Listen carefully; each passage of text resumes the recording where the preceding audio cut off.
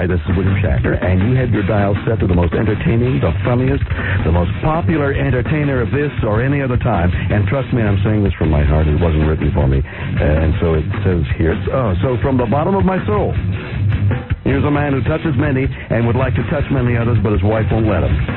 Hollywood's Howard Stern. Yeah. All right, baby. You're the man. You're the man. Hey, everybody. There's so much funny crap going on today, I don't even know where to begin.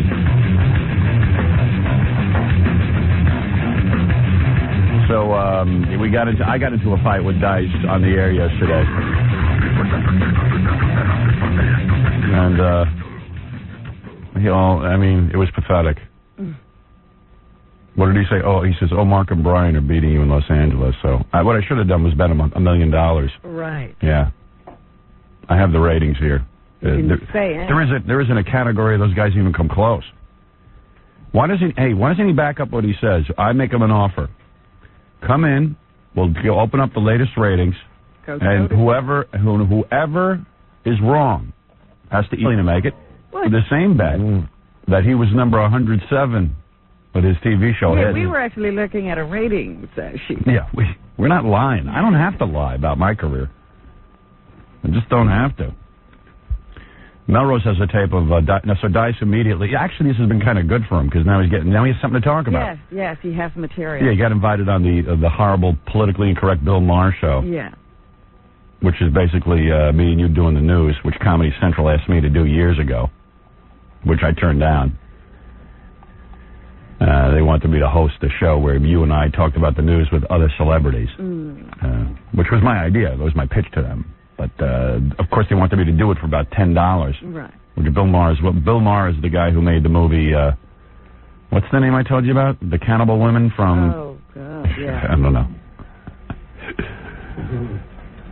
So, evidently, Dice, George Hamilton, and Bill Maher, three has-beens, three old men got together last night to discuss why I'm cutting edge. Would that be accurate, Melrose? Another whole TV show. Yeah, a whole TV show. Now, Charles. Well, Bill Maher doesn't like me because I never let him on our show, and I won't come on his piece of garbage program. And so he's all upset about that. He only begged me to come on 50,000 times, and I just don't like the show. George Hamilton is a guy who tans for a living. Oh, boy, this is an amazing piece of tape, Howard. And Dice, of course, we all know where his career is. His show's number 107 in the ratings. He claims to be an actor. That's what he told me yesterday. But he has, as far as I know, he's never done a movie that's either been critically acclaimed or made any money. And he says he's a comic. Well, he didn't say he was a good actor. He just... he says he's an actor. I think he was trying to imply that I'm not. And quite frankly, I don't consider myself an actor, but I tell you something, I'll match my reviews against his any day. My acting reviews were astounding, considering nobody wanted to like me as an actor. Yeah, these were not your friends. No, these were not people who were anxious for me to succeed. So, anyway, so let me hear some of this. Oh, Howard, this is long. Out of 22 minutes, I'd say about half the show is about you. Yeah, well, Dice now has something to talk about. We finally gave him something to talk about. Can I just set this up for you for a second? Yeah. George Hamilton starts out by challenging you to a fight at Madison Square Garden. Well, listen, all of these guys would like to do something with me. Dice calls me every week to either do a movie with him or to be on pay-per-view with him. You know what George Hamilton should do? Fight somebody else at Madison Square Garden first. Let's make sure he can get an audience. Yeah. All these guys who want to be attached to me somehow, because they can't get an audience. Right. Because they don't know how to captivate the public. They want to be in front of an audience so bad they'll even get in front of your audience. A fight, that's witty. Yeah, I'm going to fight a 70-year-old guy. That's what you two are, boxers. Boxers. Well, I don't know what he is. I know what I am. I'm a radio host. I don't know what he is. I've yet to figure out how a guy who tans... the only thing I can figure out he is a guy who sucked the ass of Imelda Marcos until he could get some sort of business dealing with her. That's what he is. He's a suck-ass. Well, I know he's no boxer. I know the people who have been raped in the Philippines by the Marcoses. I'm too good to spit on Imelda Marcos. I wouldn't waste my saliva. But George Hamilton sucked up to her incessantly as she took the funds out of the peasants' hands. And gave him loans, business loans. Yeah. He should be ashamed of himself. Want to go fight somebody? Why don't you go fight the peasants in the Philippines who probably like to tear your skin off, your tanned hide, and make lampshades out of it? Stupid ass. Ready to go? Go ahead. Let's go to the videotape. You're gonna. Just play it. You're sickening me. Okay, here it is. So, Howard Stern, what about him? Do you feel the same way I do about him? Subject, yeah. I challenged the guy to a fight. You know that on air. Howard Stern. I did. This wasn't too pre-planned. 58 years old. Believe me, he could take. Wow. There you go, George Hamilton. We were supposed to stay out of this when I'm talking. Yeah, we are. You do this every night. He's here all the time. You know, this is our show. Why don't we take over? I mean, I like him. Why don't we take over Madison Square Garden? I'll fight it. Why did you challenge him to a fight? Exactly. What did he say about you? It was that I was working with my ex-wife, and she called up, and it was not. Got it. Thank you. Why is she an ex? Well, actually, she's never been an ex. The problem is that she. That's the one you did the talk show. I know. That's what I mean. She's twice I got a divorce. Here's Dice slowing down George Hamilton. I can't even understand what's Stop it for a second. And you see, you're the general who would say that. You know what Howard Stern did? He said horrible things to her. And I felt so bad for her. Well, you see, that's what happened. What did he say? That's very similar. Well, he was just trying to talk to the man. Yeah, right. I was going to basically say the same thing. We're getting even for all the evenings you won here. What did Howard Stern say about your wife? Well, it was just nothing. Basically that he doesn't know what he's motivated politically by, trying to get ratings, and then he went on. But what did he knocked Rod Stewart and me. I didn't mind the Rod Stewart part of it. What did he say about your wife? Right. Well, I can't. Nothing. But it was horrible things. I mean, just. Stop the tape. Stop the tape. Well, you forget sometimes the slights, but you remember the perpetrator. Howard. Yeah, I'm trying to tell you to stop the tape, Larry. I guess you can't hear me. I'm sorry. Okay. George Hamilton can't say what I said about his wife because the truth of the matter is I never said a word about his wife. What he won't tell the audience is that I said to his wife, how can you be married to a man who sucked up to Imelda Marcos and the horrible Marcos administration in the Philippines who raped the peasants? He won't tell them what I said. I never said anything bad about his wife. He exposed him to his wife. His wife was lovely. We had a nice conversation. Yeah, I asked her about sexuality and stuff like I do. You were very complimentary. And it was complimentary to her. It had nothing to do with his wife. It had to do with the fact, how could you marry a man who sucked the ass of Imelda Marcos? And I would imagine the people in the Philippines would probably love an answer to that. And he won't say it. He won't say it because he's a coward. He'll talk about boxing. He'll talk about this. This is a man who tans. This is a man who creates tanning creams. He's a proponent of tanning. That is his career. A proponent of tanning. What kind of career is that? He tries to make a living out of tanning. Yeah, out of tanning. And now he finally figured out after all these years of tanning, maybe I'll make a lotion. Yeah. And I don't even think the lotion sells. The guy who made a fortune is the Hawaiian Tropic guy. He made tanning lotion in garbage pails. And he started a career. This guy, he tans, and he's been in a bunch of movies that nobody ever saw. And he's done a lot of good-looking chicks. He's a very handsome man. He's a handsome, tan man. That's it. And his actions are despicable. But he won't. You see, he can't tell people what I said about him. Because there would be no reason for a fight. They'd say, well, why do you want to fight him? Why did you challenge him? And Dice about your wife. And Dice won't be able to tell people what I said about him. And what he could sit and insult me and all this, but I said, Dice, if your career is going badly, don't blame the people who help you. You know what? He keeps carrying on about you're making fun of a 7-year-old AIDS victim. Yeah, what is that? I don't know. Yeah. Ryan White wasn't 7 years old. But we never made fun of anybody. I don't even know Ryan White. Okay? And that boy died how many years ago? And Dice has been doing this show how many years? How come all of a sudden it's bothering him if we did that? Yeah, and Dice is the one who, of course, made fun of AIDS. That's the guy. Yeah, I mean, we want to go back and talk about the guy who dubbed Asians yellow or urine-colored people. Yeah, and he's worried about making fun of people? He's forgotten. And I don't have trouble with that. I've never criticized him for that. No, I thought that stuff was funny. We never said we liked the humor. Right. But now he's going to go back and recreate history. He's going to say we did something we never did. Because he's a liar. Say he doesn't like us because of that, only he's been doing the show all this time. Because he's a liar. Howard, can I play like 1 minute more of tape and then I'll stop? Okay. Because it's really, I mean... Go ahead. All right, I'll just play a minute and then I'll come back in about a minute. Charles Grodin is still better at criticizing me than these three. I'll come back to you in 1 minute. All right. I had a thing with him this morning. We were supposed to have a nice little war. And what happened is he shut my mic off because someone... Like if me and you had a war... You were on with Howard this morning and he cut you off? Yeah, that is wrong. We got to take... Yeah, after 20 minutes... That is wrong. And then he cut him off. That was kind of funny.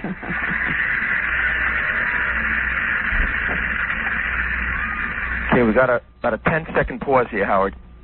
Yeah. I'll be with you in 10 seconds, Howard. Okay. Okay, so you can... Here we go. I bet they booked Dice last minute real quick to suck off my personality. You know what I mean? To just suck off some of my popularity. Why would he all of a sudden be on? Yeah, why would he all of a sudden get that shot? Quite frankly.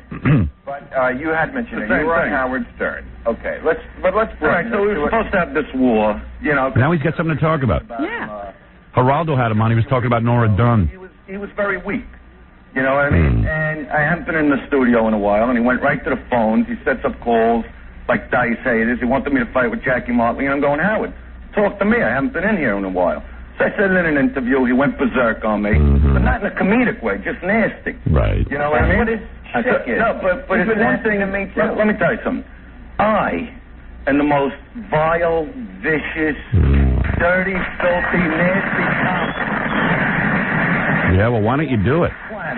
But I did see your last special. It was pretty bad. I mean, as far as the dirty stuff, it was good.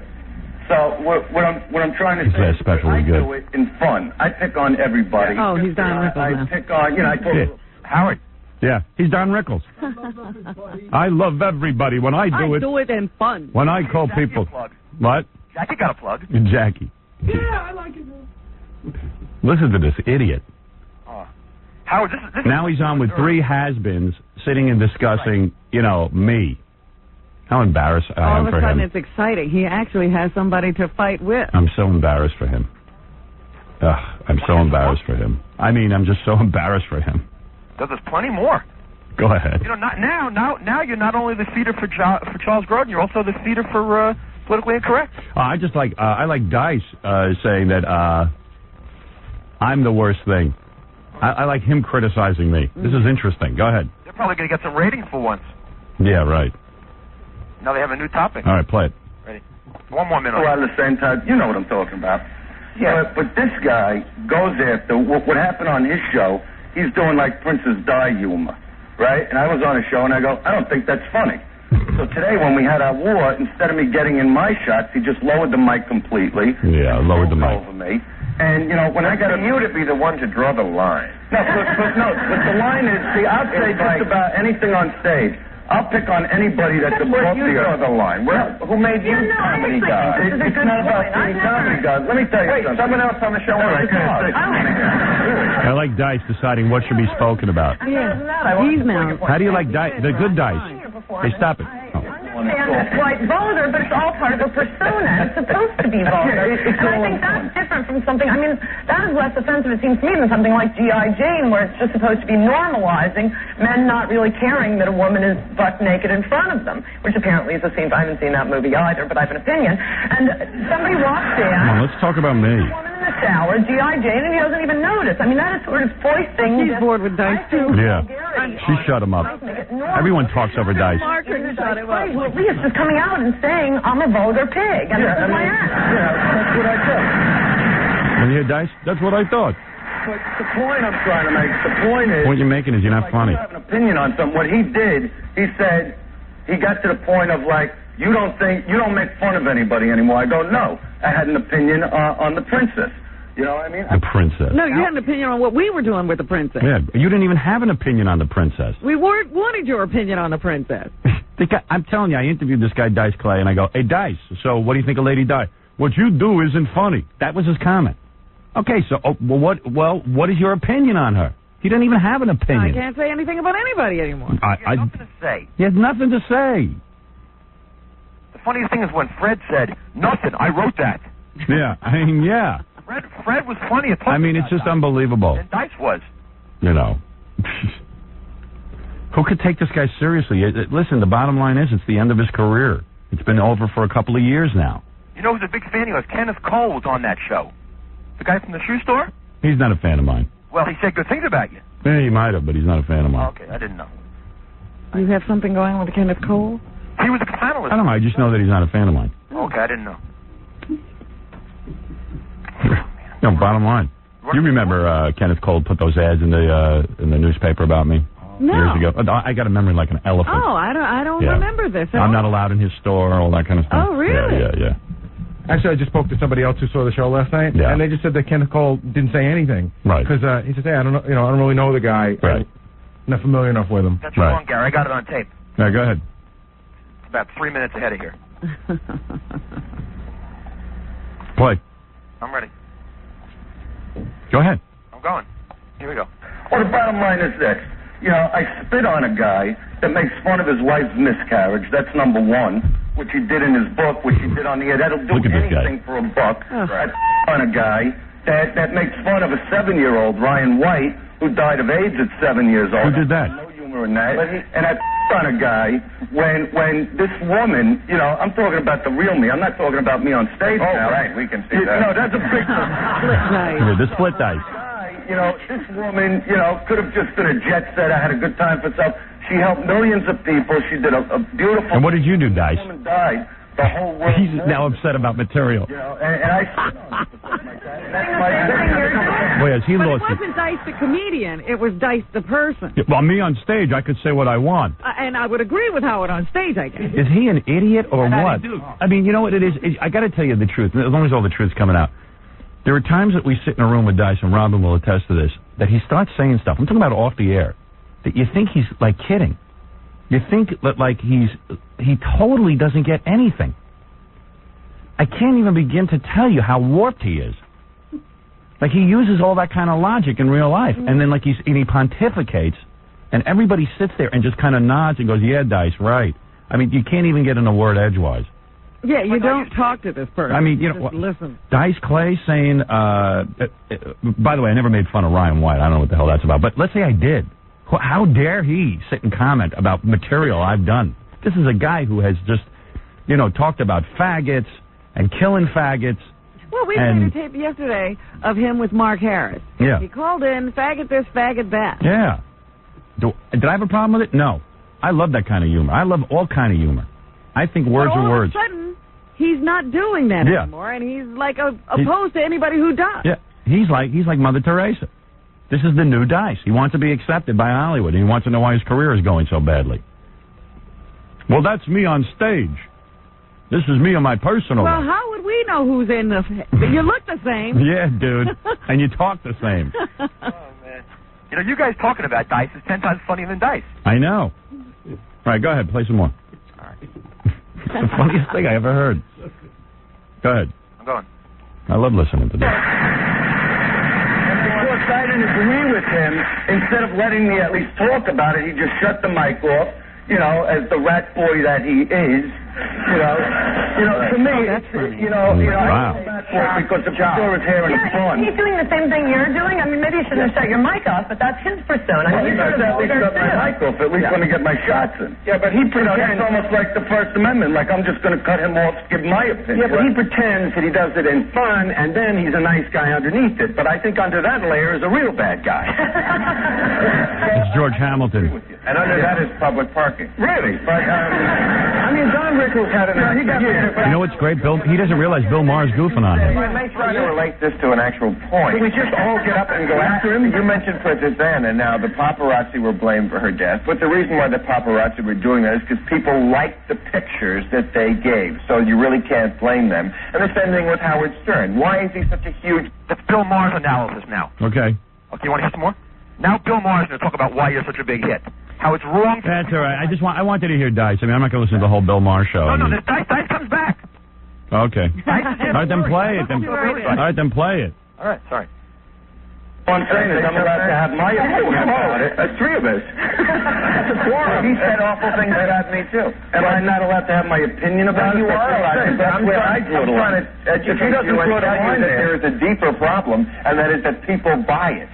So we could all applaud and go, the paparazzi suck and Howard Stern sucks, but people are listening and people are buying, and that's the bigger point. I disagree about the paparazzi. Yeah. I disagree about it. You're all intellectuals. This is 38 years, almost 40 years, and I have always been straight. He's dying to have it fixed. Twice have had a problem.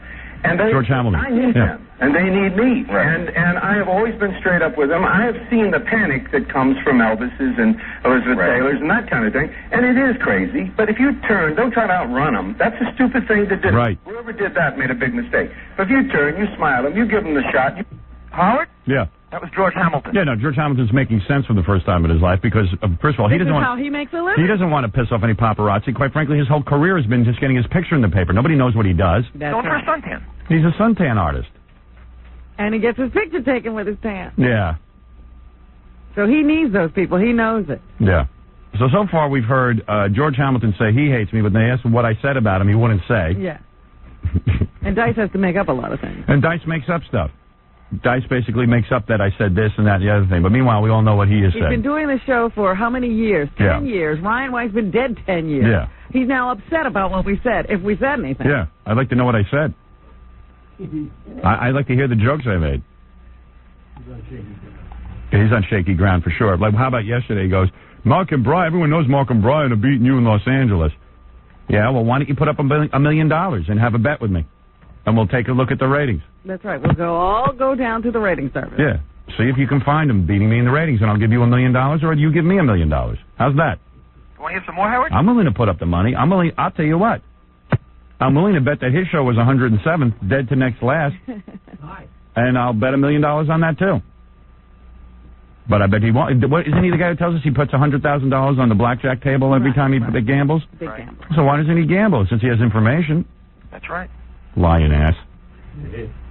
Go ahead. Oh, boy, this is great. Here we go. I'll give you another minute. I want to kill Larry. Strangle him. Yeah. The paparazzi are having their revenge now by not taking photos of you guys. And boy, you see some cold turkey celebrities. Boy, they're going, take my picture. We got to take a break, George. We'll come back to this. No, there's no commercial. I go right to the next break. Okay. Larry doing some editing. About that paparazzi. Forget paparazzi. Look at his shoes. Pick up Kenneth Cole. You know something about the shoes? Come on. I'm left out here. I feel fantastic shoes. Excuse me, Andrew. I feel left out here because I don't know the guy to hate him. So I'm kind of like an outcast here. Well, we're off. We're going to talk about paparazzi, and everybody can talk about that. I'll tell you about him. I'll handle that. Yeah, let me tell him about it.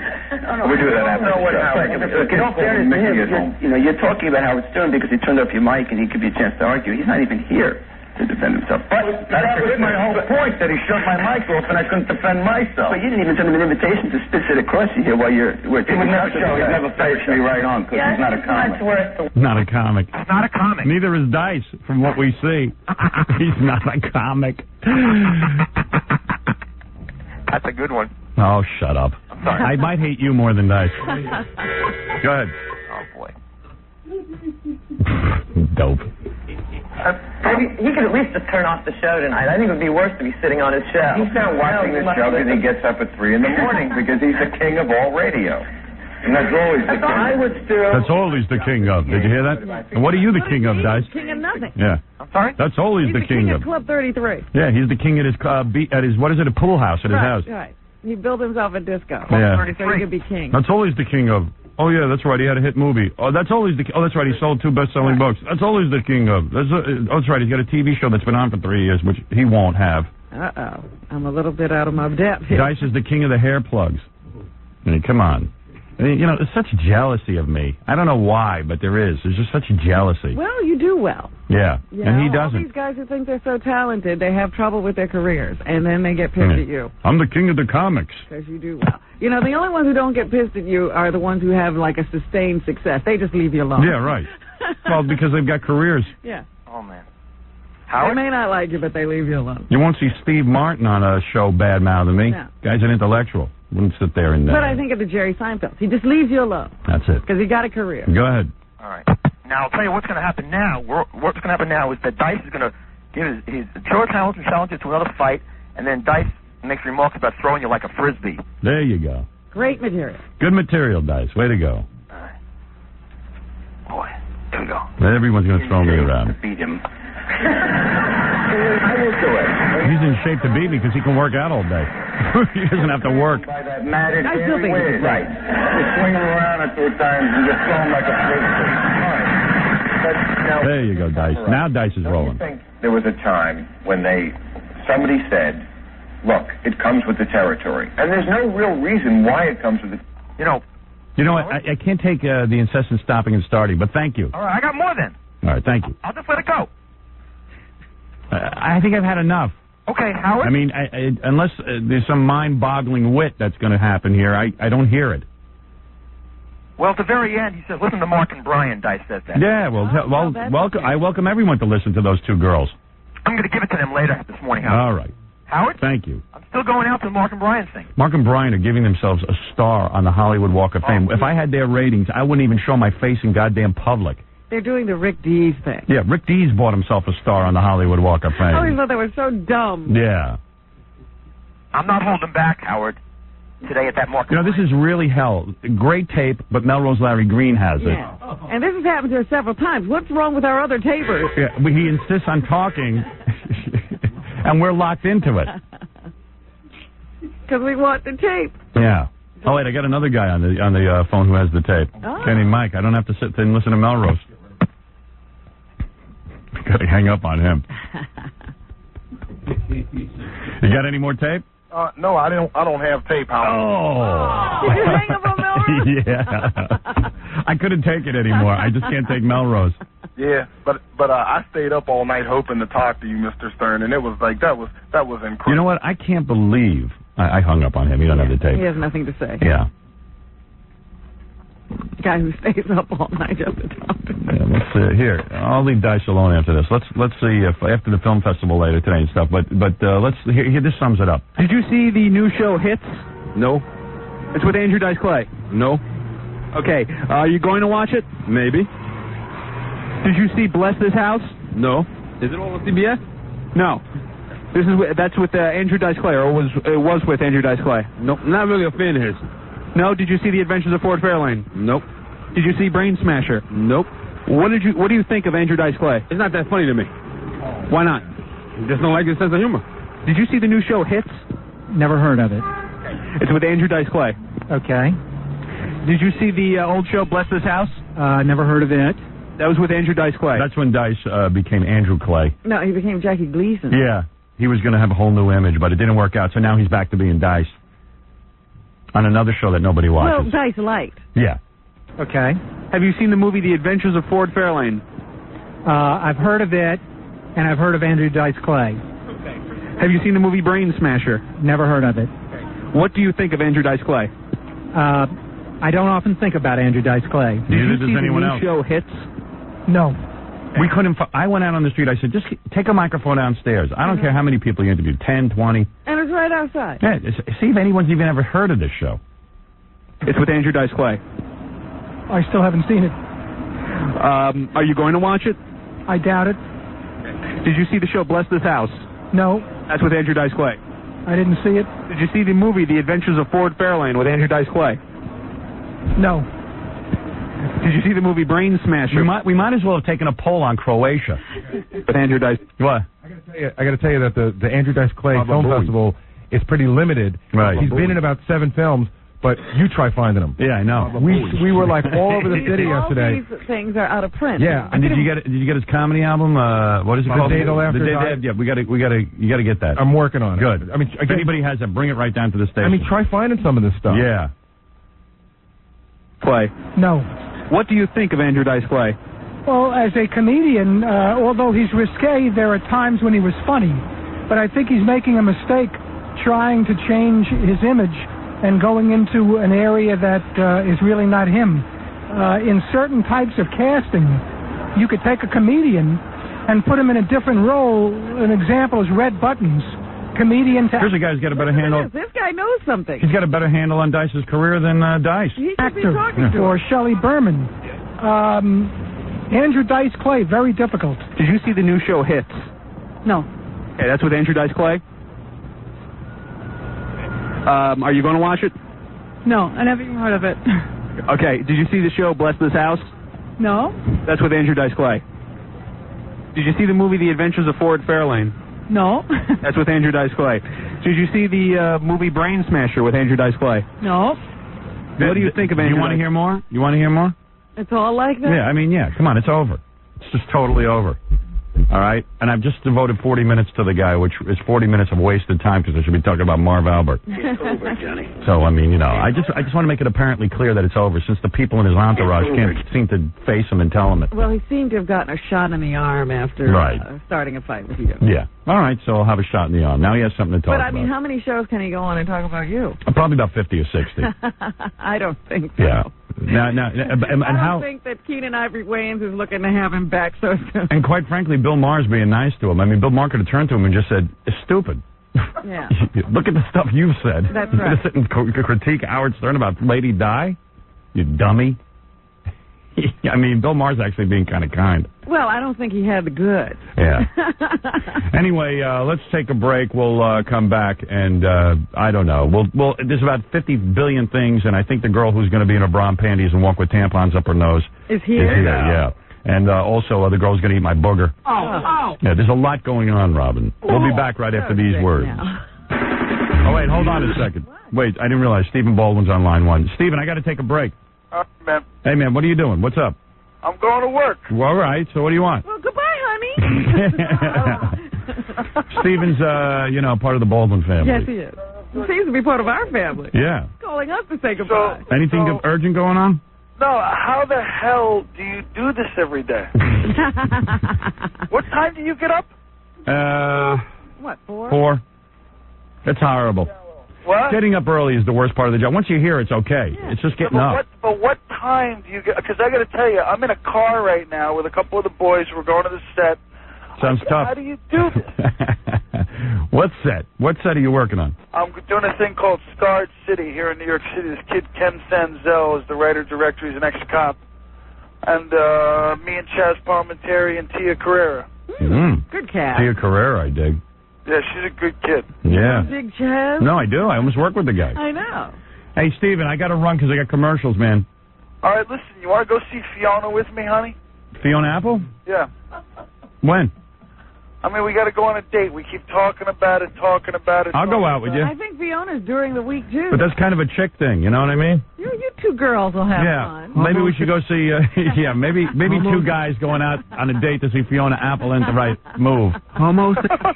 You know what I'm saying? We're going to see some metal. We'll bring our chicks. I don't need people talking. Almost as well. We'll bring our chicks. Well, what fun is that? All right, you got a point. Why don't we bring Marv and dress him up in panties and a bra? There you go. Take off his toupee. Marv will like you, too. Let's go somewhere manly. Yes. All right, Stephen. I'll talk to you later. Later. All right. There he is. Stephen Baldwin. I like that guy. He's funny. Yeah. You said it. Had your radio on this morning? The astonishing power that's suddenly been put into our hands. To the Howard Stern Show.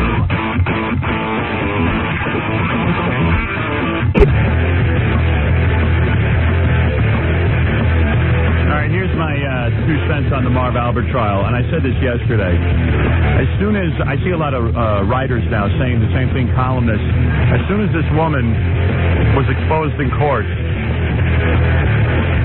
for having a conversation with a potential witness and offering him money, even in jest, ha ha ha, I'm going to give you $50,000. You don't have conversations like that. Yeah, it's kind of called tampering with a witness, and I think that the judge really should have just said, look, the trial's over. This woman lied. I don't know what this prosecutor has against Marv. And you know what? Today the allegations are even funnier. They got a woman to get on the stand who claims she had sex with Marv Albert. And she says some wild things about Marv. But what's odd about it is it's the almost identical story. Marv came out in bra and panties. Marv started biting me. It's almost so identical that it makes you wonder. She never did anything about it. Yeah. But they do claim that she had a witness that said she was told the story. Yeah, it's just a little too pat.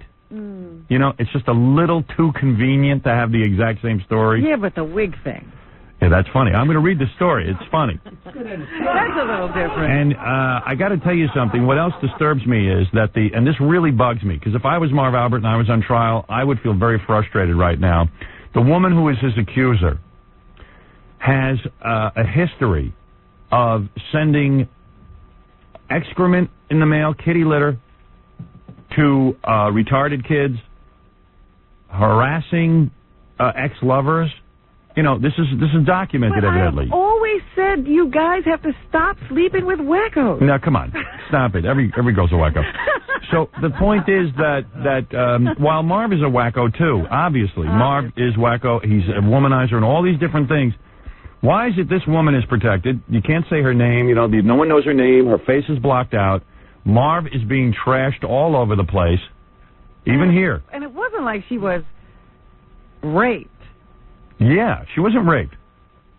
And I know why that law was put into effect. When somebody is raped, why should they have their face plastered all over the place? I understand that. Why should their past sexual history be part of the courtroom? I always thought it was, other potential rapists might be intrigued and target that kind of person. But if a woman has a history of targeting ex-boyfriends like this, why wouldn't you bring that into court? The judge won't allow it. He can't call her ex-husband. He can't call ex-boyfriend. But she can call in supposed ex-lovers who have all been bitten and all seen him in bra and panties and seen his wig fall off. And we can all know his name. Yeah, it's just too weird. It's too weird. I don't get the court system. That isn't fair fighting. Suppose he's innocent. Marv. Is that Marv? Yeah, hi, how are you? Oh, Howard, I just want to say thank you for those words of encouragement. Right. It's been a rough 24 hours. Now, Marv, let me read to you some of the accusations, and maybe you can talk to us about this. Yes, please go right ahead. All right. If you can get closer to your phone, Marv, I know it's a difficult time. Well, I was just wiping my eyes. I've been up all night long, Howard. I see. What are you wearing?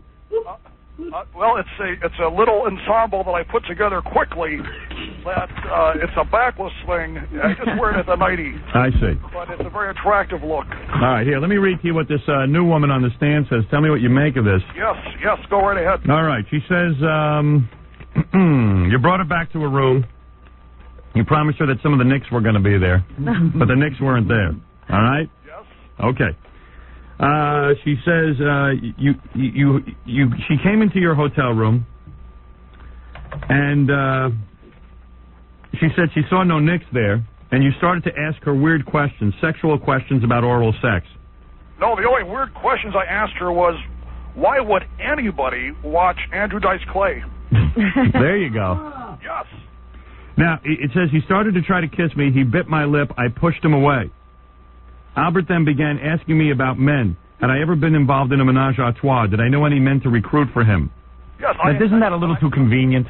Seriously. But suppose it really is what Marv does. You mean that's his M.O.? You mean every woman walks right in and he immediately... He starts questioning him about menage a trois. Wow, Marv, is that true? Is that your M.O.? Well, Howard, I will admit, I did ask her, and I did ask both women, to have a biting sex. I wanted to take a bite out of crime. You know what I can't figure out? What? Why is a guy into biting? I was saying this to Tony this morning. I said to her, I could get into some kinky stuff, like maybe like spanking a chick or something, but biting? I know, Jackie and I have had the same discussion. I don't get that. I don't know of any biting. That's a biting fetish. Don't even know anybody who's ever done that. What's going through his mind? Is he angry at the women?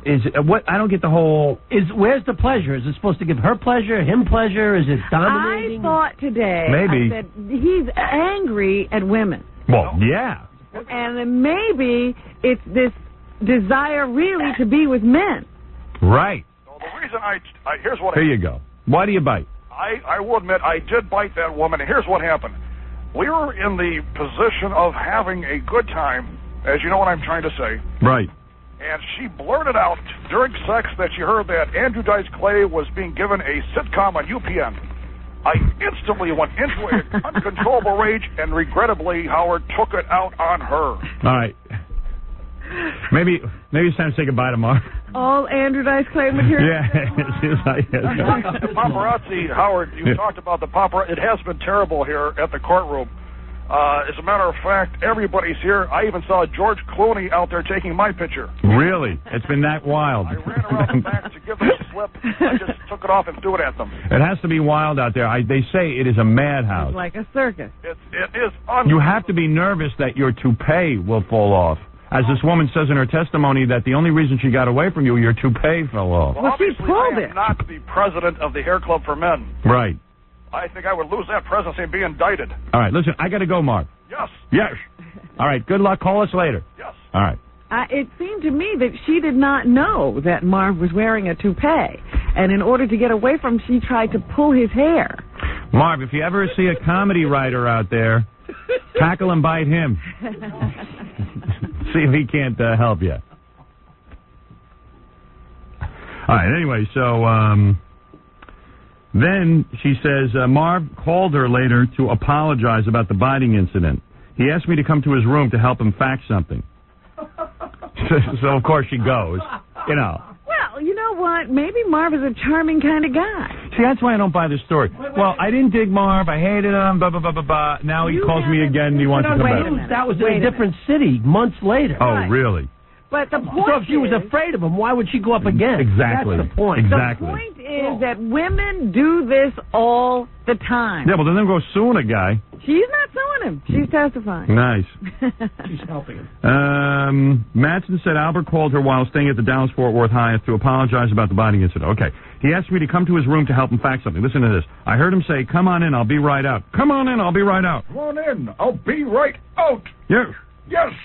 I was by the bar area. I heard him close the door behind me. Then I saw him standing there with underwear on. He had panties and a garter belt on. He was exposed and aroused. Now that's a funny Now sight. that's funny. You know, because Marv is a comedian. like a really hot, muscular guy in a bra and panties might possibly turn a woman on, but Marv Albert?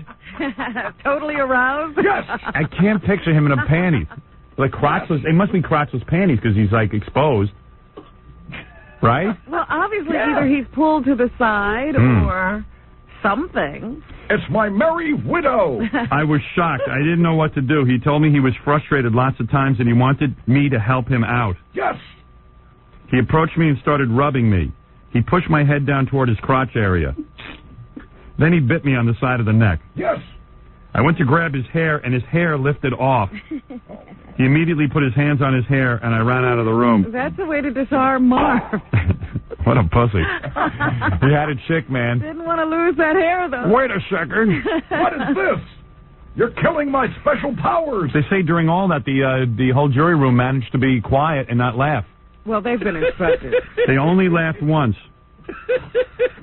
Marv's lawyer got up and said, "Oh, come on." He said, "What is this?" He said, "You concocted your story from news reports, and you even learned he had a hairpiece from the media." She says, "No, I've known for years he wore a toupee." And he goes, "Because you read it in the press, right?" She said, "No, take a look at it. How could you not know?" Oh, no. Why press her on this issue? And that evoked laughter in the courtroom. She goes, "Yeah, it's very apparent he wears a toupee." Nice. Does it? Yeah. How did you know? I know. You know, everybody wants these private parts packages that we're giving away. I didn't realize how popular they would be because I'm getting the strangest call. A different guy, Wayne. Yeah, I mean, honest to God. What's wrong with you? I understand how bad you want the package, but I don't think even I want to see that. Well, I'm willing to do it, man. You're willing to come down here and do that? Yeah. Can I wash it down with something? Like the whole thing? Well, come on. Small piece, I hope. I don't hope you're not going to make me do a big piece. Well, first of all, I don't know about you. You're behind a glass room. You want to be in there? Yes. Yes. Yes. No, I can't. I don't think I can stomach it, man. I think I'd puke. You can't stomach it. I'm the one eating it, man. Have you tried that before? Captain Jenks is on the air. Go ahead. Hey, Howard, what's up? And then I got to bring in the girl who's going to walk in her bra and panties and walk around the block with a tampon in her nose. Me too. And although I don't know, she's bitching and moaning out there. She doesn't want to be on TV, and I'm like, you know, well, what good is it? Why would we do it? I know. And then the girl's going to eat my boogers here. Hey, Jenks. Yeah, Howard. What happened to you? We're down, me and Kenneth Keith Kallenbach, we're in Philly right now. Imus is broadcasting from some mall down here. Yeah. And he's like in the middle of the broadcast, and he brought your name up, and there's like 15 people watching him. Can you imagine? Imagine being a disc jockey. You're on the air, and 15 people watch you. Yeah. It's funny. He just got there's something called the Marconi Awards, and they said that he is the best major market radio personality. It's a shame the rest of the country doesn't know. So I looked in the ratings yesterday when I was looking up Mark and Brian's ratings in Los Angeles so I could bet Dice $10 billion. So then I looked up Imus as the best major market personality. Do you know has a... God, Gary, do you have these faxes for me? I had all this stuff faxed over. Baba Booey. I think we have like an 18 share of something like men 18 to 34. He has a 1.3. I mean, how could you... Isn't that shameful? How could you say somebody's the best with nobody listening? How could you... talking about another time. How could you appear at a mall and have 15 people there? Here's the deal. When I was a little kid, I used to go watch disc jockeys sometimes. If you'd walk in a mall or something. Just had something going on. Out of curiosity, you could attract 800 people just because you're standing there with a microphone doing something. How could you repel people? Yeah, Howard, I've been to many events on the show. Yeah. And there's millions of people there. They come here, man. There's 15 people sitting in, like, rickety chairs. Yeah. Well, keep giving them awards. All right, man. So, Howard. Yeah. So, he's broadcasting, we're watching the broadcast. We're waiting for the perfect opportune moment, like, to say something to him. Yeah. And he's walking around with a live mic talking to people. Yeah. And, I yell out, "Yo, you lizard-faced old coot." And he looks at me, and he balls up his fist, with his thumb in his hand, and he swats his hand around and punches me in the arm. Did you kick his ass? No, I didn't. Howard, the guy is, 85 years old. I'm not going to hit him. And he looked at me and said, "Oh, shut up, you little jerk." Let's see. Okay, here's the latest trend. Okay. Howard, the guy hit the winner of the Marconi Best Major Market Radio Personality, person's 18 to 34. We have an 18.3. He has a 1.4. Person's 25 to 54. We have a 12.2. He has a 3.3. And in the overall ratings, 12 plus, we have a 9.2. He's 11th with a 3.3. That's the greatest radio personality. Okay?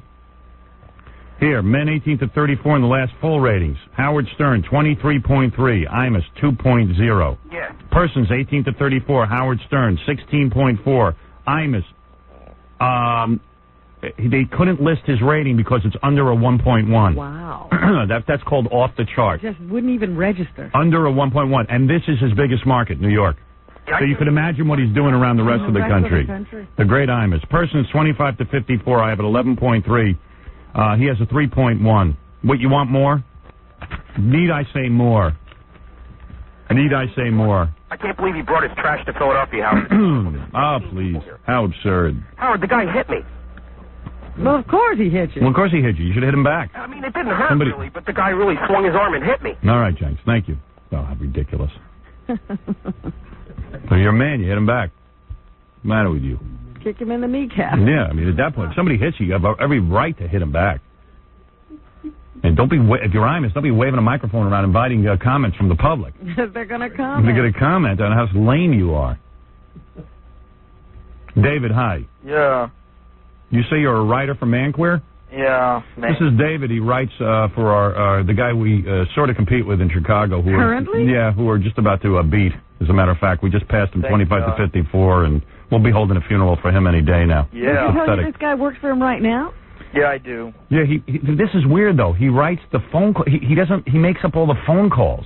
What is that about? I make up a lot of them. Like, what do you mean by make up phone calls? Why would you have to make up... I write crazy characters and crazy situations, and we get actors, out-of-work actors out of California to go on. He's a total fake. He doesn't pay me. How much is he supposed to pay you to write? 7-Eleven. One of these Gandhi, fresh-off-the-boat guys makes more than me. Let me ask you a question. I don't understand something. If a guy... why does he have to make up the phone calls? I mean, People don't call him? Do people not call? People call, but... I mean, I'm not against the idea. I think it's good for ratings, and it's good... But it seems to me that the best humor comes out of real people. Yeah, if you make well, it up, a lot of them are real, though. I mean, I'd say about half are real. We book a lot, but some of them I just write. Like, I wrote a story about a dog fetching crap out of the toilet and eating it and running around the house with it.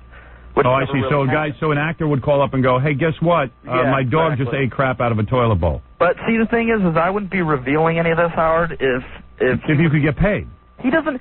I've been a slave for that jerk. Dude, let me tell you something. David, let me tell you something. Yeah. It's almost over for him. Thank God. All right, and secondly, David. I want you, dude. I need to write for you. David, let me just say something. All right. I'm not a guy who makes up phone calls. I'll be honest with you. No, I write sketches too. Okay, fine. I'd love to read your material, but the point is, I don't sit and make up phone calls. I don't have to do that. Well, they're characters. Fine. I'm just saying that our characters are real people. Yeah, I mean, the characters of real people, and they really you can. So what is it? So like in other words, you'll write the phone call, and then he acts surprised on the air when he hears this. Surprised. This is what I compete with, and people say to me, "Gee, he's a jerk." People say to me, "Well, Howard, it's no big deal that you're the king of radio because look who you compete with." And you know what? They're right. Mark and Brian, Man Queer, Tom Barnyard in Minneapolis. Man Queer's the real homo. Well, I wouldn't have any knowledge of that. No, but I talked to a porno producer because I'm out in the Valley. David, I wouldn't even know that. David, that's... unless you slept with him. Unless you slept with him, I don't want to do that. I'm not looking... No. I'm not looking to... I'm not even looking... I'm not looking to make... I don't even have to make up stuff, David. I would screw Mancow just to hurt him good, then I'd smack him. But my point is that I don't even have to make up stuff like that. I don't even because your show's It's like Andrew Dice Clay calls up yesterday. Hey, Mark and Brian beat you in the ratings. Hey, dude, why don't you bet me the guy who's thanks though, and I wish you luck. And I tell you what you ought to do. You ought to file a complaint in small claims court for your money. I want to do that, but it's only been 3 months, and we're on strike right now. Feel free to do it. Why would I want to write for him? He's a loser. I'm with you, pal. I'm with you. What can I tell you? What can I tell you? To make up a phone call sounds crazy. Yeah, because then there's no surprise. The surprise is finding out just what people are up to. They don't know what to do out there to beat me. Their shows are lame. Now, I got a girl out there who's willing to walk around the streets of New York in bra and panties with a tampon up her nose. And she's not an actress. Yeah, bring her in. Gary says she's real good looking. Well, maybe she could be an actress. Right. We'll bring her in. Jennifer, meanwhile, you're on the air. Yes. Actually, I just wanted to comment about Andrew Dice Clay and everything, and it kind of disgusts me, the fact that he's more or less using your name to get publicity. Well, of course, and you know what? After today, we will forget about him again. It's kind of fun. Well, no, because, I mean... No, you know what? He got under my skin when all of a sudden his career has been going down, down, down. I never heard him blame Rennie Harlan for the disaster. That's the movie. I never hear him blame anybody for all the disastrous television shows, the fact that he can't sell tickets anymore. But he's going to blame me because he didn't do good on this show. Oh, he tried so to it pissed me off. Around. I commented on it. Do it. That's all. I commented on it. I told him what was wrong with his career, and after today, that'll be the end of it. I know the video. I mean, I think, and I don't agree with everything that you say. Right. However, I respect you. Thank you. Because I think you're happily intelligent. Thank you. The fact that you and Robin both mentioned two intelligent people. Well, thank you. Steve Martin, Seinfeld, what have you. It's all right. Thank you. That's the nicest compliment I've gotten all day, that I'm halfway intelligent. Halfway. Listen, it's more than my father ever told me. You're almost too intelligent. Now, what's the story? Are you going to be on TV or not? No. Why? What's the matter? What are you uptight about? Personal reasons. Why? You got a boyfriend? What, are you running for president? What are your parents? Hey, you never know. You don't want to be on TV and do this? You're kidding. Yeah, then don't do it. What can I tell you? I thought you wanted the private parts package. Of course I do. You said you'd do anything for it. I will do anything for it. But be on television. You said that so you won't do anything for it. You lied to me. And our primary reason for being is television. I'll tell you what, honey, you're a piece of ass. Stand up, let me see you. How old are you? 19. Really? Stand up. Look at that bod. I thought she was awful young. What? You can touch this. Oh, I know I can touch that. Oh, you little sluts want me. Yeah. Believe me, I know I could have that. Now, who is she hiding from? She don't want to be on TV. Yeah, who are you hiding from? FBI. What, your parents or something? No. Did you do something wrong? You're afraid of your daddy? No. Afraid to see in your brown panties running around with tampons in your nose? That's right. Really? I say I almost don't care that it won't be on TV. I want to see her run around with her brown panties and tampons up her nose. What do you say? I don't know. It's up to you. No, I'll do it. Sounds good to me. Yeah. Just that the E crew is up all morning.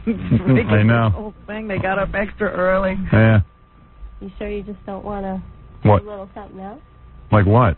Well, A little sodomy? hey. Can we film that? That she's proud of. What do you suggest? We go in the bathroom and you take care of me? I got no problem with that. Really? Really?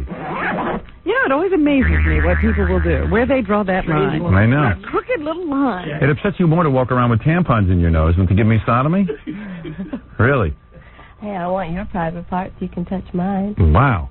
I'd walk around with the tampons up my sleeve. Yeah, I know. Well, let me tell you something, honey. I would enjoy that. And if I was single, I'd take you up on it in a minute. In fact, I'm not even single, and I'm thinking about taking you up on it. You're having trouble staying in that chair. And how can I do that, Robin, without getting caught? Can't do it on the air, though. Well, first you'd have to kill all of us. Right. And then secondly, massacre in the studio. Right. See, I think if I was single, I'd just take her right in the bathroom and let her do it.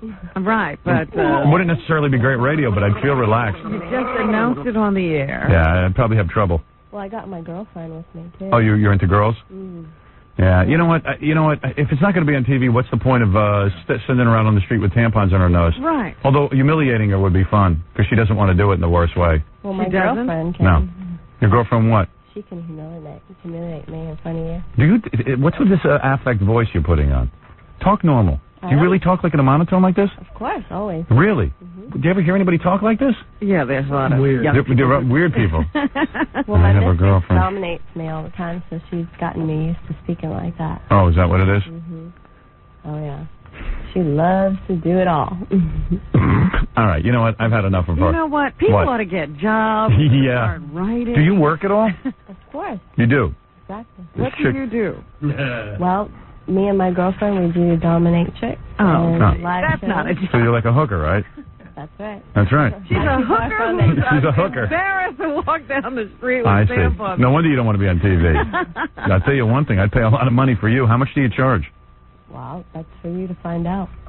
What do you mean Well, that's for me? That's why I'm asking you a question. I mean, how would I find out?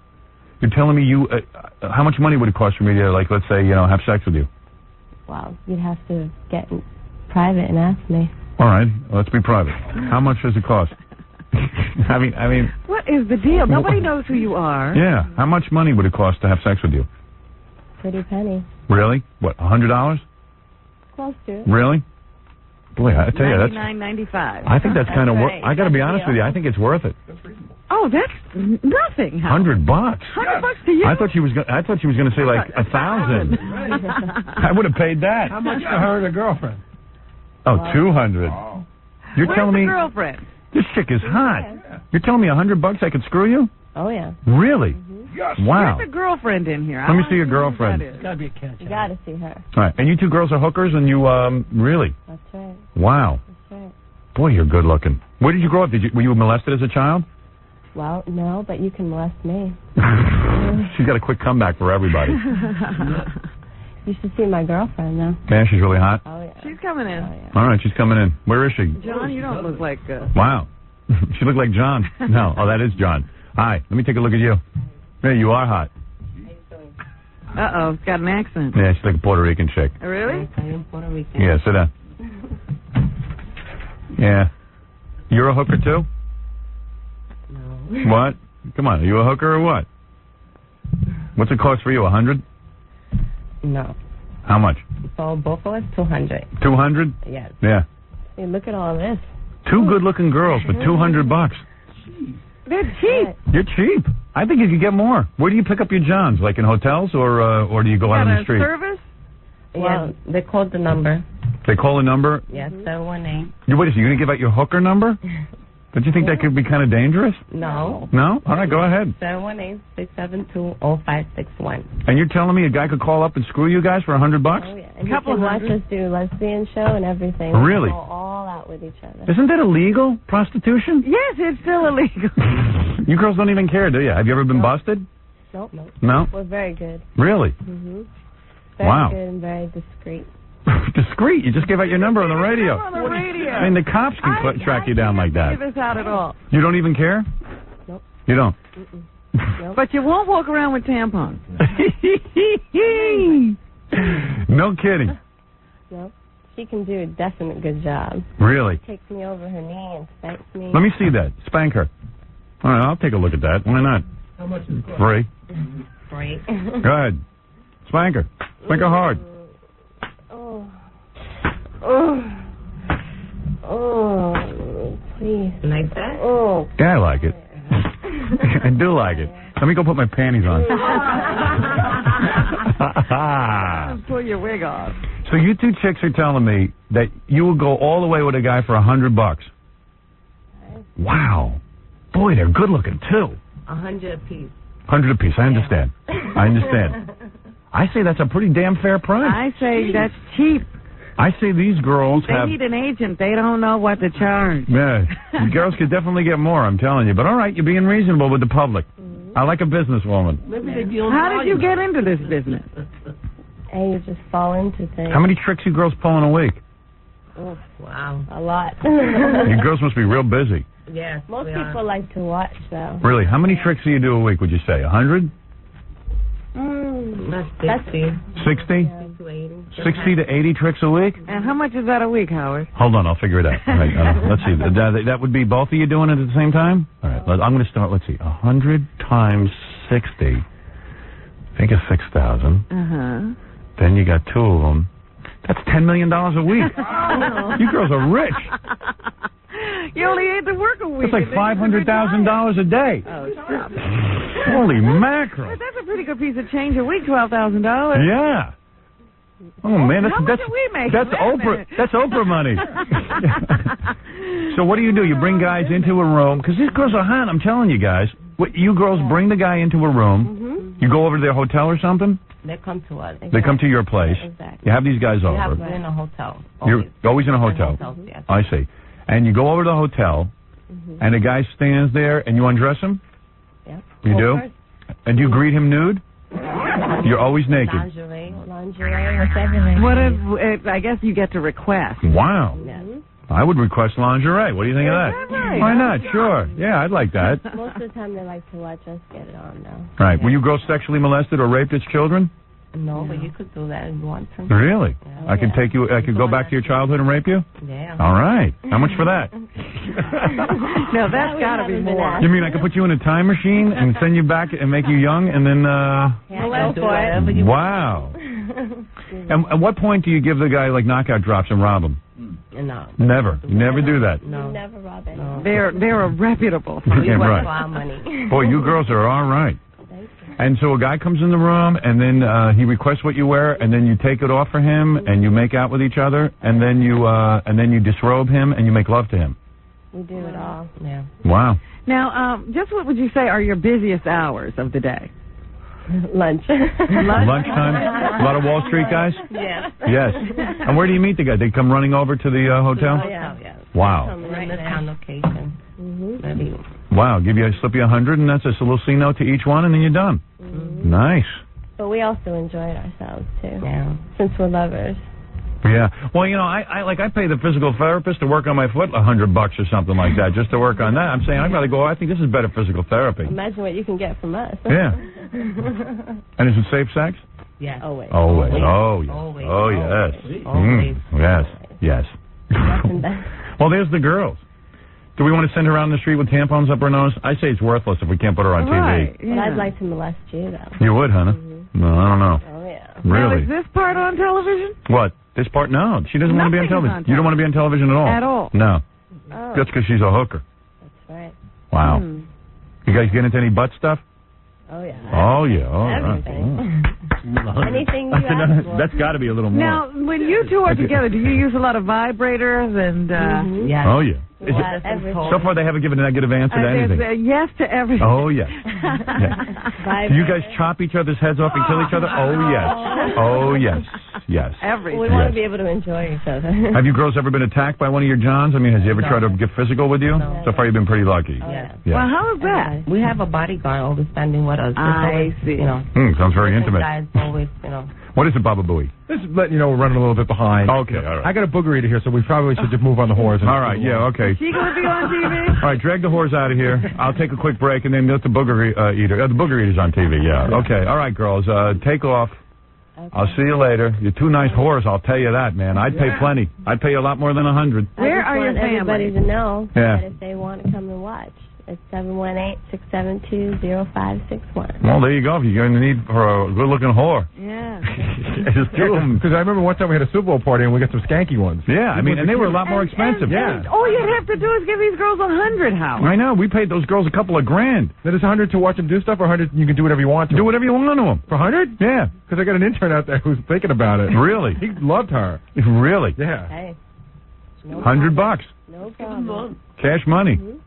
Yep, they can always call and 718. And anything. 0561. And they what? And anything? Yeah, anything. The butt? Everything. Really? Everything. Something's weird. It's unbelievable. No, something's up. I don't buy it, but I can't believe it. What do you You're not mean going to let me molest screwy? you? What? You're not going to let me molest you? Another time, you know what I'm saying? They're both pretty, but she's especially too cute to be that cheap. I know. I'd pay a lot more. I've been trying to tell her to raise her braids. She doesn't listen. That's it. What's your first name? Susan. Susan, and what's yours? Star. Star. Mm-hmm. Mother named your property. Star is pierced all over the place. Yeah, pierced all over and ready to go. All right, listen, I got to take a break. We'll be back right after these words. Why can't Helen Keller drive? The answer after this. 92.3 Rock. All right, there is so much going on. Helen Keller drive? She's a woman. All right, Jackie. Jackie Penthouse, Joke Page Martling, his two funny dirty joke CDs, The Joke Man and Sergeant Pecker, only $12 plus $4 U.S. shipping. You know, that just whet my appetite. Cassettes and videos, buy two, get one free. Call 1-800-323-KING. What? I'm doing the left. That's a great impression. Hey, Saturday, October 25th at the Comedy Palace in Andover, Massachusetts. For more information and nasty jokes, visit jokeland.com, 1-800-323-KING. All right, I got to give away tickets later to Los Angeles, courtesy of Tower Air. I got to play you this quick piece of tape, and then Sandy Taylor and the girl's going to eat my booger. And yes, there is a girl out there who is going to walk around half nude with the tampons. The girl's girlfriend is going to do it. So we're going to have it all this morning. Excellent. And I'm trying to just work. I'm not even sure I have a booger. I think I've got something I thought crusty. you weren't supposed to clean your nose. I didn't. Sometimes I'm booger free, but I think I've got something. I just stuck my thumb in because I've got big nostrils, and I think I'm ready to pull something big out, big and wet. So yesterday we sent Steve the Gorilla Gorillo over to interview Kitty Kelly. Who was Kitty Kelly, Robin? Kitty Kelly is the woman who writes all those biographies of famous people. She did one on Sinatra. And she just wrote one on Lady Di. Elizabeth Taylor, and one on the Royals. It's not just about Di. Yeah, and a lot of people are down on her because they feel like she's like really sleazy and says mean stuff about people. And then she's raking over Di's ashes. Right. So anyway, here's Gorilla with Kitty Kelly. He comes in and he interviews her. This is for CBS Broadcasting. How are the sales of the book going? I hope they're going well. Have you got any word on that? I don't. You'd have to go to them for it. Okay. Do you ever feel any sense of shame or guilt digging up dirt on someone like Princess Diana? I haven't done that. As a matter of fact, anyone who loves the Princess of Wales will appreciate this book. Okay. Have you ever hugged an AIDS patient or helped landmine victims? I have done a lot of work with AIDS patients in Washington, D.C. Yeah, me too. With the Whitman Walker Clinic. That's great. Have you ever gone through a celebrity's garbage to get your information? Rubbish. Don't need to do something like that. Would you ever write dirt on Mother Teresa? How could you? Mother Teresa's a saint. How obnoxious, how anxious are you to start writing a book about Marv Albert? Who is he? He's the sports cat. Oh, you know who he is? Kidding you. I'm not anxious to start another book right now. Your name is Kitty. Were you named after a cat? No, but I received the nicest cat last night as a gift from my publisher. It was a wonderful... No, it was a cat purse. Will you ever write a book about that skunk Bill Cosby? I think Bill Cosby is one of the greatest guys in America. Really? Mm-hmm. Even after that whole scandal? I think he's terrific. Anybody who can make the country laugh has a real gift. Okay, how about that scumbag Jerry Lewis? Jerry Lewis does so much work on the telephone. How can you? Okay, thanks. Thank you. So they hustled him out there, and then some publishers started yelling at him. Sure. Why don't you answer those dumb questions? You really upset her. Who did you a favor? Who let you in? Why don't you answer such stupid questions? I didn't find him that stupid. Really? Yeah. I found him very stupid. I'm sorry. Bill Cosby, this. I mean, somebody did an autograph. I thought that. Well, she did a horrible job with Frank Sinatra. Why wouldn't she ask about Bill Cosby? How could she be upset about anything anybody would say? Yeah. What she writes about people? Very hostile. Oh, I didn't mean to upset you or her. I apologize. Okay. All right. I just seem very hostile. Oh, my intentions weren't to be hostile. Okay. Okay. Ah, that's so funny. I love people. They can write anything about anybody else, but don't ask them anything. Don't say anything about them. All right, I got Sandy Korn here. She wants to come in and promote a movie. She used to be in Penthouse and Playboy. Now she's trying to class up her act or something. Well, I think Playboy's all right with her. All right. She used to do a whole bunch of nudie stuff, and then all of a sudden she decided to become a legitimate actress. And then she was in that Steven Seagal movie for a few minutes. Yeah, that I think was her biggest part so far. Yeah. You? I also got to bring in the girl who eats my booger. I hope. Is she and Sandy coming in? Sandy, you look great. And Sandy, I don't know what she did to herself. She must have had like $10 million worth of. Did you have any plastic surgery or anything? Oh, really? I was going to say no. Damn. That's a makeover. Sandy was always good looking. Yeah. Listen, any girl who's in Penthouse. She was cute. Yeah, she was cute. But I don't know. You always stunning. I think you sucked the fat out of your cheeks or something. Howard. Or you put implants in your chin or something, or your cheeks. Howard. You lost weight. Really? Is that it? Okay. We were in New York, and Sandy was on the show all the time. We loved her. We thought she was pretty. Right. But sometimes she was like sort of chunky and everything. Well, I was, drinking. Even in and even in like the Penthouse video, she had like bruises all over her legs. And then she goes out to L.A. You did, right? You did. No. When you were in the jungle. What do you think? You were taking a shower and you were all bruised and everything. Yeah, you're all chubby. Aww. And now you're like, it's like Cindy Crawford walking in here. I know. I remember she lived in my neighborhood, Howard, and she was walking in front of me once, and I didn't know it was her. Yeah. And I was like goofing on her ass. Really? And then all of a sudden it was Sandy, but now she's gorgeous. I know. And she went out to L.A., and then suddenly she became Cindy Crawford. I know. I don't know how you do that. Do you remember how we did a show in L.A. and all of a sudden she walked in and we didn't know who it was? We did not recognize her. She had to be reintroduced. I'm not even sure it's you. I'm me. It's like Sandy Von Buttcorn turned into Sandy Taylor. She is Sandy Taylor. Because Sandy Von Buttcorn looked different. Yeah. Maybe just change your name to Taylor and it does it. That's it. Yeah. So anyway, Sandy's now doing movies, like not porno. Well, she walks through movies anyway. Yeah, she's doing.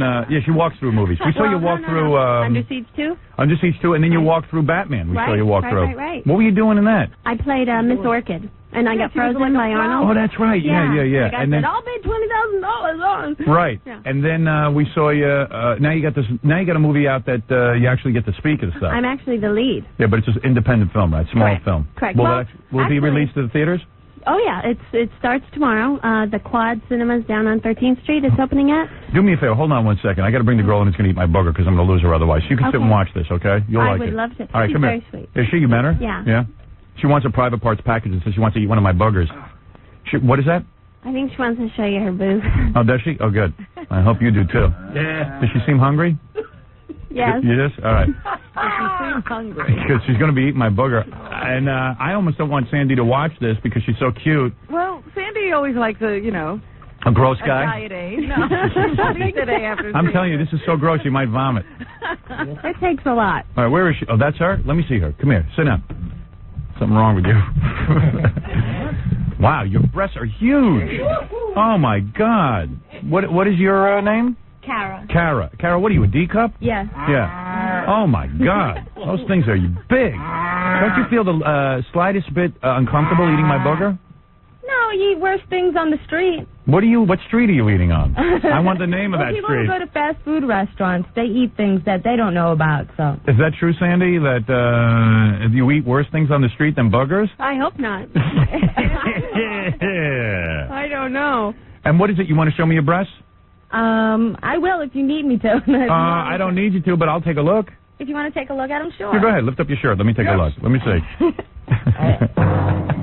Look at the size of those things. I have to ask my boss. My boyfriend's out there. He's waiting. Now forget it then. If you got to ask permission, then forget it. Don't show them to me. I don't care. It's your body, honey. Your body. Yeah, you're right. It is my body. Your boyfriend doesn't care that you can eat my booger? I don't think he minds. All right. Well, what do you want? Hey, Gary, come in here and help me. I'll put it in a cup, I guess. Are you sure you have any? I don't even think I have any. Uh-oh. But wait, let me see. Sandy, can you turn around? I don't want a hot chick looking at me while I pick out a booger, okay? Oh, thank you. Gary just handed me a piece of paper. Oh, my God. Robin, do you have any boogers? No, I'm not digging for you. What is that, Gary? Because I'm telling you, I'm having trouble. Hold on. I Sandy. usually have one at this hour if you don't mind a hair in it. Wait. I got one. Okay. Wait. Oh, man. Shut up, Jackie. Well, then you pull a booger out of your nose. What, you see it? Oh, There it is. Is it? Wait, let me see. I don't want to show it to you. You're a hot chick. What? Here, Gary. Here, you take it. Don't cover your mouth, Gary. All right, here it comes. Oh, he's got a The way this should go, Howard, I think, is... There is one there. Howard, the way it should go is she should lick it off the page. It's like blotter Now, acid. Kara, are you looking at it? Yeah. You've seen the booger. Now, describe... Now, you're even getting a little nauseous, right? Oh, wait, don't eat it yet. We want to build up. Savor it. Are you a little nauseous doing this? No, not really. I'm more nauseous, like being nervous. Sandy, I see you're turning your head. You can't even bear to look, right? I think I want you to watch her eat it, because I want to see if you puke. Okay. All right. All right. I'm doing it right now. You're going to look? Oh, man. Gone. It is gone. Oh, man. Wait a second. Stick out your tongue so I can be sure it's gone. It's gone. It's gone. It's gone. That is disgusting. I never did that before. Let's hope you never do it again. Wow.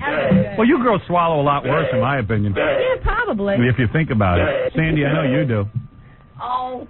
I did it. You don't get you don't get foreign show business unless you do. Oh, give me a break. Really? You never had to do that? No. Really? No. That's why it's taken me so long. That's why it took you a long time. I was going to say, you can tell Sandy's not doing anything because she never starts in anything. That's true. Oh. Sandy's a good girl. Wrong. But, Robin, you've eaten worse than that. I don't think so. You never did that for Mr. X? Eat boogers? No. Not a booger. But you know what I'm talking about. No, I've never done that. Yeah, I'm telling you, you girls have eaten a lot worse. Never done that. Yeah. I'm looking for a tissue. I got some booger residue. Why don't you eat it? No way. I'm done. I won't even eat my own booger. How'd it taste? Like chicken? Like Chinese food. Did it really? Could you taste anything? No, it actually has no taste. Really? Well, you get the private parts package, Gary. Let's help Kara out with that. You get the, let me see what's in there. Boy, oh boy, I hope it's worth it. I'll tell you what, I ought to give her a round-trip ticket to Los Angeles also for doing that. Yeah. I think you should. All right, here's what I'm going to do for you, Kara, because I can't believe it. I'm going to give you a round-trip ticket to Los Angeles, courtesy of Tower Air. All right. All right, so you can go there. And then also I'm going to give you the private parts package, which I don't have it in front of me, but it includes a lot of different things. It's got a private parts tie, boombox, keychain, a copy of the book. That's what it is. Special edition book. Right, okay. Fantastic. All right, and enjoy my booger. Thank you. All right. I should give her a one-way ticket. You know what I mean? Did she chew it, Howard? How'd she get it down? She seemed to have eaten the whole thing. That's why she got a weight problem. Swallowed it whole. Nice. What did she just say? Something about her butt. Anyway, Sandy, let's get back to you. Yeah, I'm so glad in my segment that has Yes, Sandy, you look terrific. Thanks, Howard. Yeah, you really do look great. I can't believe how good Sandy. This new movie is Lay of the Land. Sandy plays what? I play a Russian literature grad student. Yes, believe it or not, I actually attended classes for the part, and Sally Kellerman, who does a fabulous job, is married to Ed Begley Jr. Right.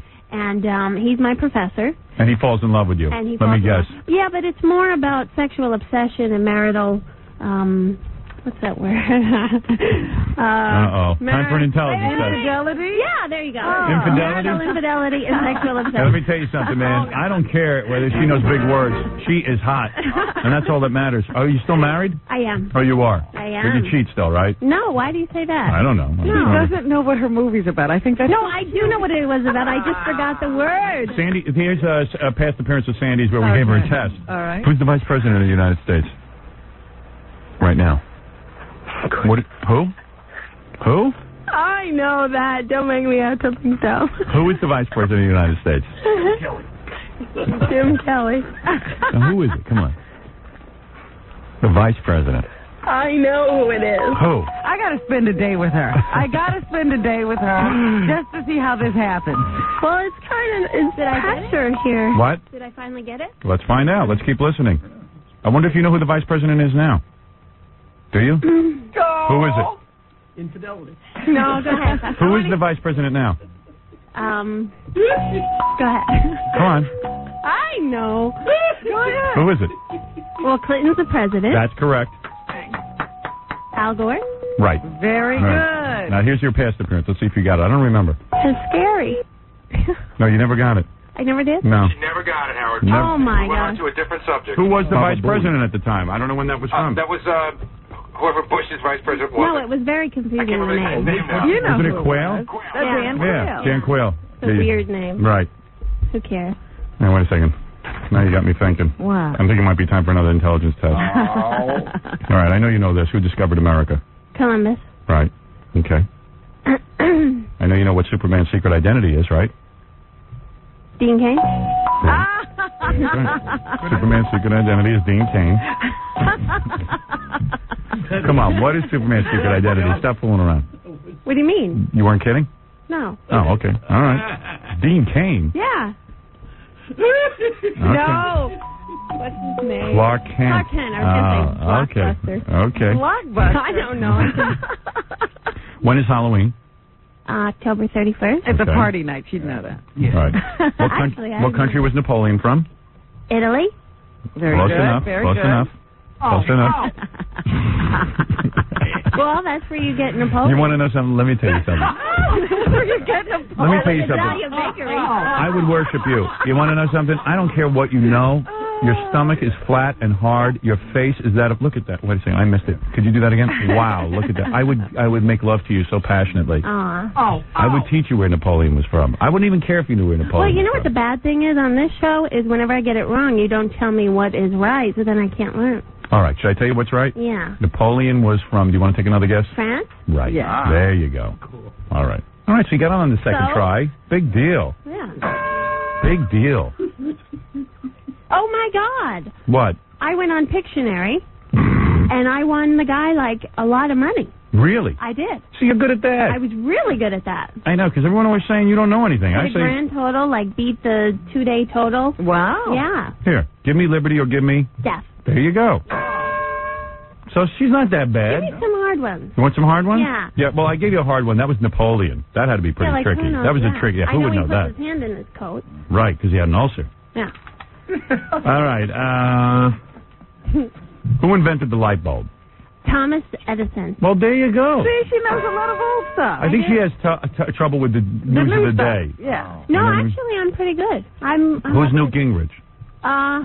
Speaker of the House. Well, there you go. Wow, Sandy, you've been reading a newspaper. Yeah, This is unbelievable. I've been. I know. I want more. Come on. And what is the chemical name for water? H2O. Well, there you go. Whee! What happened to her? She's studying. This is not I'm no Sandy fun Buckhorn. anymore. I'm telling you, it's unbelievable. Now, come on. Spell alcohol. ALCOHOL. There it is. That's right. That is There you absolutely go. right. Ooh, I'm glad we're not betting now.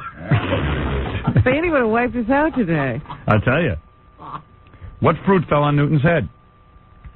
Who's Newton? You know, the guy who created Fig. Fig. Right. Fig I was Newton. going to say that, but that Very was good. too obvious. All right. There's my girl. I'm back. You're back. How many strings are on a guitar? 37. Right. Do you have any idea how many strings are on a guitar? No. Okay. Never dated And the you- rock stuff. And you don't know anything about Newton? No. Remember that? Oh, Newton computer.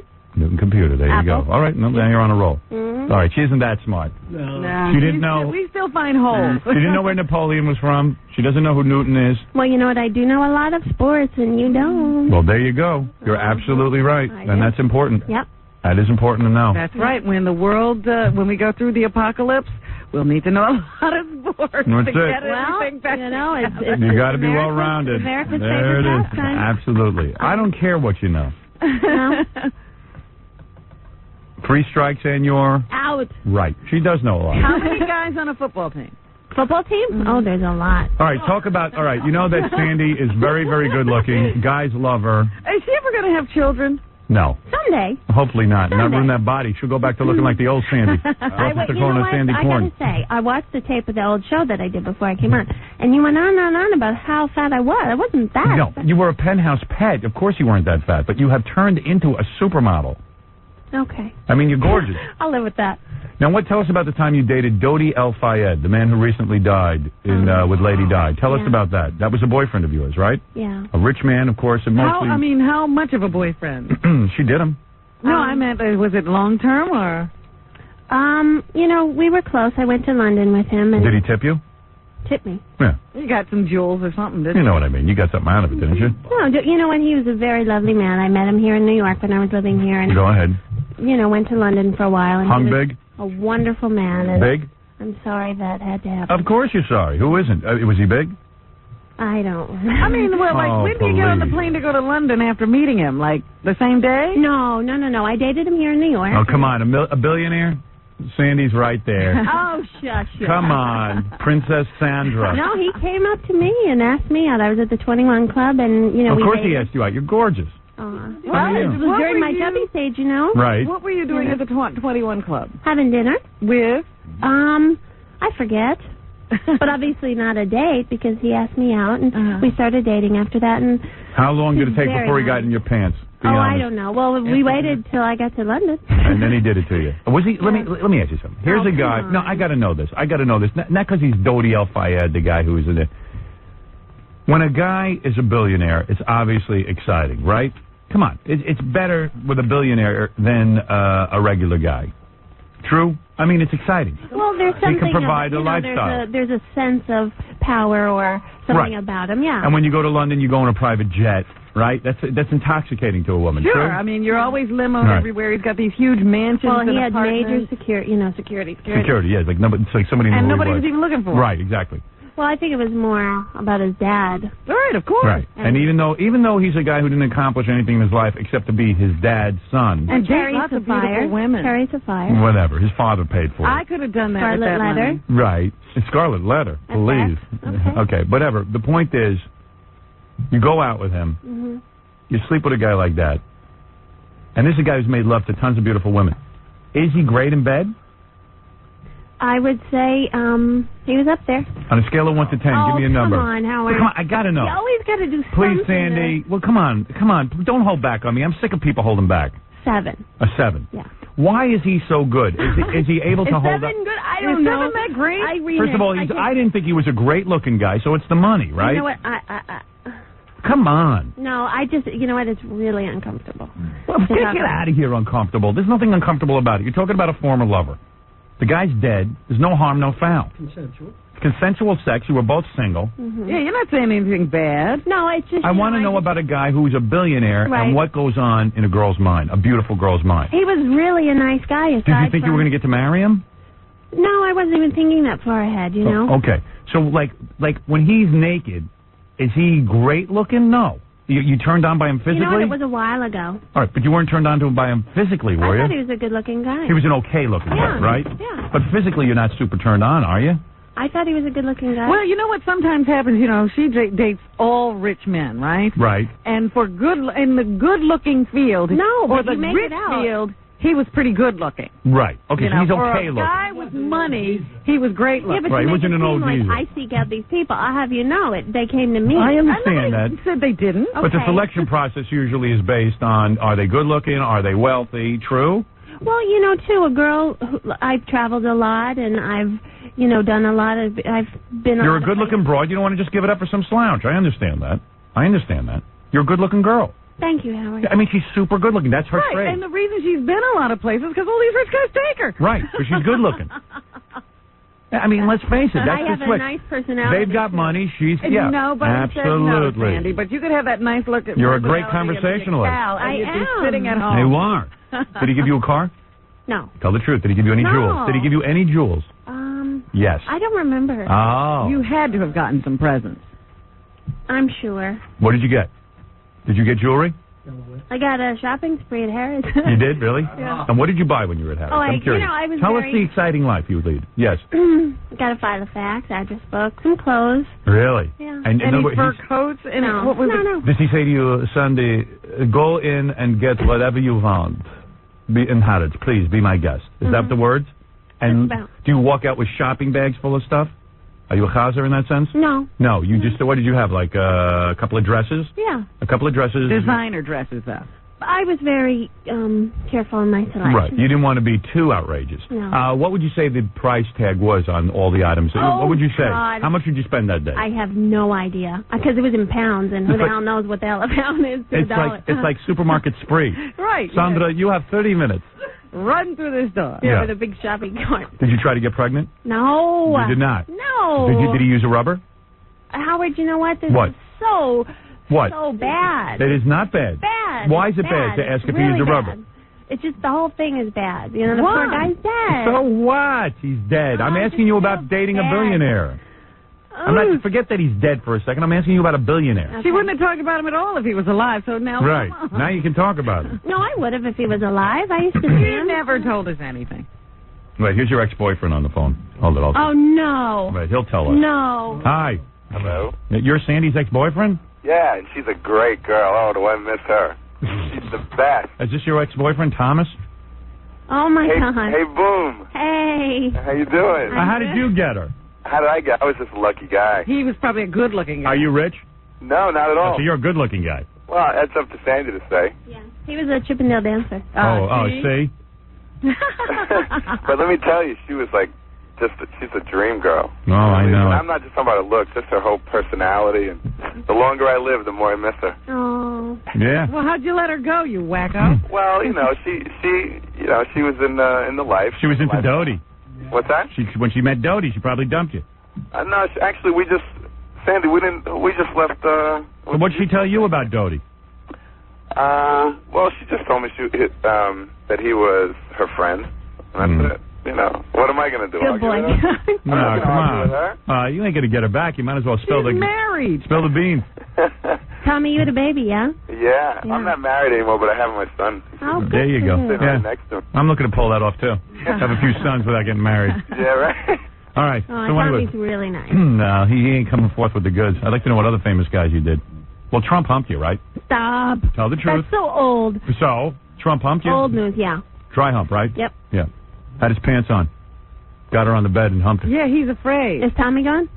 I hung up on him. Okay. He wasn't telling me anything I needed to know. Right. He was just being nice. Get rid of him. Well, yeah. Okay. I don't understand something. So when Dodie says he's going to make love to you, what do you put on? Do you put on a special outfit or something? You know what? I don't even remember. I don't believe that for a minute. I don't remember. You mean you've been with so many guys you don't remember? No. It's just so long ago. And, you know, all right, Europe so and everything. Why is he a 7 as a lover? Is he big? His technique is better than most guys? No, you know what? I don't know. You do too know. I don't. Why is he a 7? 7's my good number. All right. Why? What? And he was Arabic. Did he want butt stuff? Oh, you think that's a big thing with the Arabians? Yes. Oh, absolutely. No, Because their women won't do that. It's considered filthy to Allah. But he didn't have a woman. What? Yeah, but when he probably was growing up, it was filthy to the Arabic women. Fred, do you remember seeing me on Madison Avenue? Was he circumcised? Sandy, you better answer my questions. What? I just was don't change the getting subject. Nostalgic with Did Fred. you, in fact, was he circumcised? I don't know what that is. You don't know what circumcised I know, means? but I don't know really how to tell. You can't tell if a man... Wait a second. You don't know what the word circumcised means? I know what it means. What does it mean? When a guy's born, they clip the top of their thing and, I don't know, something. Right. And you can't tell the difference if a man is circumcised or not? I guess. I don't know. I guess... If I showed you my penis, you wouldn't know if I was circumcised? I'm going to take a guess without you showing me and just say yeah. Yeah. Yeah. And you've never seen an uncircumcised penis? I don't think so. I don't think he could have been circumcised. Right. He's Arabic. He's Arabic. I don't know about that. I don't know. Egyptian. I don't know. Nah. Can I tell you more about the movie? No. Oh. I don't care about the movie. Not the movie will be in and out of the theater in 2 minutes. No, it's a great movie. It's a great movie, but what are you going to do? Know about Ed and they're Begley, releasing it one theater at a time. Ed Begley. Ed Begley was so great. Washed up. Okay. What about tell me about what's his name? Sally Kellerman. She was No, so Dodi good. Al-Fayed. Oh. Tell me your recollection, Sandy, please. People are waiting to hear. This is big news. Why? Why? Because they want to know how he was in bed. When you go to bed with a... People are lined up outside of Buckingham Palace. They were so fascinated with this couple. I know, but it's... And you have information that you owe this to the public. You're public. You know what? I owe it to myself and to him that it was a lovely relationship that we had and that I... How long did it last? I don't know. It was on and off for like 4 months. Boy, he could hold out. On and off, because he was replacing her with other girls. No, he lived in London, then he went to L.A., and I was in New York. You think you were the only one? No, but, I don't think he was either. Tell me about when you were with Mike Tyson. What? Were you with Mike Tyson? No. You never were his lover? We were friends. Oh, friends. Well, what do you call Mike on the phone and... No, not anymore. I haven't talked to him in a really long time. What do you mean you were friends?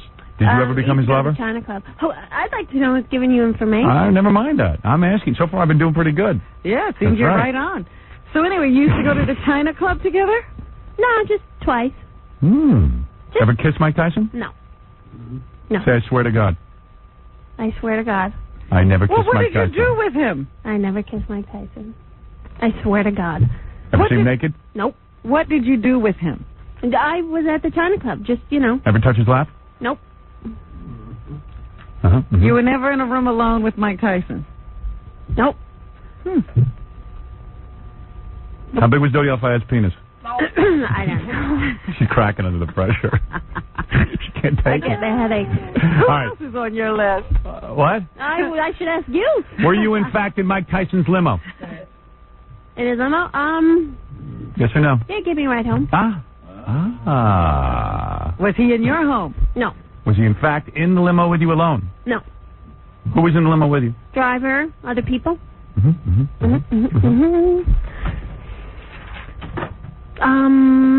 Was the driver's name Henri Paul? No. Howard, I really liked your movie. Thank you. I went up for a part in it. Really? Which part? I went up for the part. Don't forget, she was also linked to the quarterback from the Buffalo Bills, remember? Jim Kelly. Yeah, all right. Who cares? A long time ago. All right. What part were you up for in my movie? The part Carol played. Oh, yeah? Yeah, I would have liked to have had you in that part. I would have liked to have done that part. Well, why'd you miss out on that part? I went in and... She doesn't put out. She only puts out for Dodi Al-Fayed. No. You'd been my special girl. You would have gotten that part. How do you think Carol got it?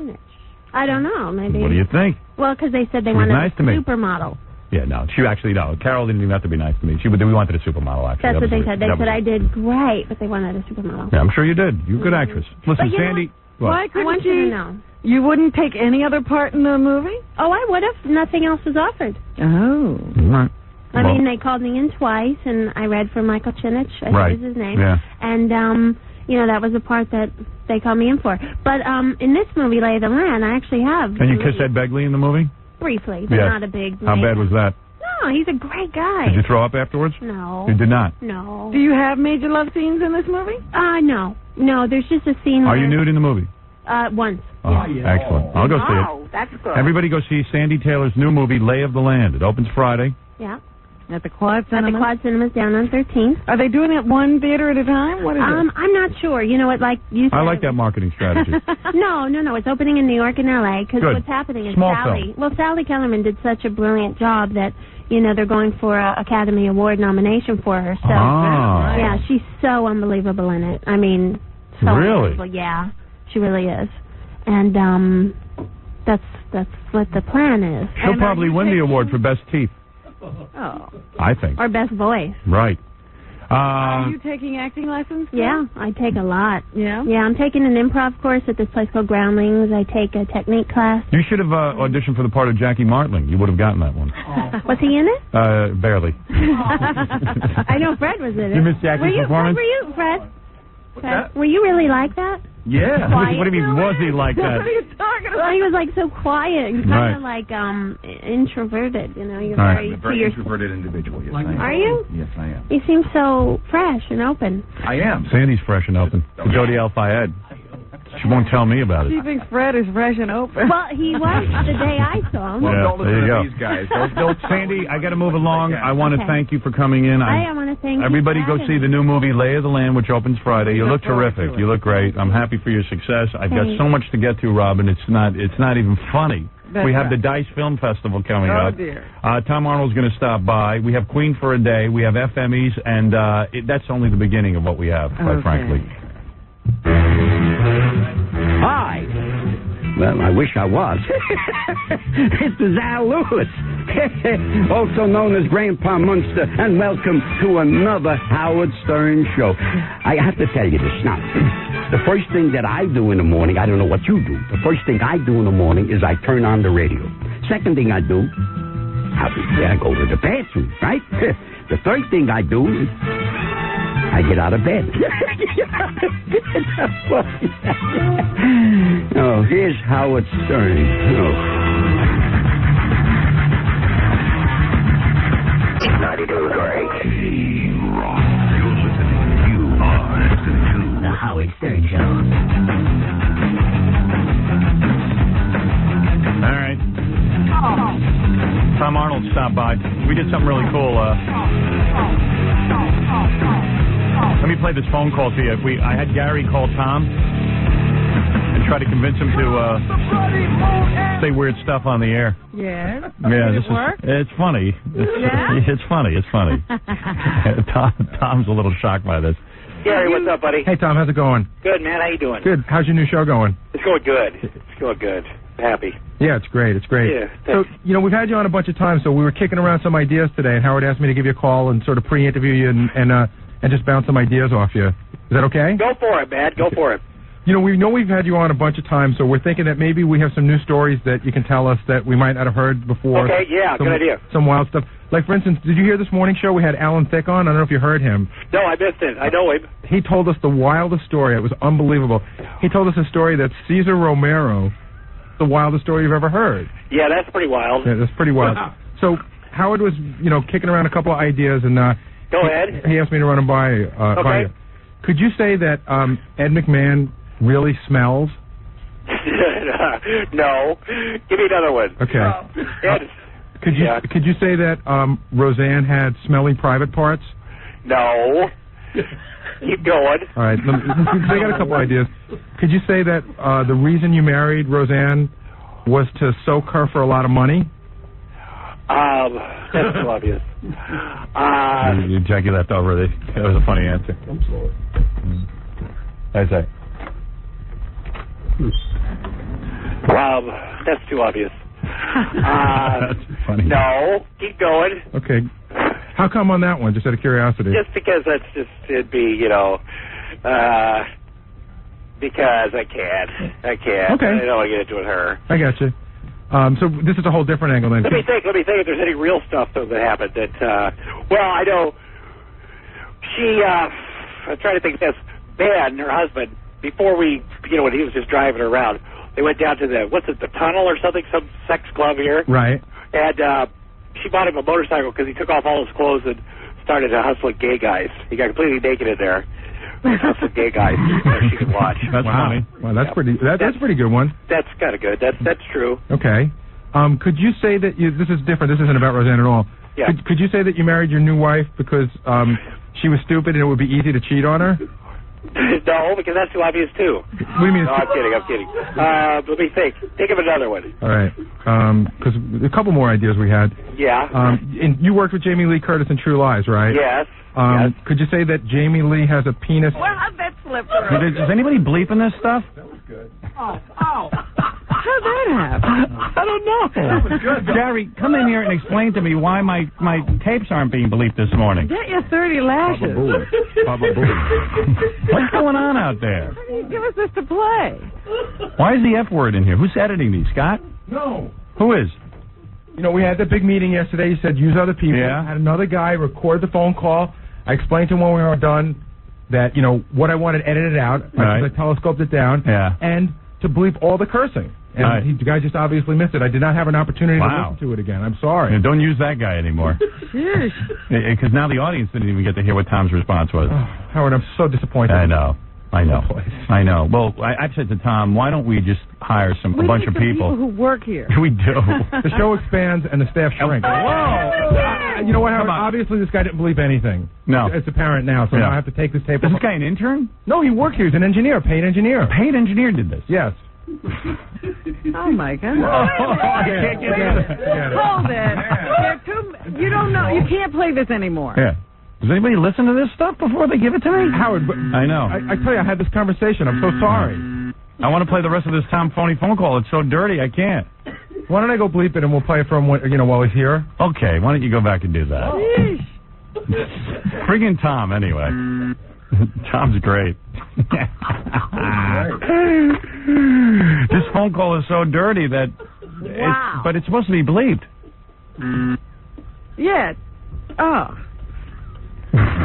Did Tom ever... I mean, was it revealed to Tom that this was a joke? Oh, yeah. Tom claims he knew the whole time. Oh. He says he figured it out. Here's Tom.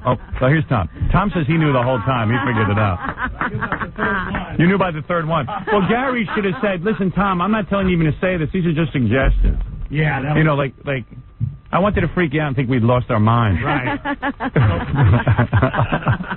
Oh, man. Once I got past the smelly body parts, I knew that he was, yeah. something was what up. did I tell you? I said, don't start off... And don't curse. Yeah. Actually, I told you to start off with the most outrageous first. I give up. I swear to God, I don't know how other radio shows do it, but I literally don't have anybody to do production work for No, me. we have no staff. I have no staff, and every time I ask Tom for new guys, he goes, there's plenty of guys here. Where? But I can't get them. And if we get them, they don't know how to bleep things. I want to hear the rest of the phone call because it's great. Oh, bad.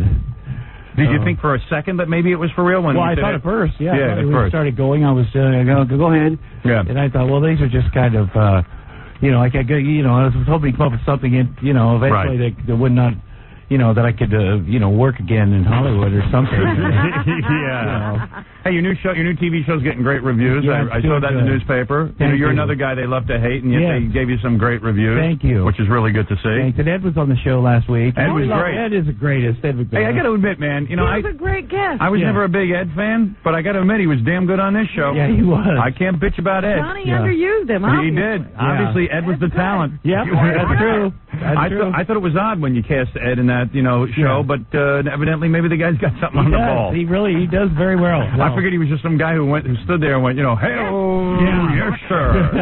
But the guy was great. Yeah, you are correct, sir. You are correct, sir. There he is. So anyway, what's the matter? What, do you got a cold? No, a little bit of a cold. A little bit of a cold? Yeah. Working hard, man. Working hard, yep. Too hard. Yeah, too hard.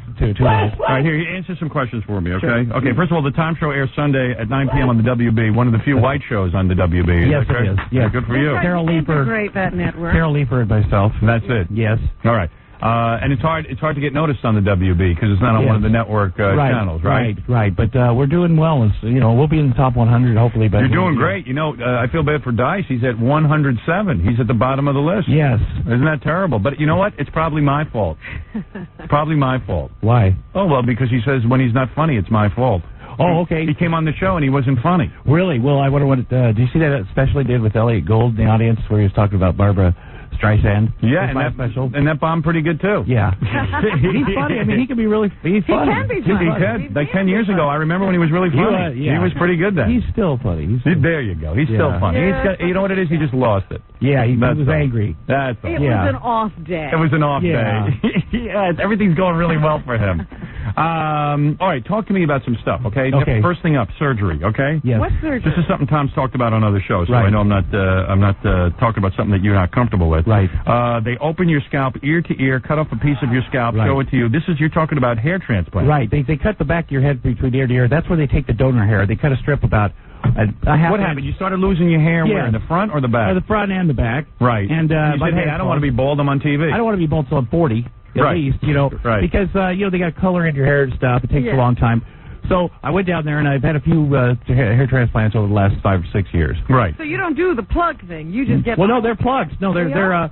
See, I like that you admit that. Why doesn't Dice admit that he gets hair plugs?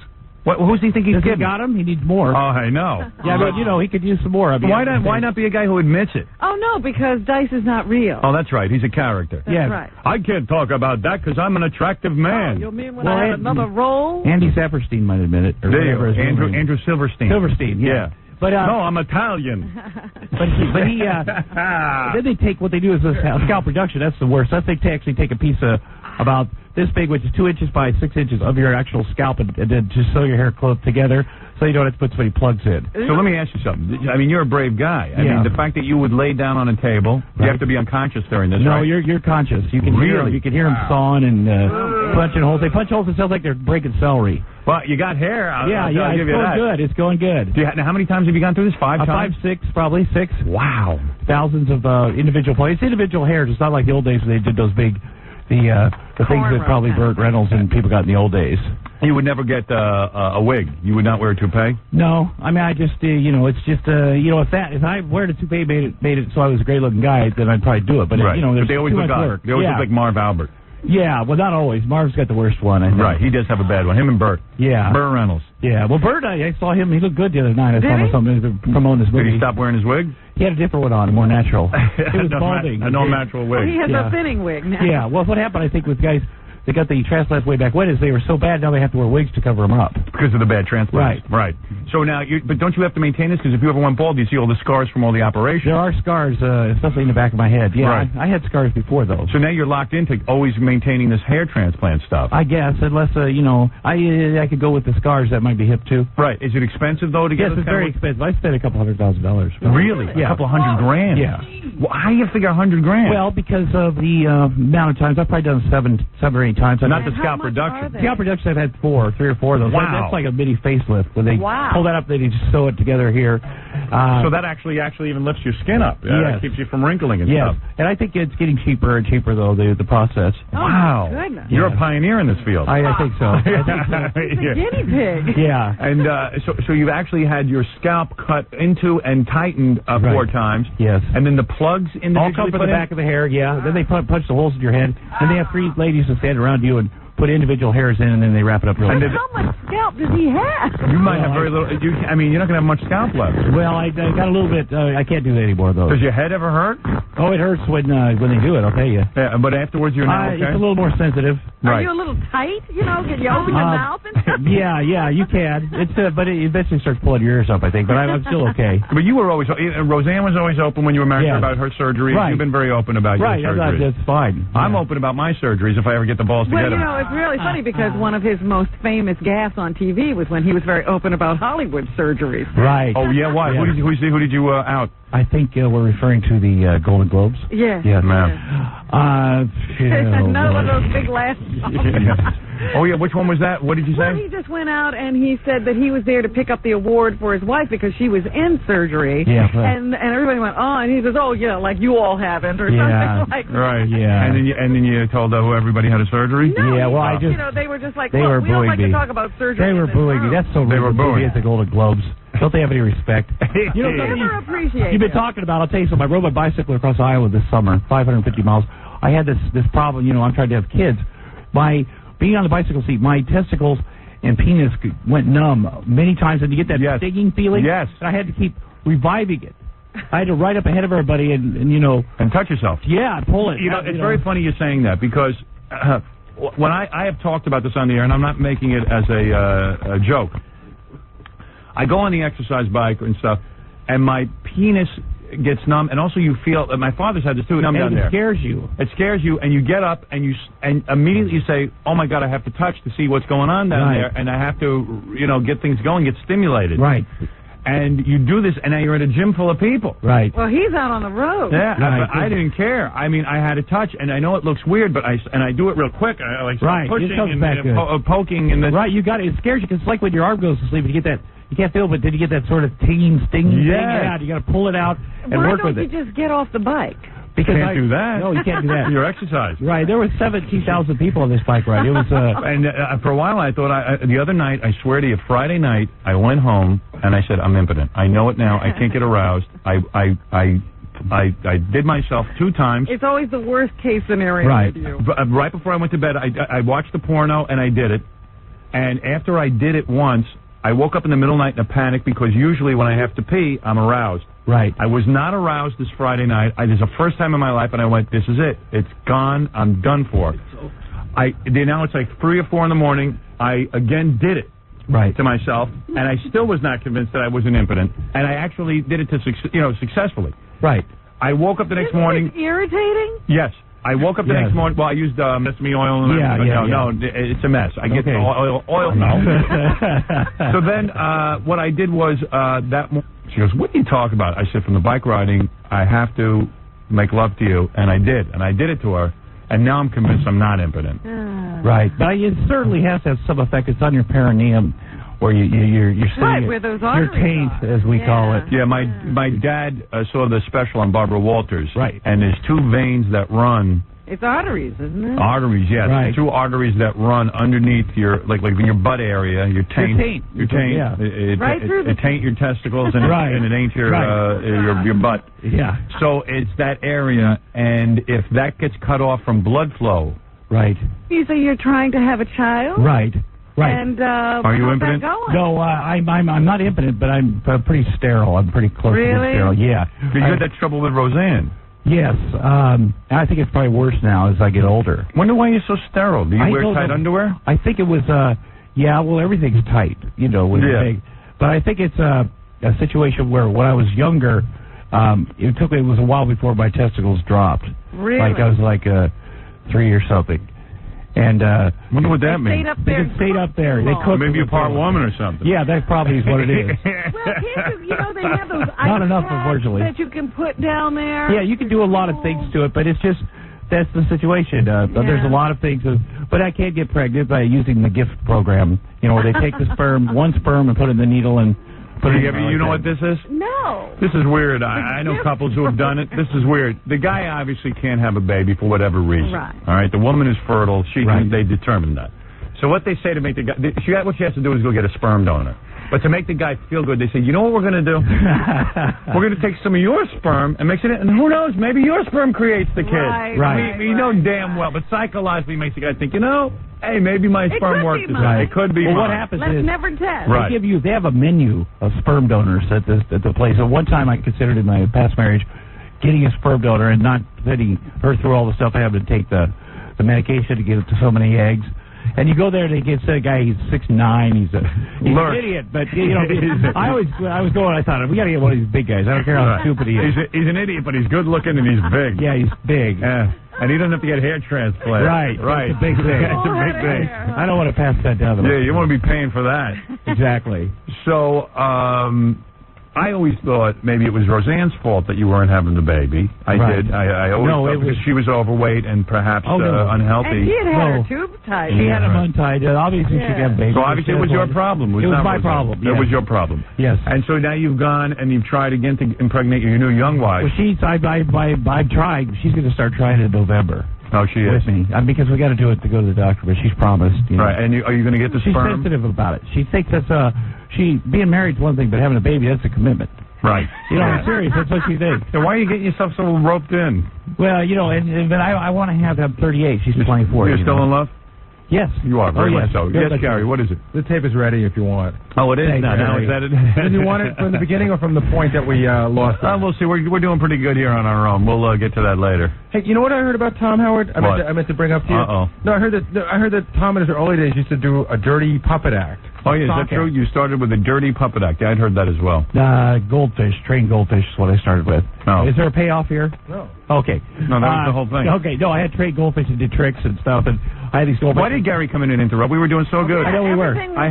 We were talking about his sex life and sperm and having babies, and then you had to come in with a dirty puppet and sock. Yeah, but that was the goldfish. I trained goldfish. They used to die a lot. People got really mad because. Let me ask you a couple more questions here. You look real thin. You look. Well, you know what? I've gained about 7 or 8 pounds back.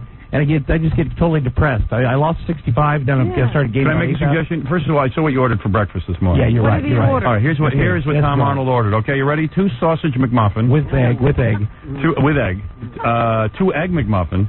Wait a minute. 2 hash brown, 2 Danish, a large water, 12 to 14 ketchups, and 2 orange juice. Right. Well, the orange juice is good, and I'm giving one of the egg McMuffins to Courtney, my assistant. Okay, but the rest was all for you? Well, I'd like to have a lot, and then, in case it's, I can't eat it. Usually I don't eat that much. Why 12 to 14 ketchups? Well, because they short you there. It ruins your whole meal. It ruins it when you don't have enough. Yeah, it ruins it. Like, why not throw in a lot of condiments? Right. Your poor toilet. I mean, gee whiz. I mean, unbelievable. That's the most fattening food there is. I agree. I haven't eaten it yet. I think I'll... The most incredible thing about this is he's only gained 7 or 8 I mean, that's pretty amazing. No wonder your testicles are killing you. Yeah, You must be on the bike 9 hours a day. I do a lot of... exercise bike and all this kind of thing. Yeah, and I was going to eat that before the booger woman was in there, and now I told you it was a diet incentive. Yeah. Help me out with one more thing, because I'm running out of time here. Is it true that Roseanne once gave you a gift of 2 Heidi Fleiss girls?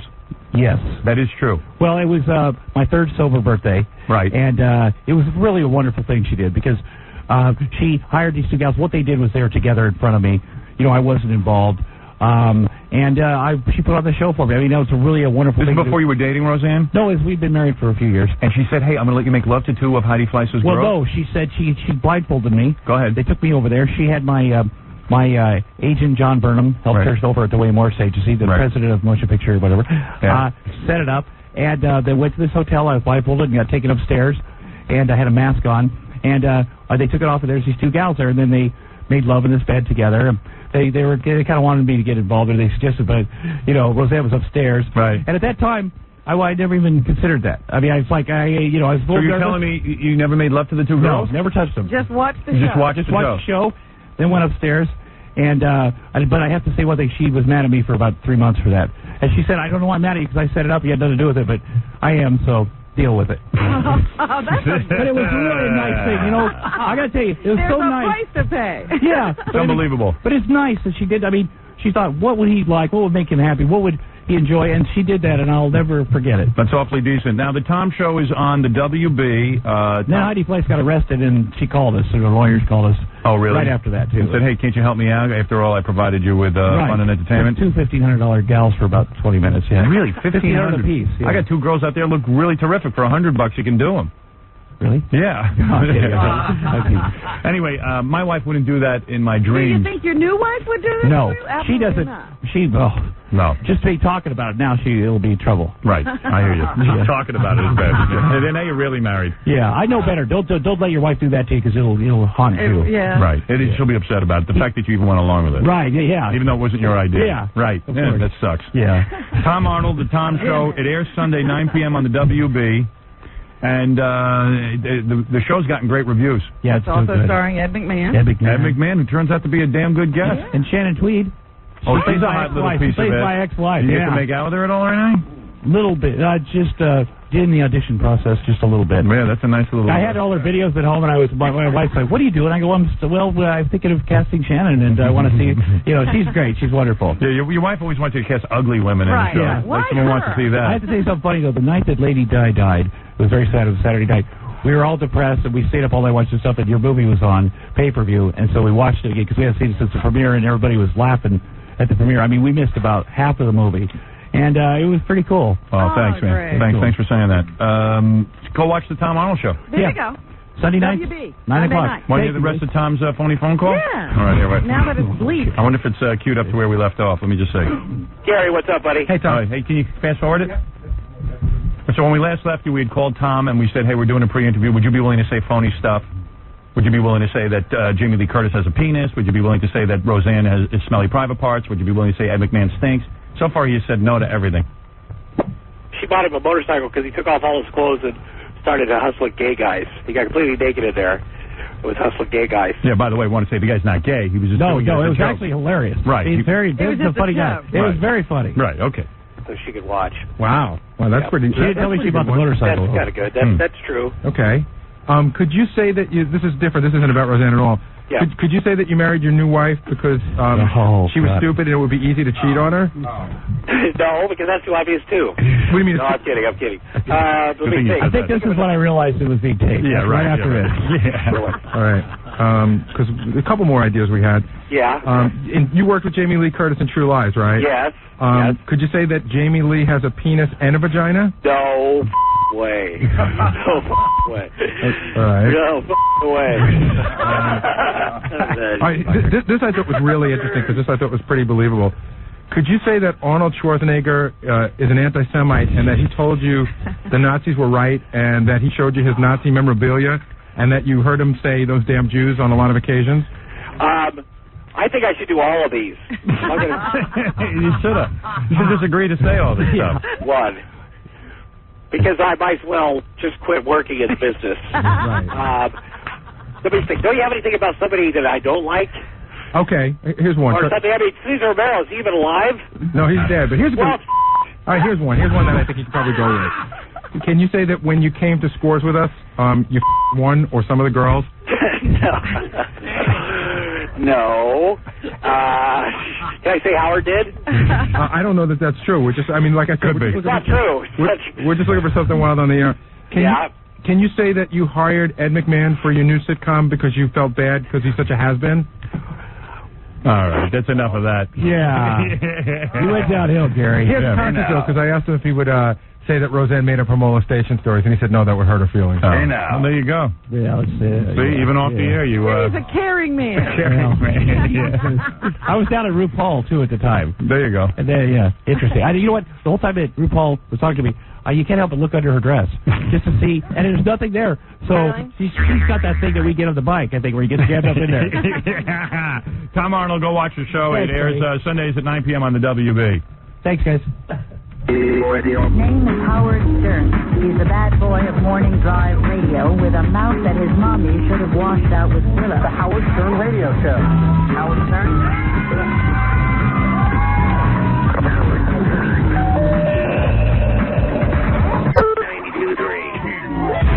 Howard, you stink. I don't mix words. You will never be a greatest jockey. You have lousy voice, lousy personality, and this will not change. So on the air is not for you. This is the Howard Stern Show. Yeah, baby. Okay.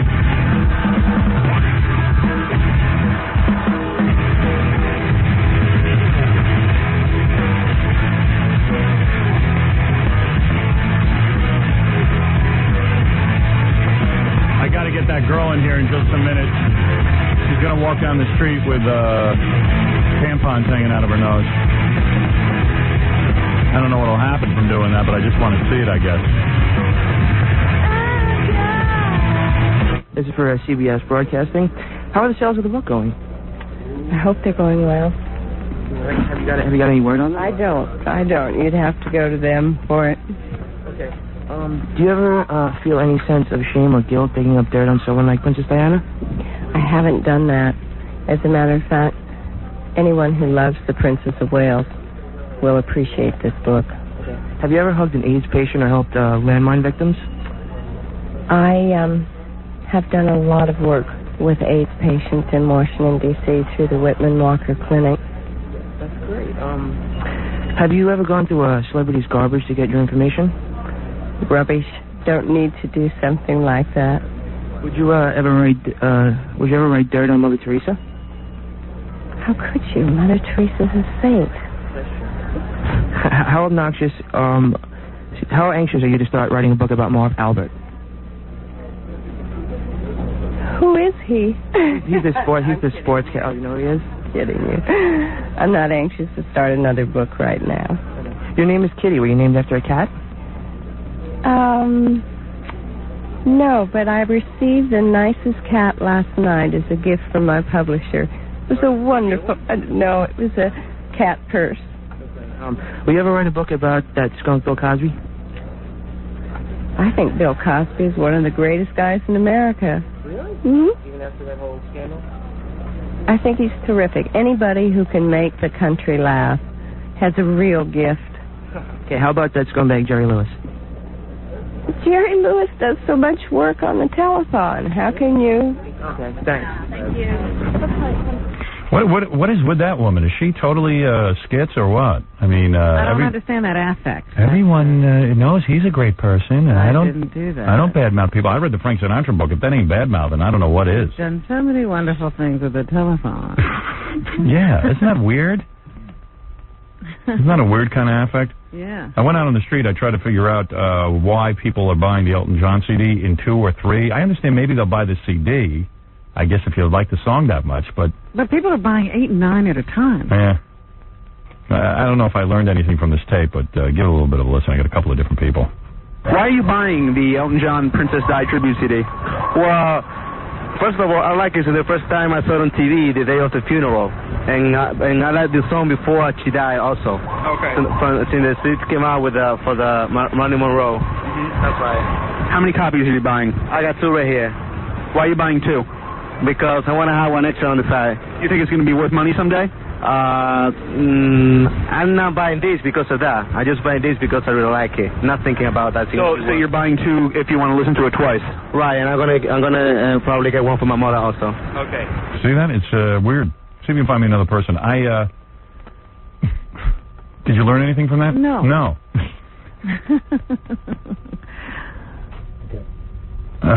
Unbelievable, huh? Yeah, go ahead. This guy who wants to stump the joke man. Okay, is Jackie ready? Yes. Yeah, yes. All righty. What's the new all-black cable station?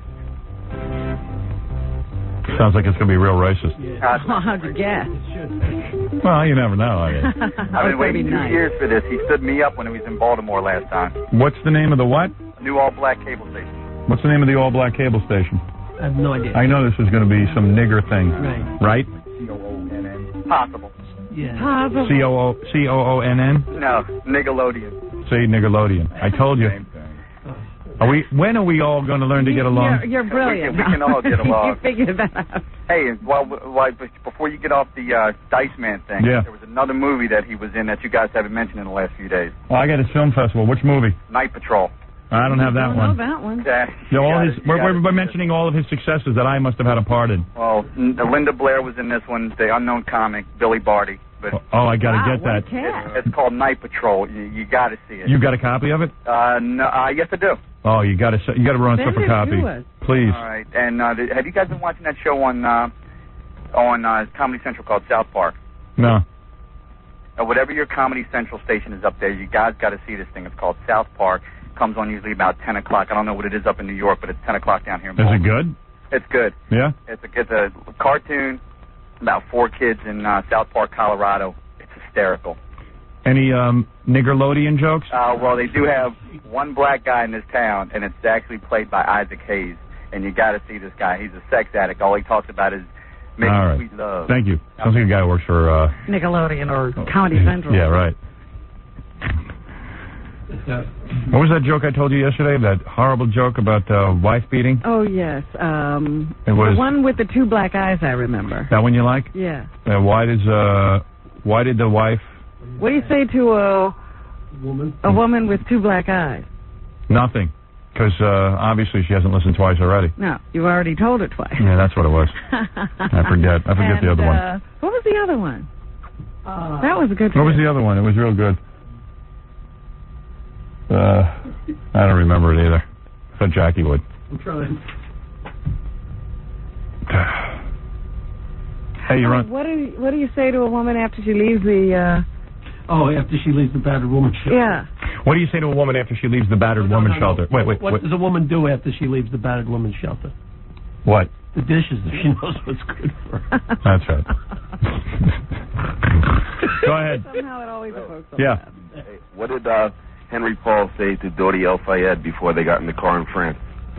What did Henri Paul, the driver of the car, say to Dodi El Fayed? I know. Before they got into the car? What? You want to go with me and die? No, you want to go with me and die, right? Yeah. Okay, thank you. All right, so here's another person we interviewed about why they bought the Lady Di song, tribute song, Elton John. Here we go. Why are you buying the Elton John Princess Di tribute CD? Well, I think it's very touching, because of her death, very sad. And I like that music, and I always love that music. So, and it make it brand new just for her, just special for her. And very, very touching. How many copies are you buying? About one, just one, but I think it's enough. How long did you wait in line for the CD? Well, I was gonna come in last night because it was at 12 midnight, but I didn't. But I come in today, just get it right now. Okay.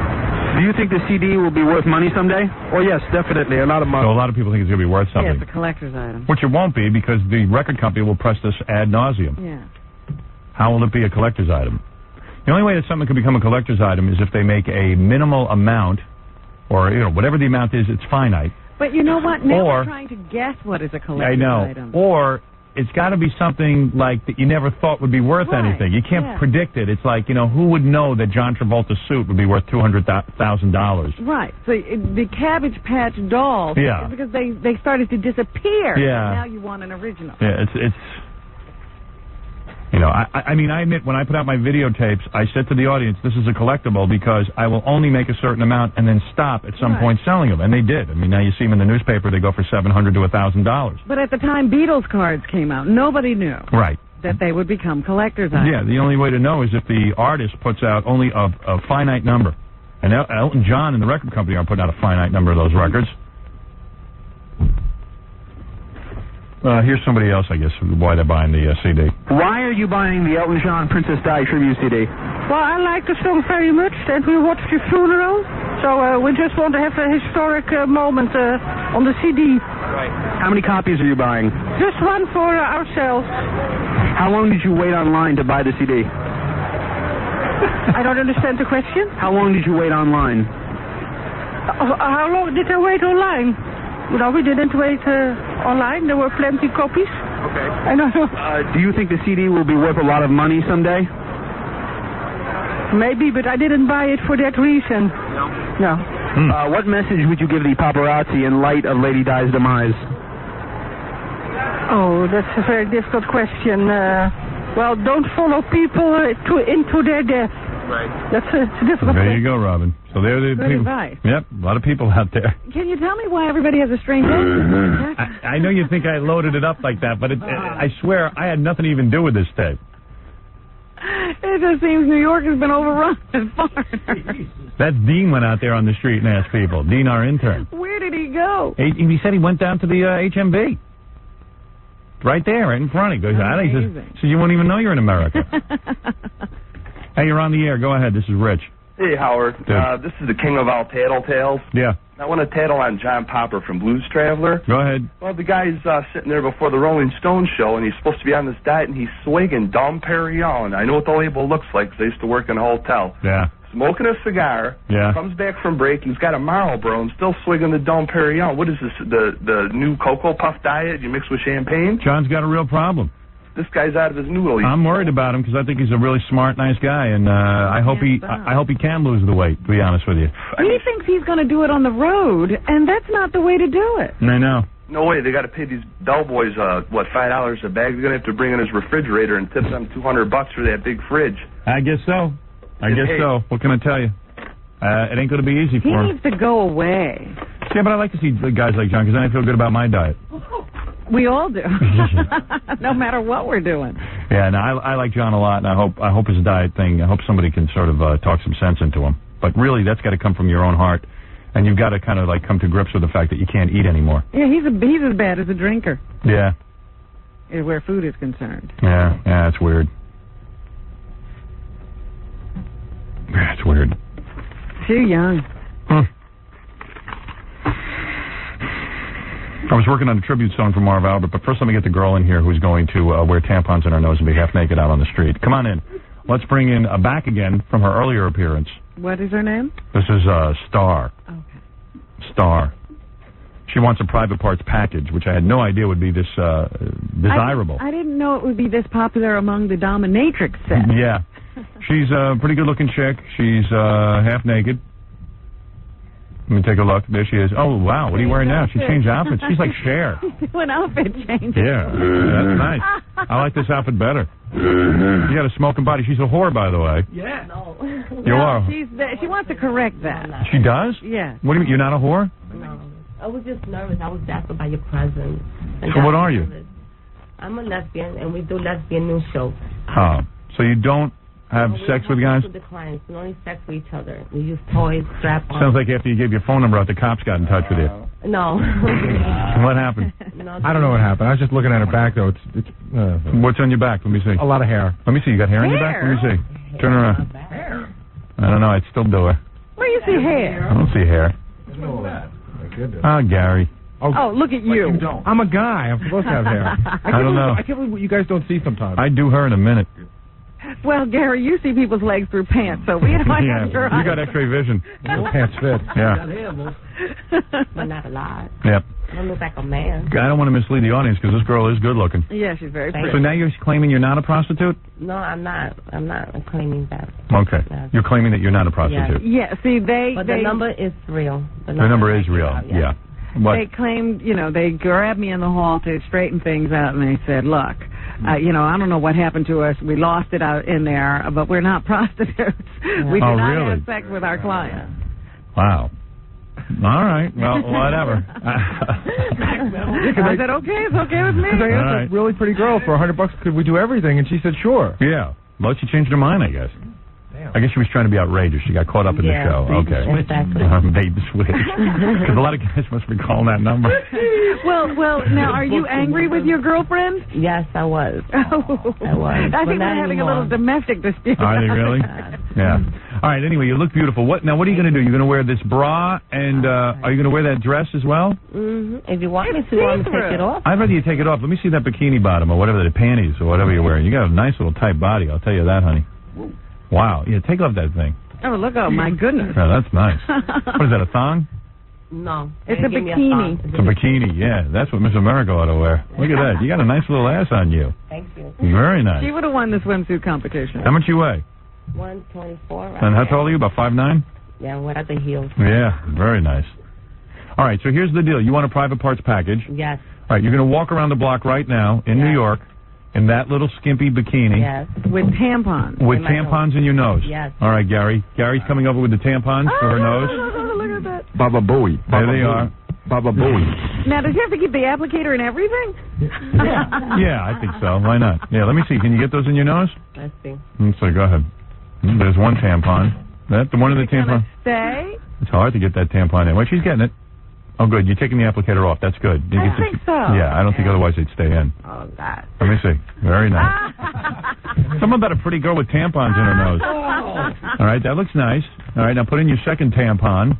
The second tampon is going in, and she's inserting it. Oh, yeah, breathe through her mouth. Oh, yeah. Please, Robin. Don't worry about breathing. Let's go and find a way to breathe. They're handy if you get a nosebleed. Why don't people use this for nosebleeds? You're always looking for something. Yeah. You look so odd with the two tampons hanging out of your nose. That's funny. I have to admit. All right, well, why don't you go march her around the block, Gary, and we can watch on our e-camera as she marches around the block in her tampon. Wow, look at that. Isn't that nice? Dear. She looks like a walrus. She looks like Marv Albert. And there goes Star, who claims she is now not a prostitute. She's got a nice little caboose. Yeah. Shaking a little bit. Shoot, tampons are great. And in a minute, Robin, our e-camera will come on. I got to take a break. Okay. And then we'll be able to go down on the street and take a look at her, and then you'll do the news, and we'll get out of here. All right, sounds like a show to me. Yeah, it sounds like we did a pretty good job today. You are listening to The Howard Stern Show.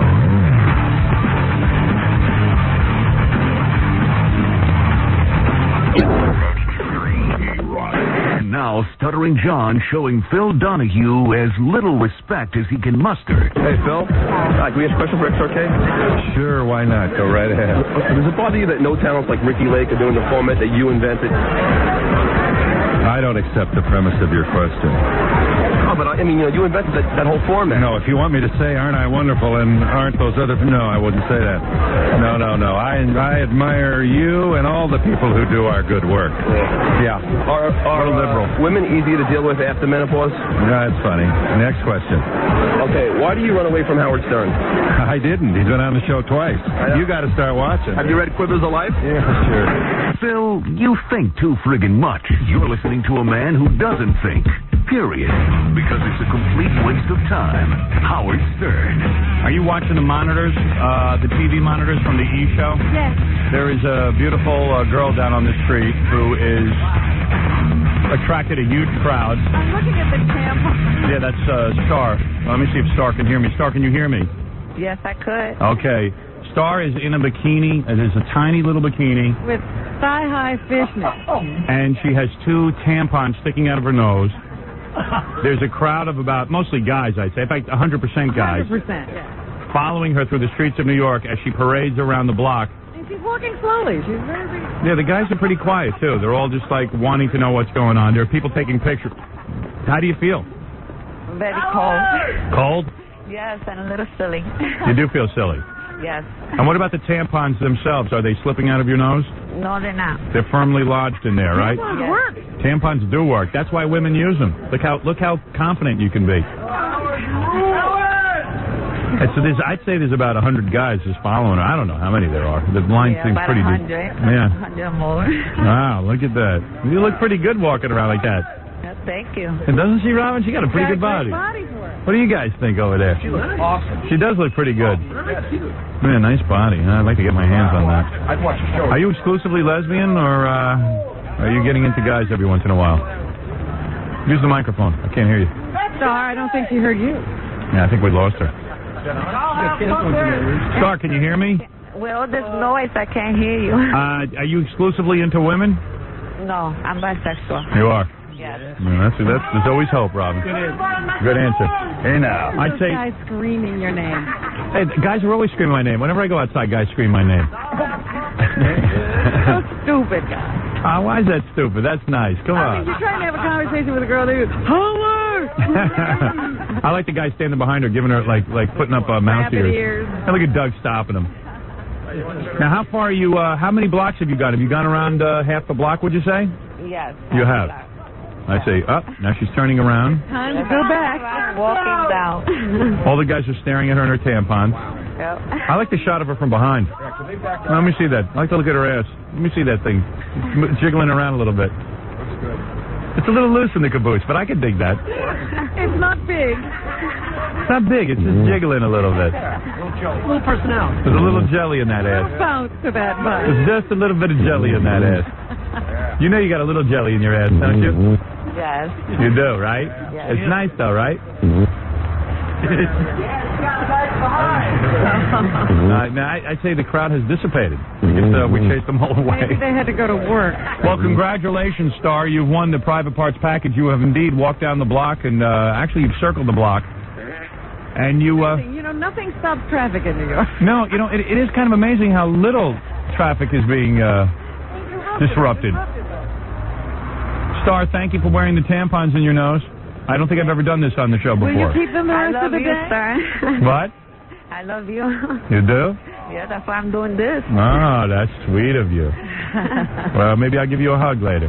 Maybe she'll keep your tampons the rest of the day. Keep those tampons in the rest of the day if you love me, okay? Okay. All right, baby. All right, bye. All right, there you go. Look at that.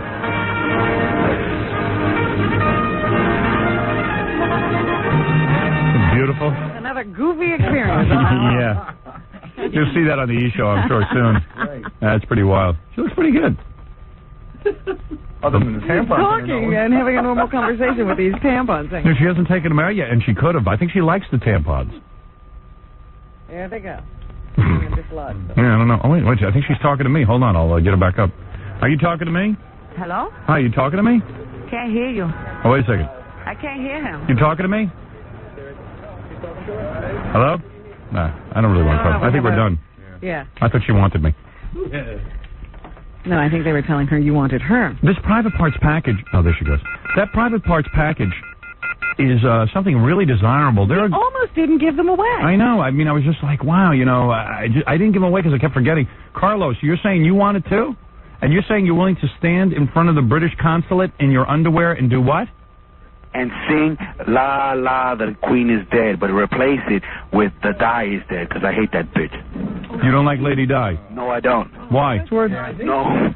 You just said a curse word. I did. I'm sorry about that, Howie. Really, I am. Yeah, He doesn't even know it's a curse word. All right, you're saying you're willing What I'm going to do, I'm going to go there right now, in my underwear, and I'm going to sing Ding Dong, the Di is Dead. Yeah. Stick my finger down my throat and puke right in front of the British consulate. All right, let me get this straight. You're saying for a private parts package, you would sing Ding Dong Die is Dead and stick your finger down your throat, vomit on the British consulate? Yes. I don't even know that I want to see that. Howard. I don't know if I will pick myself up like Ace Frehley from Kiss. All right, this guy scares me. Yeah, I don't even want to get near him. Yeah. I like it better when it's chicks. Yeah, what do you want? David. Hello. Hi. How are you? Okay. Mr. Stern, I'm from Toronto. I'm one of your biggest fans. And you were talking about all this Andrew Dice Clay movie. He did another one called No Contest. Get the cast. Robert Davey, Roddy Piper. Yeah, we talked about that already.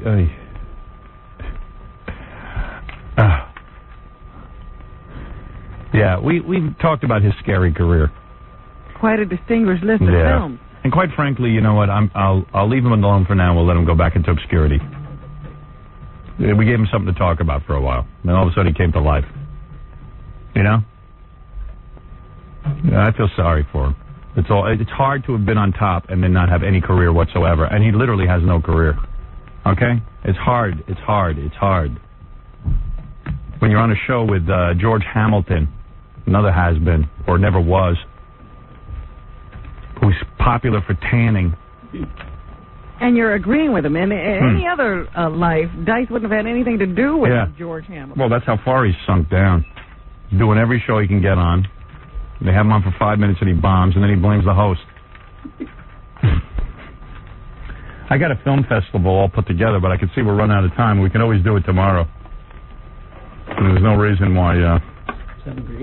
Yeah, it's not going anywhere. You know what I mean? It's not going to get any better. Yeah. A tisket, you lost it.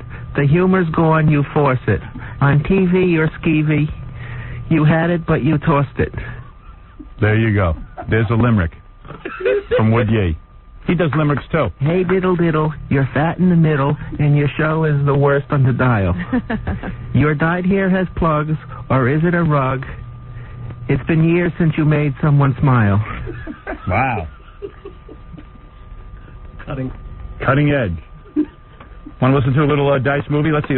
Which hit do you want to hear? Brain Smasher or... yeah, I'll do a little Brain Smasher. Okay. Here's Dice. Another great movie nobody saw. Actor. He's an actor, by the way. He reminded us of that. He's an actor and a comic. So do you have a girlfriend? You kidding me? The girls I like don't like me, and the ones that do like me, I don't. Well, there's a different character. Pretty good acting. Yeah, who's he being? That's Brain Smasher. That's not Dice. And what category do I fit into? Neither. I'm not your type. You know what I'd do? I'd buy you Timex and make you buy the batteries. That's funny. You know what I would do? I would buy a Timex and make you buy the batteries. See, why would anyone be in love with him? He's a bad guy. Can I get you? Just water. Gotta charge your minimum. What you gotta do? There you go. Good movie. I think a lot of people saw it. He's a regular Dustin Hard-On. A Tom Yanks. A regular Tom Yanks. Wrinkle, wrinkle, faded star. Are you as over as we know you are? Would you? There you go. Here's some more Brain Smasher. We're doing a film festival. Look into your eyes. I see someone I could really care for.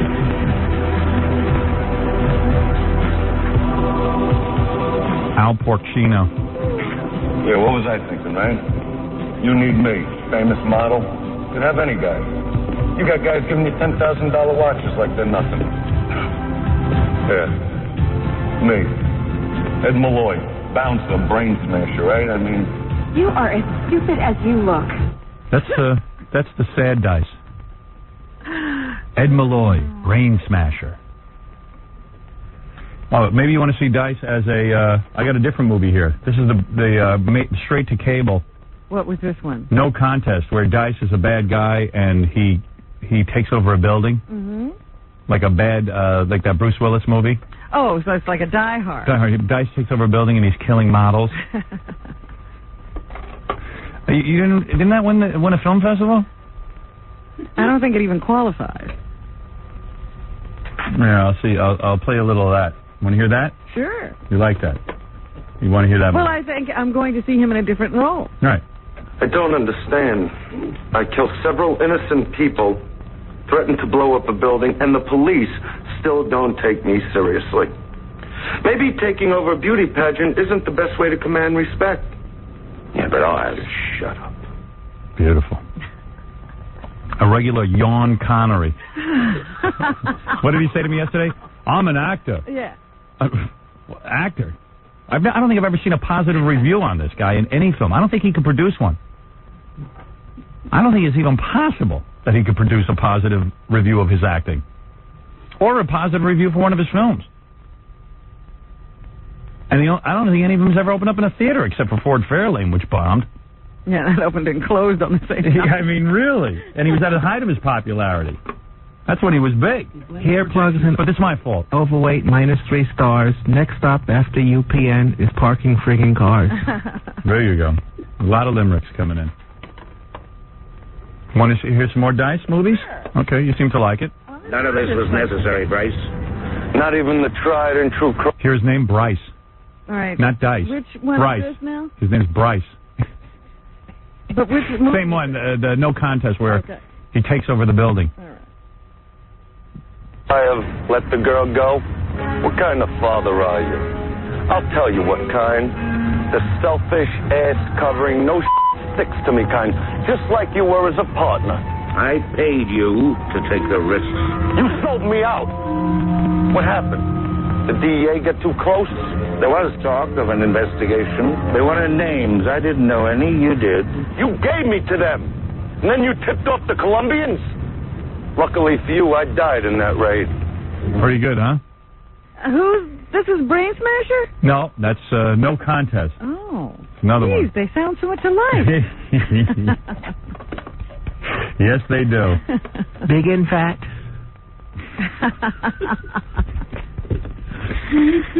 Yeah, I don't think he ever got 2 thumbs up from Siskel and Ebert. You know? As far as I can tell. Yeah, you're on the air. Go ahead, Jack. Hey, what's up, Howard? Hey, dude. Yeah, I just wanted to, I didn't want to be redundant, but I watched Politically Incoherent with Bill I Wish I Could Be More Yeah. last night, and I just couldn't believe how, Dice totally had nothing to say about his career or what he's doing. All he had to say was how bad you were. Yeah, I did Lady Di material. That's Yeah, exactly. He's not into that. No. Well, maybe he should be. He's not into material. Yeah, I mean, be into something. Anyway, I mean, who knows? But I mean, he's sitting there saying, well, even Bill Maher stopped him. Look how rude you are. He says, yeah, well, wait a minute. I'm like that. That's my skit, you know? But when I'm off there, I'm a whole different family guy. Howard's not like that. You know, now all of a sudden, you know, you're the bad guy. I'm a bad guy. I don't know. He's a wacko. You know what? I wasn't going to start any of this, and I guess in a way it was smart of him to bring this up because there's something to tell. he was never going to be on the show again anyway because he sucks so bad. But, of course, the thing that pissed me off was that he was blaming me for him sucking. Well, that's what boosted his career in the Did you hear Tom Arnold come in here, man? That guy had a story on everything. And he's working it. He's working the room. That's what made him in the first place, warring with you know? I mean, and Tom, you know, granted, Tom, you say what you will about the guy. He's had his share of bomb movies and bomb television shows and everything else. But the guy came in and was a good guest. Got a story, yeah. At least he had one hit movie, Tom Arnold, and he was on Roseanne at least. Yeah. You had nothing for him, he said. And 9 months also. You had no material for him ready, he said. That's what happened. Yeah. Right. I couldn't defeat him in an argument. That's it. That's all right, what he thank said. you. You just wanted to war with him. You wanted to push him in with Jackie as soon as he got there and war that way. He said, you know. Dude, I was trying to push him into anything. Right, just to get something going. I asked him about OJ. I asked him about Lady Di. I asked him about his sex life. I mean, I did as much as I humanly could to give the guy an opportunity to shine. Right, he could go anywhere he wanted with it. But yeah, I gave him phone calls because I thought maybe he'd interact with the listeners. I don't know. That was the other thing. He said you had nothing right away. You're throwing calls from nobody. Absolutely, that is true. I tell you, if I could have found anything to talk to this guy about, hey, Dice, how's Lady Di? What do you think of that whole thing going on? Well, I heard your song parodies. I don't think that's funny. Oh, okay. Well, what about OJ? Hey, that's old news. Well, how's things going with your new TV show? It's all right. How's your girl? How's your wife? Hey, we got a great sex life. I bang her in I built a disco in my pool house called Club 33, and we hired a DJ. Oh, you have a DJ in there? Yes. I mean, okay, let's take some phone calls. I mean, obviously you don't want to talk. It was pretty funny. Like, your show was on E! with Dice the same night that Dice is on, you know, with Bill Maher at the same time. He's ripping you. He's saying how good you are on one show, you know, and he's your buddy, and next show he's ripping you. Yeah. So, you know. Yeah, I mean, I just thought it was funny. Out of all the shows he did and he bombed on, my show is the one, it's the host's fault. Yeah. Well, yeah, I think Howard lost it. He couldn't interview me and make me funny. Well, geez, I mean, I'm sorry. I come in and prepare. You know, I'm on for 5 hours. You got 20 minutes. Yeah. We can make anybody funny, but there's no real person there. And then he says to me, oh, man, you're a rat boy. You're not good looking. I said, Dice, say something I haven't admitted on the air. What's sad is you think you are good looking. It seems like he wants to push the war thing again to boost his new show and get his career going away to the first time around, you know? Here, I wasn't going to read this fax, but what the hell. Dear Howard, my brother's a gaffer on Dice's show. I'm a gaffer too, but in New York the other night I asked my brother to try and get me a job working with him. I figured it'd be fun to spend the winter in California. My brother said, don't bother to pack a suitcase. By the time you get out here, Dice's show will probably be canceled. In fact, most of the crew have been quitting the show like rats on a sinking ship. Hey, Dice, if you're wondering why you don't see the same gaffer there. The crew looks different every week. I bet most of the crew won't even bother including their stints with the Dice Man on their resumes, lest they be contaminated by Dice's failure. Everyone behind his back calls him Lice Man, Fat Man, Primetime A-hole, and Cancellation Man. And then he goes into some personal stuff here I'm not even going to get into that. It's embarrassing. And Howard, by the way, my girlfriend thinks even on your worst day you're 10 times more attractive than the Lice Man. Well, I'll tell you, I don't know about that. I don't have a particularly good self-image when I look in the mirror, but I'm honest about it. I try to always be honest on the air and tell you what I think of myself and everybody else, and I've tried not to play the game, the Hollywood game, which Dice is so in love with. He wants everyone to love him. Yeah, He wants to be a part of that whole clique out there. When I'm on stage, I say some bad things, but when I'm off, I'm a great guy. Yeah, you're a real great guy. You're a great guy. You're a prince. You're a regular Mother Teresa. And that's why everybody loves you. Yeah. That's why Bill Maher's goofing on you. That's why you're on the show with George Hamilton. No matter what you do, Robin Williams is not going to call. Those people are not going to accept give it up. It's funny. I was over at my agent's office. I said, hey, what's Paramount doing to push the movie for, the Academy Awards just to get a nomination? He says, look, you know it and I know it. Those idiots will never give you a nomination because they hate you. You can go out there and suck up to them all day and night. They will not acknowledge hard, good work. Same reason the cable ace won't acknowledge me because, hey, they hate me. Outsider. Yeah, there's no day in my life that I think Charles Grodin runs a better show than I do, or Larry King. Or what is it? Insight. Intersight or something. There's no way I think Tom Brokaw is a better interviewer or a funnier man than I am. That confident I am. But they won't acknowledge me because they're all jealous. And they can't do it. They can't bring themselves to do it. Despite the fact that we have 5-star reviews all over the place. Despite the fact that it was the best reviewed movie of the year. But, it just won't happen. And he said, so let's drop that. Let's even... Yeah, don't even get your... don't even get your hopes up. I said, yeah, that's true. And he says, hey, who wants their awards anyway? And I go, you're right. Because then you owe them something. Right. And then I snap back out of it. And it's absolutely true. Who cares? The only people I care about satisfying are my fans. Oh, sure. I don't care about sucking up. Dice wants to suck up to Bill Maher. Go ahead, man. Have a nice life. I'm really a nice guy. Hey, Geraldo, my mother loves your show. Great. Geraldo threw him off so fast he didn't know what hit him. And they're toothless wackos from the Midwest. Yeah, I know. Ain't Geraldo. I know. It's sad. And now he's on Geraldo talking about what a great guy he is. All right, anyway, so there's a little film festival. We can do more film festival tomorrow. Yeah, I'm really fascinated with his acting. Yeah, he's an actor. I'm learning a lot. When I was arguing with him, he said he's an actor. I'm not. an actor. You're not. Okay, I'm not. How can you comment on me? You're not a comic. Yeah, I guess not. I just make people laugh 5 hours a day, but you know what? He's right. I don't consider myself a comic. I wouldn't know what a comic is. But he's sitting here. What is he when he's here? He's not a comic. Because he wasn't making anyone laugh. I think his own agent would admit that. I'm a disco owner. Yeah. I'm a comic, I'm an actor, and I own a disco at my house. And sometimes I paint houses for a living. Hey. No! Great. Hey, the girl who was in here who ate the booger? Yeah. She ate my booger? Yeah. She's upset with me because I insulted her. What? Kara. I'm not upset with you. I'm just upset. I love you. What are you upset about? I'm not mad. I can't go back to my job because everybody was listening. So I'm just going to quit. I'm going to starve myself, and I would like to come back after I look that up. Oh, when you're thin? Yeah, it'll only take me 2 weeks. Well, when you don't have a job, you can't afford food. So I'll get another job. That's not a problem. What? 2 weeks, you think you can lose what? How many pounds are you expecting? Sweetie, how many pounds are you going to lose in 2 weeks? I don't know. I can do a lot. I've done it before. Honey, you don't have to do anything to please me. No, I just want to. I feel better because I feel awful now. Because we thought you were heavy? Yeah, a little bit. Did you say something? I just said. Yeah, I said she's heavy. She's like, oh, she's a little overweight. Oh, you did say I that. said she's a little overweight. I don't think no, I know it's no big deal. I just feel I'll feel better. All right. Well, why don't you just come up and eat my boogers every day, and that's all you eat for 2 weeks. That'll be a diet. The booger diet. That's the last thing I'm going to eat right now. Yeah, honey, I wouldn't quit my job. I don't care. All right. Whatever. What did you do? She was running IBM. After I feel better, can I come back? And then maybe. All right, we'll take a look at you. All right, thank you. All right, baby. Bye. Bye-bye. You have such effect on people. I know. I think her job was making sandwiches, so. Do you mean she wasn't programming Big Blue? No. She's going to do that next week.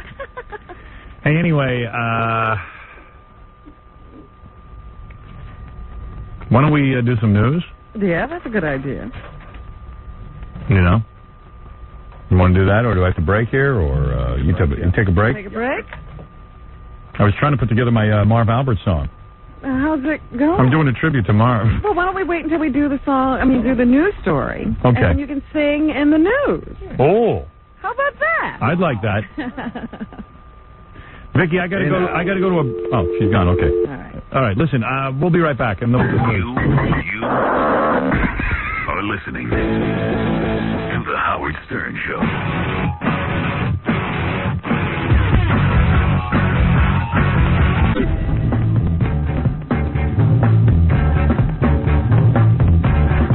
You know, Planet Honda is out of this world, and it's loaded.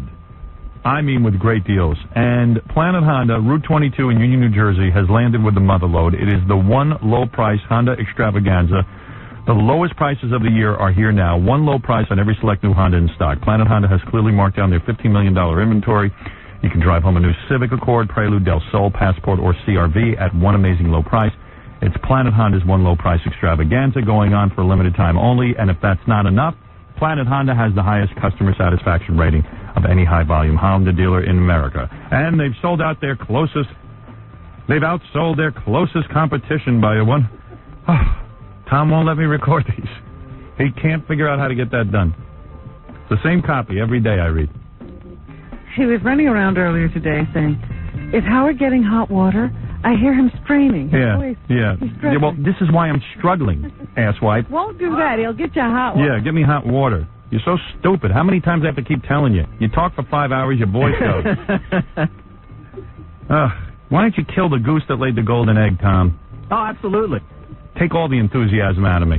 Oh, absolutely. Get him hot water, Gorilla. Yeah, Tom, don't tell Gorilla to get anything. Just stay out of my business. The thing I'm telling you to do. Stop with the hot waters. You drink the hot goddamn water. 1-800-PLANET-H. Call it now. Thank you. 92 great. Tampons in your nose, Tom. To the Howard Stern Show. Homo says what? The Howard Stern Show. What about if we get Tom naked and we stuff tampons in his nose and make him walk around the block? Stop me in the coffee room and said, do you hear Howard struggling? I said, what are you talking I'm about? struggling with reading the same exact commercial copy every day for the last 10 years. Gorilla, is he getting hot water? Nothing can be changed around here. The show has grown. No, he's just going to force hot water down your throat. You drink hot water. Stupid. Can't figure it out. Can't figure out what to do. Tom, what? You want to have an argument? I told you not to be... I don't want to have an argument with you. I can't get through to you. I've had this argument with you 20 times. The same thing over and over again. You think I could do a better job with Planet... What? All right. Go back to your booth. I'm getting a lot. Yeah, we're getting 2 a day. What's wrong with your throat? Good. Make it all, and then I'll be happy. Get to work. Stop feeding me hot water. Get out of here. Leave. That's my general manager. That's my boss. Imagine if I had respect for him. It'd be a whole different story. Dumb as Marv Albert. There's another guy who self-destructs. One thing about Tom, though, you don't wear a toupee. No secrets. No secrets. No closet to find secrets in. He's as dull as dishwater. At least Marv has an interesting life.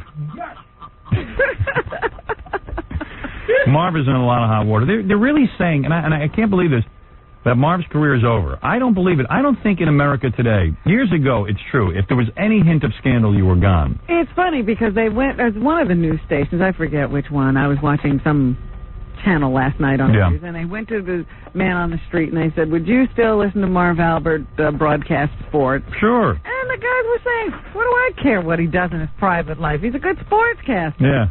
But they're saying that's just New York. I see, that he might have a career here, but nationally he might be done. But you know those guys in the Midwest, they go, it's a little Jew. We hate him anyway. And, they're with their farm animals, aren't they? Yeah. No love lost to begin with. Listen, it's funny. You talk about Jews. They love to think that they've assimilated into this society.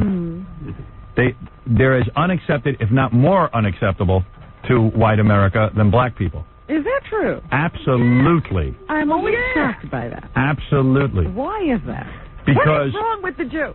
The Jew, to them, is Satan. He is an outsider. He does not belong in this country or in this world or on this planet. As a matter of fact, exactly like every other white person. If you go up to a Klansman and you say, hey, there's a white guy, he goes, is that a Jew? Yeah, that ain't no white guy. A Jew is not a white guy. He is evil with legs. But, you'd have to figure out he was Jewish before you could hate him. Yeah. They would know. Silly. They figure it out quick. And quite frankly, more people probably hate Marv because he's a Jew. Than because of what Because he he runs around in panties. But they also say, of course, he's the devil. Of course he's doing that. Of course he's doing it. They don't care. They're like, hey, you should have gotten rid of him a long time ago. Now, and very rarely, do you find acceptance. A lot of Jews run around like Marv, think that they're acceptable to white America. They are not. They represent the devil. They are absolutely unacceptable. Look, Israel. Take a look at Israel. Yes. Israel, England found Israel because after World War II, people were genuinely touched a little bit. Again, it was only Jews that were killed. They were a little bit touched. So England said, let's find a patch of desert that nobody wants, like as barren as Mars. Where will they be safe? Right. Let's put the Jews somewhere where no one will bother them. We won't hear about them anymore. They'll have their stupid homeland. And they found a godforsaken place, literally not one drop of water on this patch of desert. It is sand. It is not valuable real estate. Nobody wants it. Well, the Jews went there. They built up buildings. They figured out how to import water. They made an economy. Right away. Well, you threw the Palestinians off. You know what the Palestinians are? They're Arabs that Arabs don't even want. They were Arabs who were turned away from their homeland. They were nomads. Short of putting the Jews on the moon. And then some, moonbeams won't want them. But the Jews always think that they are accepted. A lot of them do. Some of them kid themselves. Well, that was the whole problem in World War II. When Hitler started his great solution, they were like, they're not going to do this. Yeah. It's not going to be bad. Right. But anyway, the point is that Marv Albert, I couldn't care that he's... and listen, do I understand his kinkiness? Absolutely not. I have never in my life... And you're a kinky person. I am so kinky. And yet I do not understand... He does. First of all, I have never had the desire to perform oral sex on a man. Now, according to these two women's testimony, they claim Marv likes to get in bed with a guy with a big one and a girl and wear panties. And he has even greeted this second woman who came forward, who, by the way, whose story I don't buy because it's just too pat. It's the same identical story as the other woman's. But he stood up to cross-examination. She did. She claims Marv walked out of the bedroom with panties, crotchless panties, and he was fully aroused. Now picture this. This is Marv Albert. Panties. This is not Brad Pitt. This is Marv Albert. And he don't even have good legs. And wasn't it like Gardabell? Yes. Yeah. He was hiding behind the door. Yeah, he was hiding behind the door. She walked in. He walked out in Gardabelt, hosiery, crotchless panties, and then said to her, and said, please, sodomize, I need some help. occasionally. I'm frustrated. I'm tense. I'm tense. Obviously. Feeling no sympathy for him, he forced her head down. He bit her on the neck. Yeah. The biting, I don't get. The biting, I mean, the first time she met him, he kissed her and bit her on the lip. Yeah, what's up with that? Howard, it's a greeting. Howard, we're all pretty horny, crazy guys, okay? I'll say. But a lot of the things that he wants to do are stuff that I've never considered, and none of us. And you've done sick stuff even sicker than me. Stuff. I've never had any desire to bite anybody. I've never had any desire to do anything with a man. I've never had any desire to wear bra and panties or frilly stuff. No. Everything he does is totally. I just want to get laid. You don't want to do that. You got a long-term relationship. Maybe you need to spice it up. Right. But this is the first time you meet the person. You got to admit the little bastard's creative. Oh, yeah. I mean, really. He's in his own He goes right for it. Well, you know what I think's funny? He's willing to put on every ridiculous outfit in the world. Okay? I mean, you name it, he puts it on. And yet, as soon as his toupee came off, then he became embarrassed. Well, see, that's the Here's a guy in panties, crotchless panties with an erection, garter belt and stockings. And when his toupee came off, then he got embarrassed. He didn't want to look stupid. Right.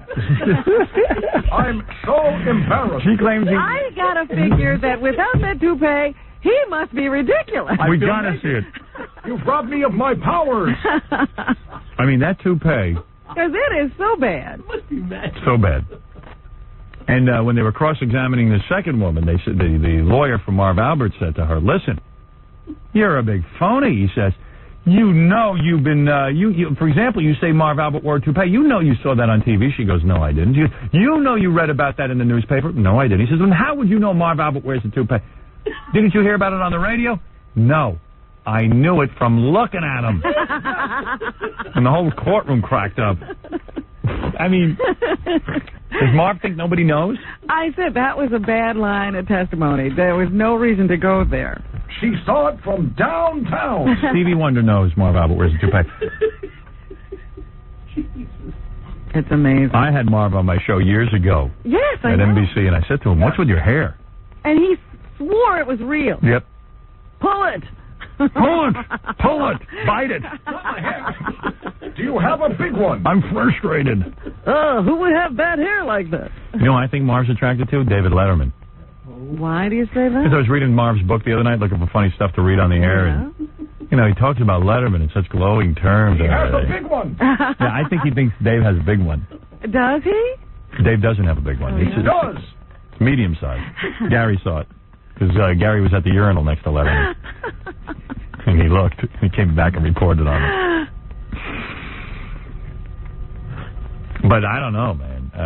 Listen, who knows what to believe? I do think it's outrageous, in Marv's defense, that they can bring up and slander his good name all over the place in this courtroom, and yet Marv's not allowed to enter into testimony that this woman has had a history of doing weird stuff. Not the least of which is sending used kitty litter to a learning disabled child. Yeah. Yes. What's that all about? We can't talk about that? No. Can't talk about that in the court. Can't give her name. Pertinent. It's ridiculous. And also, here's a woman who lied. Basically tried to get a guy. They got her on tape. I think Marv should be let free on that because that completely ruins her credibility. But I feel it's bad that the jury won't hear about this woman's history of trying to frame guys and stuff. I mean, if I was on trial for something, I'd want the person's history brought up. Especially in a situation like this. Yeah, I'd like to be able to say in court, listen, this woman has a history of lying about every relationship she's in. I mean, I'm going to prove it to you. That says something about her character. She gets disgruntled whenever people try to break up with her. Yeah, why can you slog Marv's name through the courts and then you can't slog her name through the court? Unfortunately, it's because of our sexual molestation laws. Yeah, because... Protecting real victims. Yeah. Yeah, it's weird. And she wasn't really raped, was she? Oh, she's claiming she was the forcible sodomy. Yeah. Sodomy, all right. Is that the same as rape? I think so. I think so, too. Yeah. Should I sing? Well, yeah. I mean, and you got to think, the woman was found retching beside a car. Well, you've been known to retch, real. even with guys you love. Here we go. Is that what you did?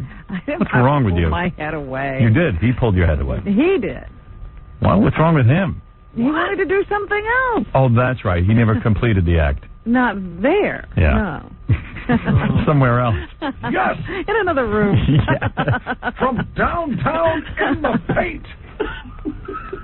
Women are great, aren't they? What a playground. It's such great.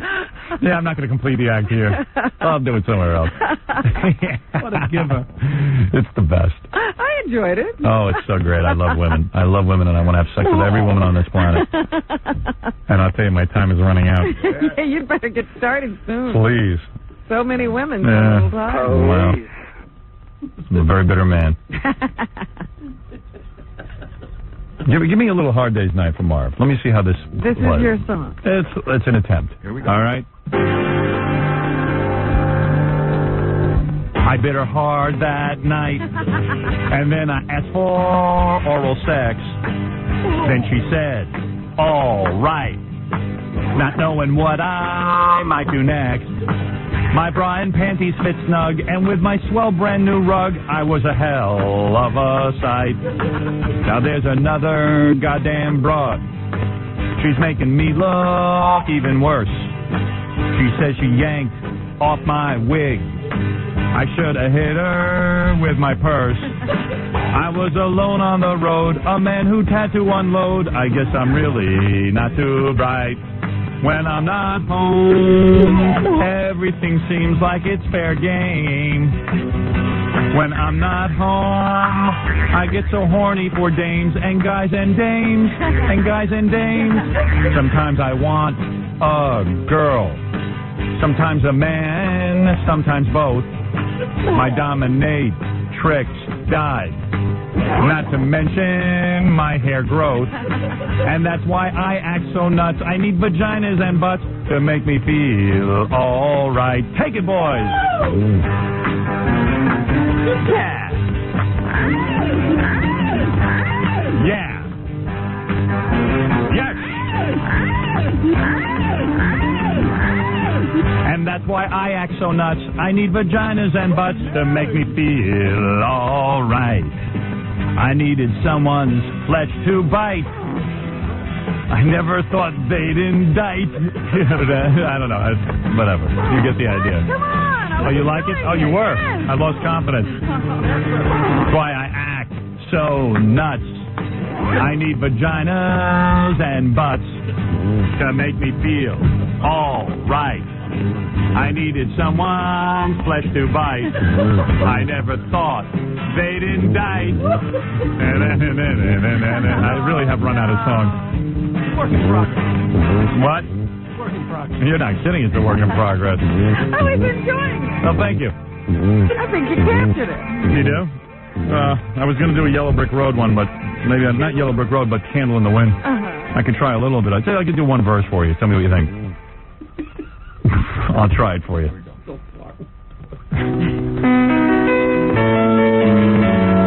Thank you. Goodbye, Marv's career. Seems a kooky girl. I forget. You know what? I'll stop while I'm ahead. You broke your leg coming out of the gate. Yeah. I had a good one.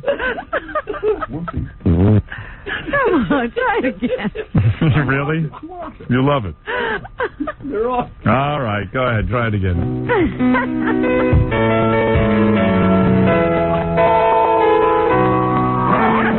Goodbye, Marv's career. It seems a kooky girl. I forgot how to sing the song. Set you up. Spilled her guts about your kinky sex. Seems that you forget it. I can't do this. I'm having trouble. All right, I'm honest. I'm having a hard time. All right. This happens to artists everywhere. Yeah, what artist? Yeah, I'm a comic and an actor. I'm no artist. We got a problem. I'm no Debbie Gibson. I don't know why that song doesn't work for me anymore. What's wrong? What's wrong with you? All right, what else is in the news, Robin? Oh, by the way, Melrose Larry's at the... He went to the Mark and Brian thing. 18 people showed up. Are you kidding? They went to get a star on the Hollywood Walk of Fame. Well, Dice says they're right. Dice says they're number one. I wonder if he'd willing to bet me $1 million on that. I don't think he'd put his money where his mouth is. Hey, Melrose. You there? Howard, Yeah. Melrose. So what happened? 18 people showed up? 18. It's pouring rain here. Yeah. Hasn't rained here in 220 days. Oh, it's raining on their parade? Remember that old bit you used to do with the weather from God? Yeah. I think that you were watching down over the skies of L.A. Now, what do you mean somebody already vandalized the star? Is that Somebody true? wrote dickheads on the star. Now, there's a guy here who wanted to kick my ass. He called me a Jew bastard, and you a Jew bastard. You want to talk to him? All right. You want to talk to him? Dave. I guess. Come on. Talk to no four-letter words. Talk to Howard Stern. Hey, Jew bastard. You think that Larry's a Jew bastard? Yeah, he might be. He might be. Hey, stupid, what are you, a Mark and Brian fan? Yeah. Yeah, that's good. Why don't you go, hey, you know what? Why don't you go dress up in bra and panties and have some guy pull off your wig? Yeah, when are you going to finish your sex change, you sick bastard? You what?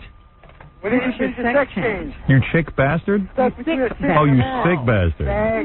Yeah. Jackie. Hey, why don't you go watch Mark and Brian marry each other? Howard. Why don't you go watch... Oh, I'm talking to Larry. Howard. Yeah. Unlike Cap... All right. Melrose is such a tune-out. All right, anyway, there it is. There's the scene. 18 people. Nice good. crowd. Nice crowd. For your bot star. It's a weird thing. I never knew this, but the Hollywood stars, you have to pay for them yourself. I always thought it was an honor or something. Right, that you achieved a certain level of fame or something, and then you were given. What clued me in was one day I was watching TV, and Rick Dees was getting a star in the Walk of Fame, and I went, wait a second, this can't be right. Rick Dees?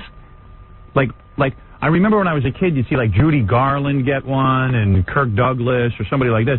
I go, how does Rick Dees? And then someone gave me the scam. The way they make money is you can buy your own star, like businessmen buy their own star all the time. You are correct, sir. There's tons of men who just like, people you have no clue who they are. Yeah, it's like, Bob Schmerkowitz, has a star. And then I realized what it was. And then those two idiots got a star because they paid for it, essentially. And someone's already written dickhead on it. Yeah, the whole thing's a scam by the town of Hollywood. That's how they make money. Some guy came up with this idea like in the 40s. It's $4,000 for the star, and then you got to pay maintenance every year. Yeah, like you buy a spot. So you pay it to the Hollywood Chamber of Commerce. And what if you don't pay? They just rip out your star? I guess so. Yeah. Yeah, give it to somebody else. Deadbeats. But I mean, look at how much money that generates for that little town. Yeah, of course. It's a way to make money. We should start that. Just go out on the street here and dig up a hole. And I found out what a lot of the stores do is they get this is a really cool thing. You get your fan club. The president of the fan club is in charge of maintaining a star, which is another way of not embarrassing yourself. That you had to pay for it. You give your fan club the money. Yeah. Because you don't want people to know. God, what a scam that is. And you know what's weird about it, too? It's like, I hope it becomes like the eternal flame, where, like, Kennedy has that light on all the time. Like, the eternal dickhead will be on their star. I hope that every time they wash it off. I hope whoever did it does it every day. It's constantly like that there. Woman in red. Yeah. Somehow it's always there. I just think it's great. They got up this morning, they put on their clothes, and they go, we're going to go get our star today. Yeah. Two idiots. Hey, we got a great bit. We'll get a star. We'll get it next to Bob Schmerkowitz's star. Another one of their pranks. How embarrassing. There's no end to the way disc jockeys embarrass not only our industry, but themselves. I mean, Jesus. The two-man team. The two-man Howard Stern imitation machine. Anyway, Robin, what else is in there? Two of them to be that. Yeah, and they also started their syndication effort like I have done. Every morning show now has to syndicate and get an effort going. And, of course, they got on in Portland and 2 other markets where I'm not, and then it stopped. Great move across. No ratings anywhere across the board. They all do it now. Imus. They don't tell you where they get the idea from, though. Well, Imus has been a Stern imitator for years. Yeah. He was the first. Go ahead, Robin. Because he was right there in-house. He could steal it first. Yeah, he just stole. But speaking of disc jockeys, remember Jerry Shirley? He worked at our station. Wasn't he in Humble Pie? Cleveland. Yeah, he was the drummer for Humble Pie. And he got into some trouble. He used to do this 30 Days in the Hole promotion every year to raise money for the Salvation Army. Yeah. And this past year, there was a problem. They found him sleeping in the trailer he would lock himself in, and it was ransacked, and all the money was gone or something. Yeah, it's a station promotion. We used to do it here in New York. You take one of the DJs, especially the night guys, you lock them up in a trailer for a month, yeah, and then people come and donate food. That's another disc jockey dumb thing. Well, this got him into all kinds of trouble and got him fired from the station. We had the Turtles on in the afternoon here in New York. You remember Flo and Eddie? They locked them in the trailer. They locked Flo in the trailer. Yeah, Flo, Eddie said, forget it, man. I'm too old for this nonsense. But Flo went in there because he brought tons of broads in there. Well, apparently that's what you do when you get into the trailer. He had fat broads in there with him. We talked to Jerry Shirley after this whole thing occurred, and he said, he still has a wrongful termination suit against the station because of this. At the time that the money disappeared, it sort of looked like he had taken the money and done something with it, or had some friends take the money and done something with it. And what they're saying now is that 2 exotic dancers were brought in to entertain him that night. And that maybe they, went off with the money. Nobody, or they were paid the money. Nobody knows exactly. Nobody's come to any conclusion on exactly what happened that night. Yeah, because Jerry said he didn't take the money. Well, he was sleeping. Right. An investigation of the loss caused the former disc jockey and rock star Jerry Shirley to lose his job at the station. He pleaded guilty yesterday to a charge of drug abuse as part of an agreement with prosecutors and police. Every December, he would lock himself in a small trailer to encourage people to fill it with money and canned food that would go to the Salvation Army. Doesn't a guy have the right to take drugs if he's going to lock himself in a room for a radio stunt for 30 days? In December, he said he passed out and later woke up to find the trailer trashed and the money stolen from his wallet, as well as the cash donation box. A station executive estimated last December that up to $600 may have been missing. Way to go with that promotion. Sounded like it was real successful. How many days were they into it? I don't know. Let's hope not 30. $600 was raised? The police still say they could not provide a specific amount that may have disappeared in December. That's the worst part of the story. A big radio station? Yeah, $600. That's our station, right? Yeah. But they said 2 exotic dancers hired by Shirley for his entertainment in the trailer agreed to make a combined $600 donation to the Salvation Army, and that Shirley would serve 150 hours of community service at the Salvation Army. The details of what happened to me that night are frightening and foggy at best, according to Shirley. They should make the girls go to the Salvation Army. I think the guys down there would like that. Mason says he's just, Shirley says he's grateful that the money is being returned and that he hopes to continue to do charity work for the Salvation Army in Harbor Light. And he is continuing his wrongful termination lawsuit against the station that was filed in January. How can he win that one? I mean, if a guy is caught and pleads guilty to drugs and having strippers in the van with him, wouldn't you say most juries would say, well, the station has a right to fire you? Even though I don't see anything wrong with it. I mean, personally. Yeah, you want to have a few strippers in there? Hey, what the hell? They say that Shirley was never charged with theft. The dancers were never charged with anything. Right. This is the way they've decided to rectify it all. Shirley has been said to have been abusing prescription painkillers on the night that all of this occurred. Oh, whatever. So anyway, another disc jockey stunt goes awry. What a shame. 2 exotic dancers. You know who suffers is the Salvation Army, because the way it was going, they might have ended up at the end of 30 days with like almost $1,000. They might have ended up having to pay him. The way this promotion was going. Buys a lot of Santa Claus suits. Yeah, that could buy like 10 Santa Claus suits. Or 900 cans of Chef Boyardee. The bell ringer has to do better than that, don't you?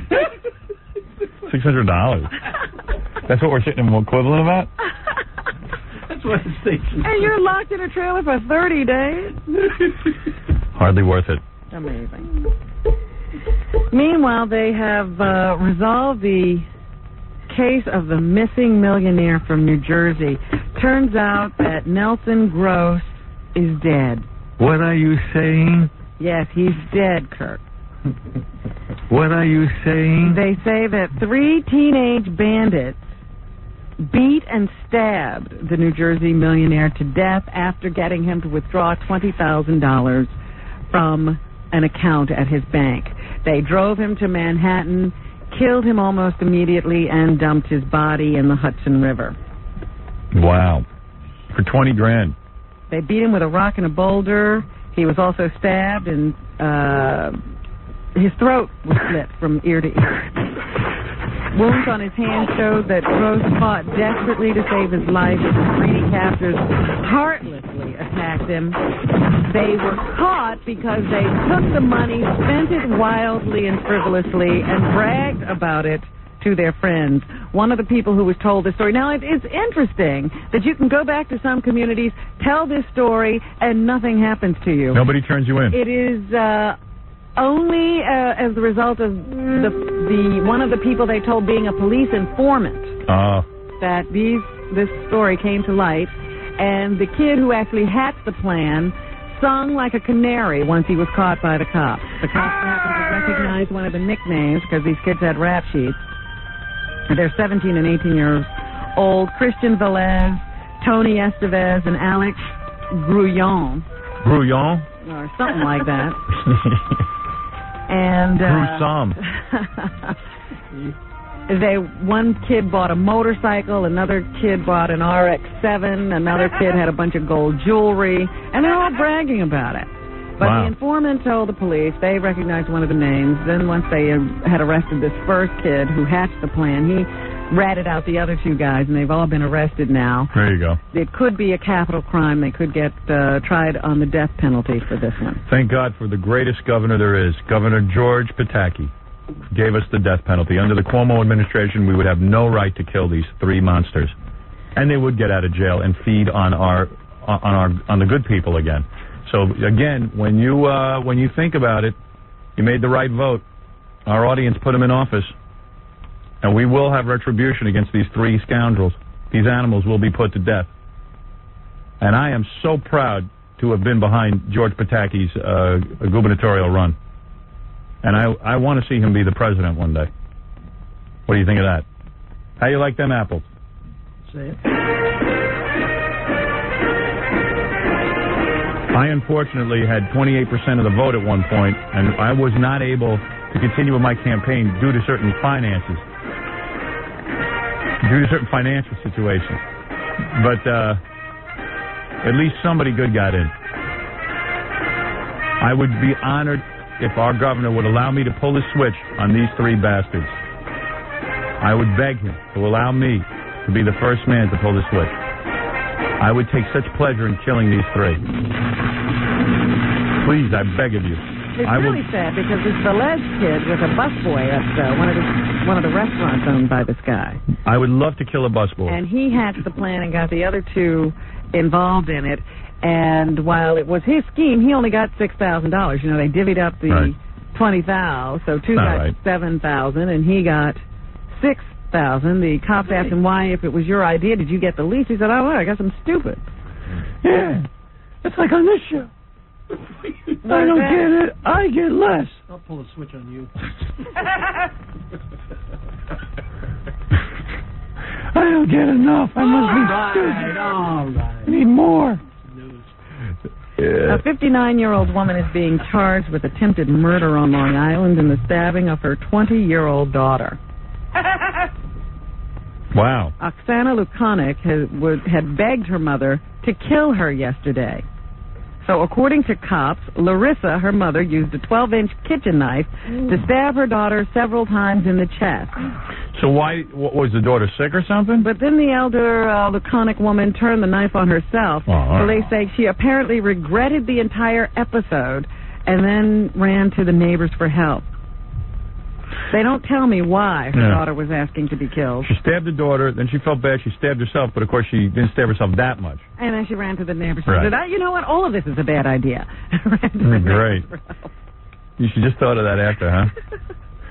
Killing someone's a bad idea. I told you, a lot of people don't think things through. Yeah. They both lived, right? Yeah, she's charged with second-degree attempted murder and is scheduled to be arraigned today in the 1st District Court in Islip. Sources in NASA say Chief Daniel Golden has decided to send astronaut David Wolf to the aging Russian space station Mir. It was left up to him as to whether another American should join the team of Russians that are manning the space station. Golden's official announcement is expected shortly. Hasn't decided yet? No, they say he probably is going to let the guy go. These guys love go. Send Dice. We won't miss him. No one will. But, then the Russians are trapped with that unfunny guy. Come on, I'm a comic and a professional actor. Hey, I'm an actor. I'm an actor. I'll do scenes from Brain Smasher. Want to hear him? Hey, I love you. You couldn't possibly love me, Ed Malloy, the Brain Smasher. Hickory dickory dock. We were talking about the Jews earlier. Hey, I'm weightless. And how nobody likes them. Right. As we can attest to from looking at all the problems in Israel. Palestinian leaders say Israel's new pledge to expand Jewish settlements will trigger more suicide bombings. Let me ask you something. Is there anywhere anywhere in the world with more turmoil than Israel and this little patch of desert? Why do you think it is? Because it's Jews. Listen to this. Islamic militants say they have thousands of volunteers for such attacks. Right. So there's no shortage of people willing to blow themselves up in order to kill Jews. Yeah, it's unbelievable. So any of you Jews out there who change your name and you think that you are getting away with something, like when you move into a fancy schmancy neighborhood and get some money and get some money, forget it. Give to charities and try to join the social register. Yeah, you are not considered white people. It does no good. You will never be accepted. You are an outsider. It's funny. I heard a little story, and I don't know exactly which company it is, but some company was giving its sales staff some tips on how to deal with different ethnicities. Oh, no. And they said, if you go to a Japanese home, always accept tea or coffee. Right. If you go to a Chinese home, money is the bottom line, and be very cognizant of not wasting the time of Jews. Right. What are you saying? Get to the point. Get to the point. Don't waste their time. Time is money. That's right. Time is money. Time is money. No, but right. I mean, if you ever go to anybody's house and, if there's no Jews around, they're endlessly goofed on. And, I just love when I meet Jews who say that they're insiders, that they're part of society. They're not, and they have to understand that. That is why they need Israel, and that is why, you can't sort of lull yourself into thinking that, oh, yeah, I'm a white guy. Yeah. You ain't no white guy. Even if you marry into a Christian family and they go, oh, we love you, to your face. They go, oh, we love you. You're the greatest. It's no big deal nowadays, mixed marriage. Who cares? They're always uptight while you're around. Then you have a kid. Well, it has to be baptized. Well, no, I'm Jewish. What? What's your boy? Why don't you move to the moon? This baby will be baptized and will love Christ. Please. People all hiding their heads in the sand. There's tons of hate in this world. And we're here to uncover it. And we're here, man. We're here to tell you it all exists. Don't be watching no TV shows. Yeah. Why do you think Dice changed his name from Silverstein? Come on. He wanted to be accepted.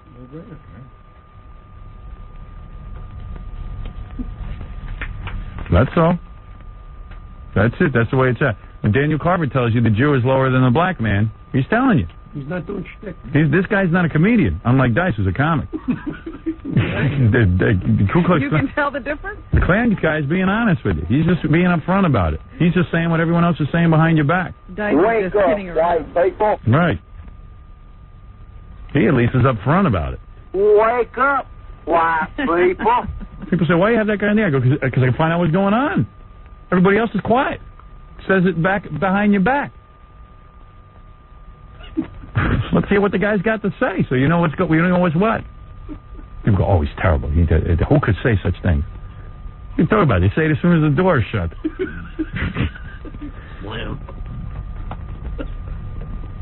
I tell you, I go into rooms, I swear to God, second the door shuts, a bunch of white guys, right away with the niggers. Every minute with the niggers. To the point, every minute about the niggers. I never saw anything like it. Black people were everywhere because they can't stop talking about I have never seen more conversation about niggers. I've never seen anything like it. And you leave the room, friggin' kike. Right, they're talking to you like you're a buddy. You're on the end. Friggin' this, that, and the other thing. Then you walk back in the room, you think you're part of the crowd. So you walk out of the room and go, look at that Jaime laughing at the nigger. Jaime, nigger, everything with the nigger. You wouldn't believe that goddamn nigger Arthur Ashe Stadium. You should have heard these guys. I hear all the talk. I hear what's going on. It's driving these racers crazy. Should hear them out there. Why, you got to name that after a nigger. It's a whole white sport. They got to name it after a nigger. Then you hear the other guy. Then the other guy goes, "Yeah, but it's good for the niggers because then they don't get so upset." The other guy goes, "You think so?" "Yeah, Arthur Ashe wasn't such a bad nigger." He was all right. He was all right. Yeah, for a nigger, he wasn't bad. Oh, what is Jackie doing? Jackie. He's the one saying it. What do you think I'm quoting? You should hear when Fred leaves the room.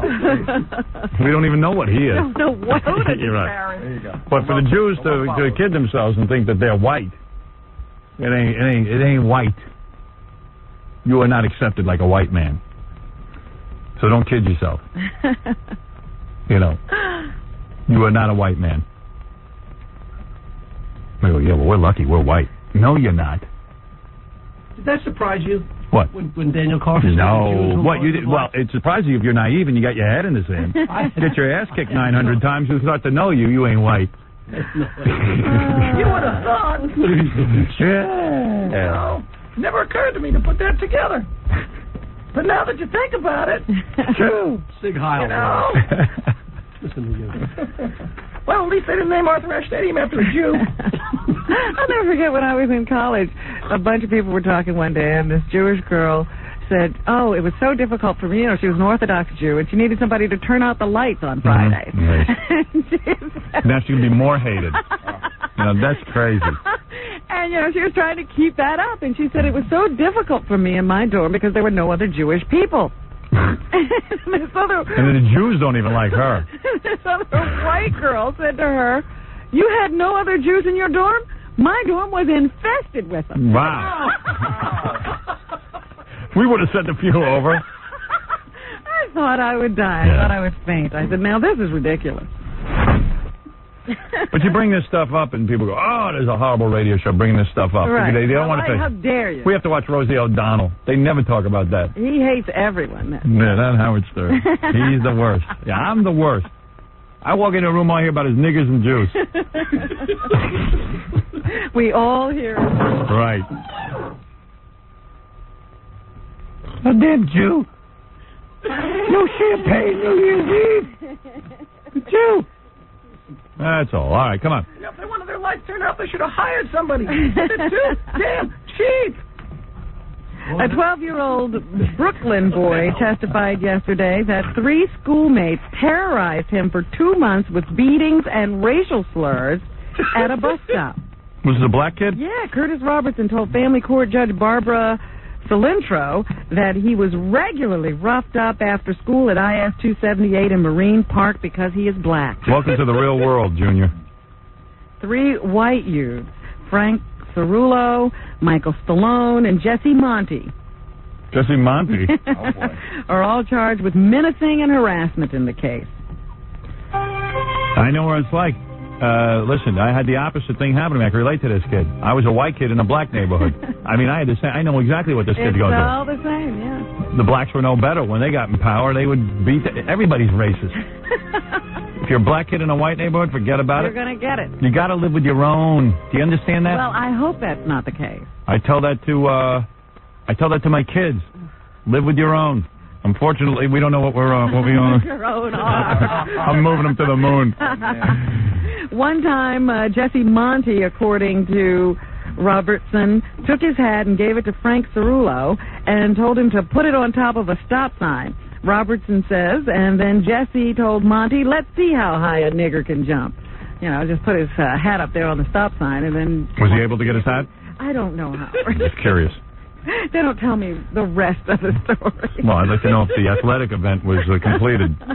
I told my kids the only solution in life is to be born an adult. You don't have to go through the pain of growing up Well, that's another incident of being, trapped in a situation. You can't stop going to school. Yeah, you got to learn to protect yourself, too. It's a funny thing. Like, my daughters, they were complaining. They get so much homework. I took them in a room. They go, oh, Dad, I got so much homework. And I said, listen, I don't care. I want you to go to your karate lessons 2-3 times a week. They go, what are you, crazy? We got to do our schoolwork. I said, no. I couldn't care if you dropped out of school. Just learn karate. You want to live in the real world. That's a strange priority. That's my priority with them. They said, what do you mean? You don't care how we do in school? Absolutely not. You've already at karate. I said, kids, you've already learned enough. You're smarter than 90% of the adults I meet. Karate. That's what you learn. That's the ticket. They can't believe. They think I'm kidding with them. That's the only problem in my house. I'm not taken seriously. Even my wife said, what was that about karate? I said, look, school schmool. Kicking ass. That's where it's at. Ask Steven Seagal what grade he got to. That's fabulous. Can't take your eyes off him. People did this time around. His You are correct, sir. Well. I told my daughters, you can't hit your date in the nuts with algebra. Are they going to have to be fighting off men, Howard? They're beauties. Gee. I want to raise tough broads. Well, listen, they'll end up in a room with Marv Albert. What are you going to do? Yes. Pull his toupee off? That does not have to happen. That's all you have to do. I'm frustrated. A teenager suspected of robbing a Jacksonville, Florida restaurant full of senior citizens is recuperating after 2 seniors drew their own weapons and shot him. Do not mess with the senior citizens of Florida, Howard. Wow, fantastic He went in story. there, thought he had a good time going. Yeah. He's going to rob all these old biddies. They drew guns on him and shot him. You know what's weird about Marv Albert? What? No. This is the weirdest. This takes the cake. What? He's in a panties, boxes panties, aroused. Yeah. Yes. Walks out in the stockings and, and garter belt. And now you'd think a guy who would do that to a woman, especially one that he recently met, you think he'd have no inhibition. Instead of saying, listen, baby, I need you to take care of me, he goes, I'm frustrated. Like. Well, yeah, guys are like that, though. They can never get right to the point. Just do me a favor. Give me some sodomy here. No, they're always beating around the bush, as it were. I'm frustrated. I'm tense. I'm tense and frustrated. I'm taking aspirin. I need some relief. Relief. He's breaking the ice. Why doesn't he just give her the sports scores? It's like an Abbott and Costello movie where she reaches for his hair, he reaches up and she grabs the door and runs out. It's like hysterical. Hey, that's funny. Well, anyway, I'm talking about the kid who got shot by the senior citizen. That's true. He fled after the shooting and was charged after going to the hospital with a stomach wound. So Right. Watch out. The seniors are armed and dangerous. In Pikeville, Kentucky, a couple has been convicted of teacher abuse. Teacher abuse? Yes. Their daughter was suspended because she wore black lipstick to school. Yeah. So to get back at the teacher who didn't like her lipstick, they did Nazi salute to her or him. They what? They did Nazi salute. They saluted the teacher? Yeah, to protest their daughter's suspension. And cursed the teacher. The parents? The parents. So now they have been convicted of teacher abuse. And each fined $50. Their names are Mike and Connie Chapman. Here is Mike Chapman, who says they were trying to protect their daughter. Is there no better way to do that? This is my daughter, and I'm going to stand up for my child. And you would, child. But I did not disrupt no one or threaten anyone. I did not mean anybody any. No, that's not threatening. Some maniac comes into your classroom, Sieg Heiling, and yelling stuff at you. Insults. Oh, I love these guys. They put a spin on it. I did not do anything bad. I was protecting my daughter. No wonder the daughter's Take off some lipstick. No wonder the daughter's an idiot. And here's the daughter. She's glad that her parents weren't charged with anything more serious. I'm satisfied with it completely because, they shouldn't have been found guilty of anything because they didn't really do anything. But no, I'm satisfied with it because they didn't really do anything. About them going to jail. They should have put them in jail for life. They should have put him in jail for life. She didn't learn anything from this experience either. No. She's maintaining her lack of any education. Right. So, teacher says to you, hey, take off your black lipstick. You do it. Big deal. Yeah, you're not there to make a statement about who you are. You're there to get an education. Yeah.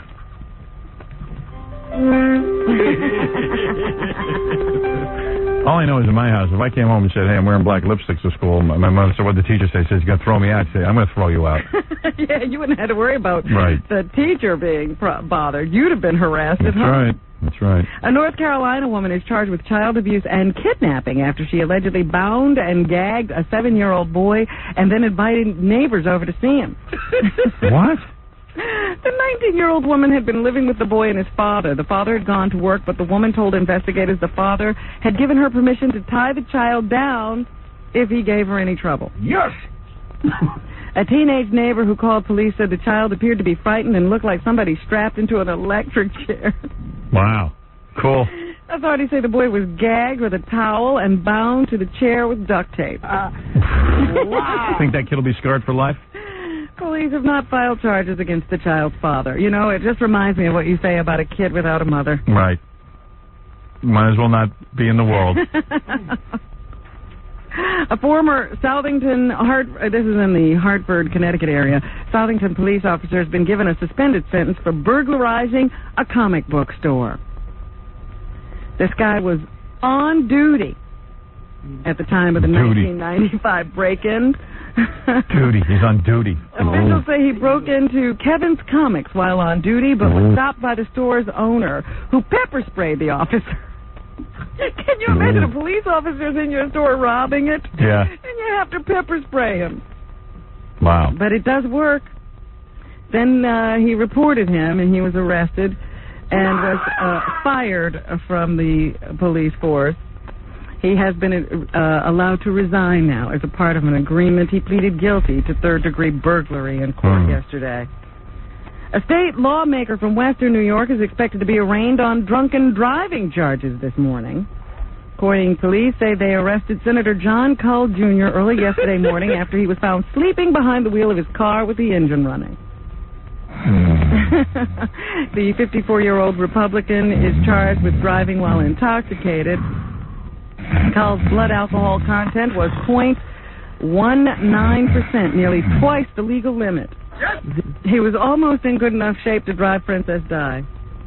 Not quite. He's the third state lawmaker this year to face drunken driving charges. So we're doing very well in the state of New York with our lawmakers.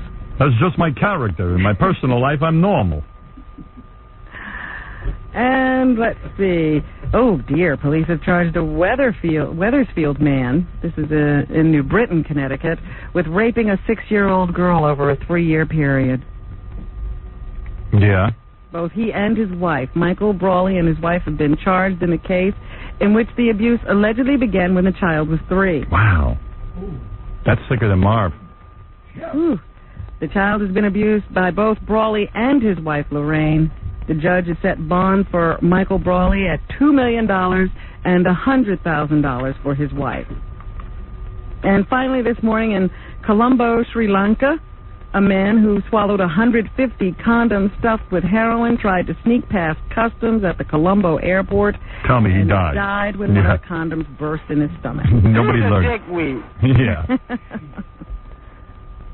Oh, man. The amount of heroin in his stomach was valued at $20,000. He had spent 12 hours swallowing the condoms before boarding the plane. I can see why he did it. That's a lot of money. Good night, nurse. Oh, I did want to go over the Country Music Awards. I tuned by those last night, but I was watching Beverly Hills 90210, which was so good. It's God bless that riveting, show. I swear to you, I know I sound dumb when I say I love that show because people make fun of it, but it is so good. You know, it is so good. Okay. I mean, last night's episode was so great. Kelly has amnesia. Brendan's losing his girlfriend. I love that. You should watch daytime soap operas.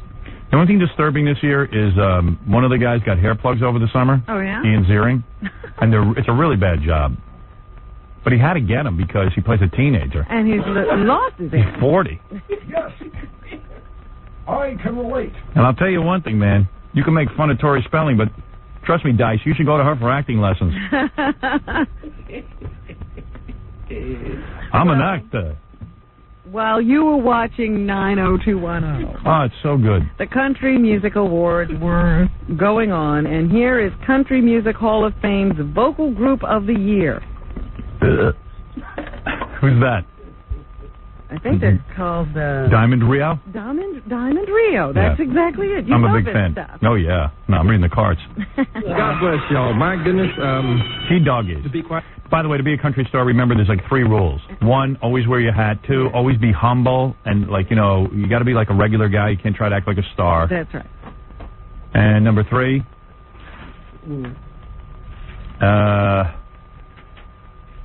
talk like this. Be stupid. Yeah. Honest, we didn't know if we would ever be up here again. We're having a great time doing what we do, but the nature of the industry, you just never know. And if this is the last time we're up here, great. Here is Country Music Hall of Fame male vocalist of the year, George Strait. I'm glad I got to come back up here again because I forgot a while ago to thank all the fans out there. And that's a big mistake because they'll dump you. It doesn't matter what your music sounds like as long as you're humble and stuff. And country fans have to be able to come to your house once a year. Conway Twitty used to have people camp out in his backyard. Yeah.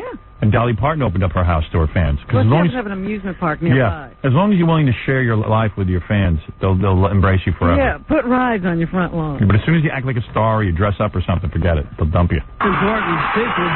And you got to sound as dumb as the rest of the country fans. Garth Brooks was dubbed Entertainer of the Year this year. Barbara Mandrell. Yeah, I know we're on a country station too. Winner made the announcement. Okay. And the winner of the Entertainer of the Year is Garth Brooks. Wow. Garth is on the road and could not be here tonight, but he's going to be so excited. Congratulations, Garth. That's a real bad move. Not to be there? The fans will interpret that as him trying to be a star. Well, Garth always messes up. He doesn't adhere to the rules all that much. And here is... I wonder what his hat smells like when he takes it off after a concert. You think he has a bunch of them so that he I hope doesn't so. sweat them up? I hope so. Here's some of the music. Here's Deanna Carter with her song... This won an award. I saw her win an award. Strawberry Wine. It won the award for Best Song. It's an awful song. It's like bad bar mitzvah music. It's like not a great song. Shut up! It's like bad Eagles music. It's like the cuts that you didn't listen to. This year, for some reason, Sting performed. Oh, and they love that. That gives them credibility. That's credibility. Yeah, when somebody comes over and sings like who's got a real career. Yeah, he did that. I'm so happy that I can't stop crying song. That's kind of country western. I see. Yeah, they're looking for approval, like acceptance. Yeah, it's a whole music industry with that Second City mentality. Yeah, and what it is you're going, oh my God, thank God, somebody exciting is coming out who can sing. Yeah, this guy actually has talent. Yeah. And here's a couple more of the musical selections. I think the first one is a duet between George Strait and Trisha Yearwood. When I'm gone.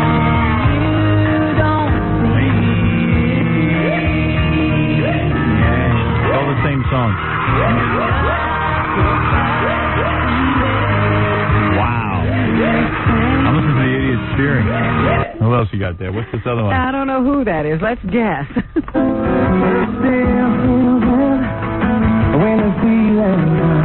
American Pie? Don McLean? This might be Diamond Rio. Diamond Rio. Hey. This is not, I don't get it. I don't know. Well, there you go. I know we're on a country station, but, hey, I just don't get the music. So anyway, is that? That's what's happening. Okay. Listen, we got a packed show for you tomorrow. We had a packed show today. We try our best to pack it for you every day. Jackie Penn hosts Joke Page Martling. His funny Two Dirty Joke CDs and tapes. The Joke Man and Sergeant Pecker are only $12 plus $4 U.S. shipping, cassettes, and videos. Buy two, get one free. Call 1-800-323-KING. Saturday, October 25 at the Comedy Palace in Andover, Massachusetts. For more information on nasty jokes, visit jokeland.com. I want to thank the girl who came in and walked around in her bra and panties and put the tampon up her nose. She was nice. Girl to eat the booger who came in. Fabulous. Don't remember her name. Sandy Taylor, thank you. And your movie is playing somewhere. It's the Quad Cinemas, but what's it called? Something lay. I Need a Lay? The Lay of the Land. Lay of the Land with Sandy Taylor and Ed Begley. Baba Booey. Junior. Baba Booey. Tom Arnold, thank you. Your show is on WB, The Tom Arnold Show. Didn't get to, Sunday nights at 9. Right. We didn't get to Queen for a Day. We didn't get to the FMEs. There's a million things we didn't get to, but... Wow, we had guests here for Queen for a Day, right? Or were they going to be on the phone? They were going to be on the phone, so we're cool. We'll reschedule them, so we're in good shape. We'll see Eric Roberts tomorrow, Drew Carey, the Mike Walker game, the #1 DJ in Israel's coming in. Next week we got Penis Expert coming in, Fran Drescher, Paul Rodriguez, Cy Sperling's going to out people with their wigs. Can't wait for that. That's going to be a lot of fun. And we have a couple other surprises, big surprises, and also I'm working on something real big. To do, let's see, when will we do this? Maybe in a month or so. I've got a little plan in mind. I have to discuss it with you guys first off the air, and then we'll take it from there. But anyway, listen to these few words. Fred's going to be back with all the plugs. You're listening to The Howard Stern Show. More in a moment.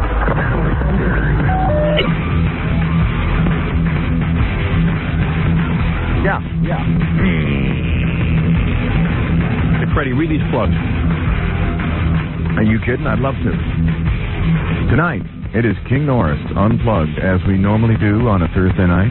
We do it very early. It's at 17 on Murray Street, Manhattan. So check it out. It's unplugged. That means acoustic stuff. Friday, we are at the Sterling Hotel, King Norris, that is, in Allentown, Pennsylvania. It'll be early. Be there. And there's other bands, but only care about us. Tower in Manhattan and Tunes in Allentown is where you can find the King Norris CD. Don't miss Baba Booey this Sunday at Planet Hoboken in Hoboken, New Jersey from 1 to 3 p.m. for the Bud Day football party. And, of course, I want to make sure that somebody didn't get left out here. Oh, Scott the Engineer, of course.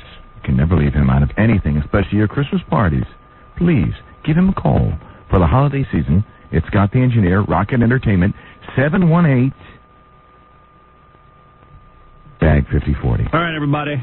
Thank you, and we'll see you tomorrow. At this time, the Howard Stern Radio Network leaves the airwaves for technical adjustments.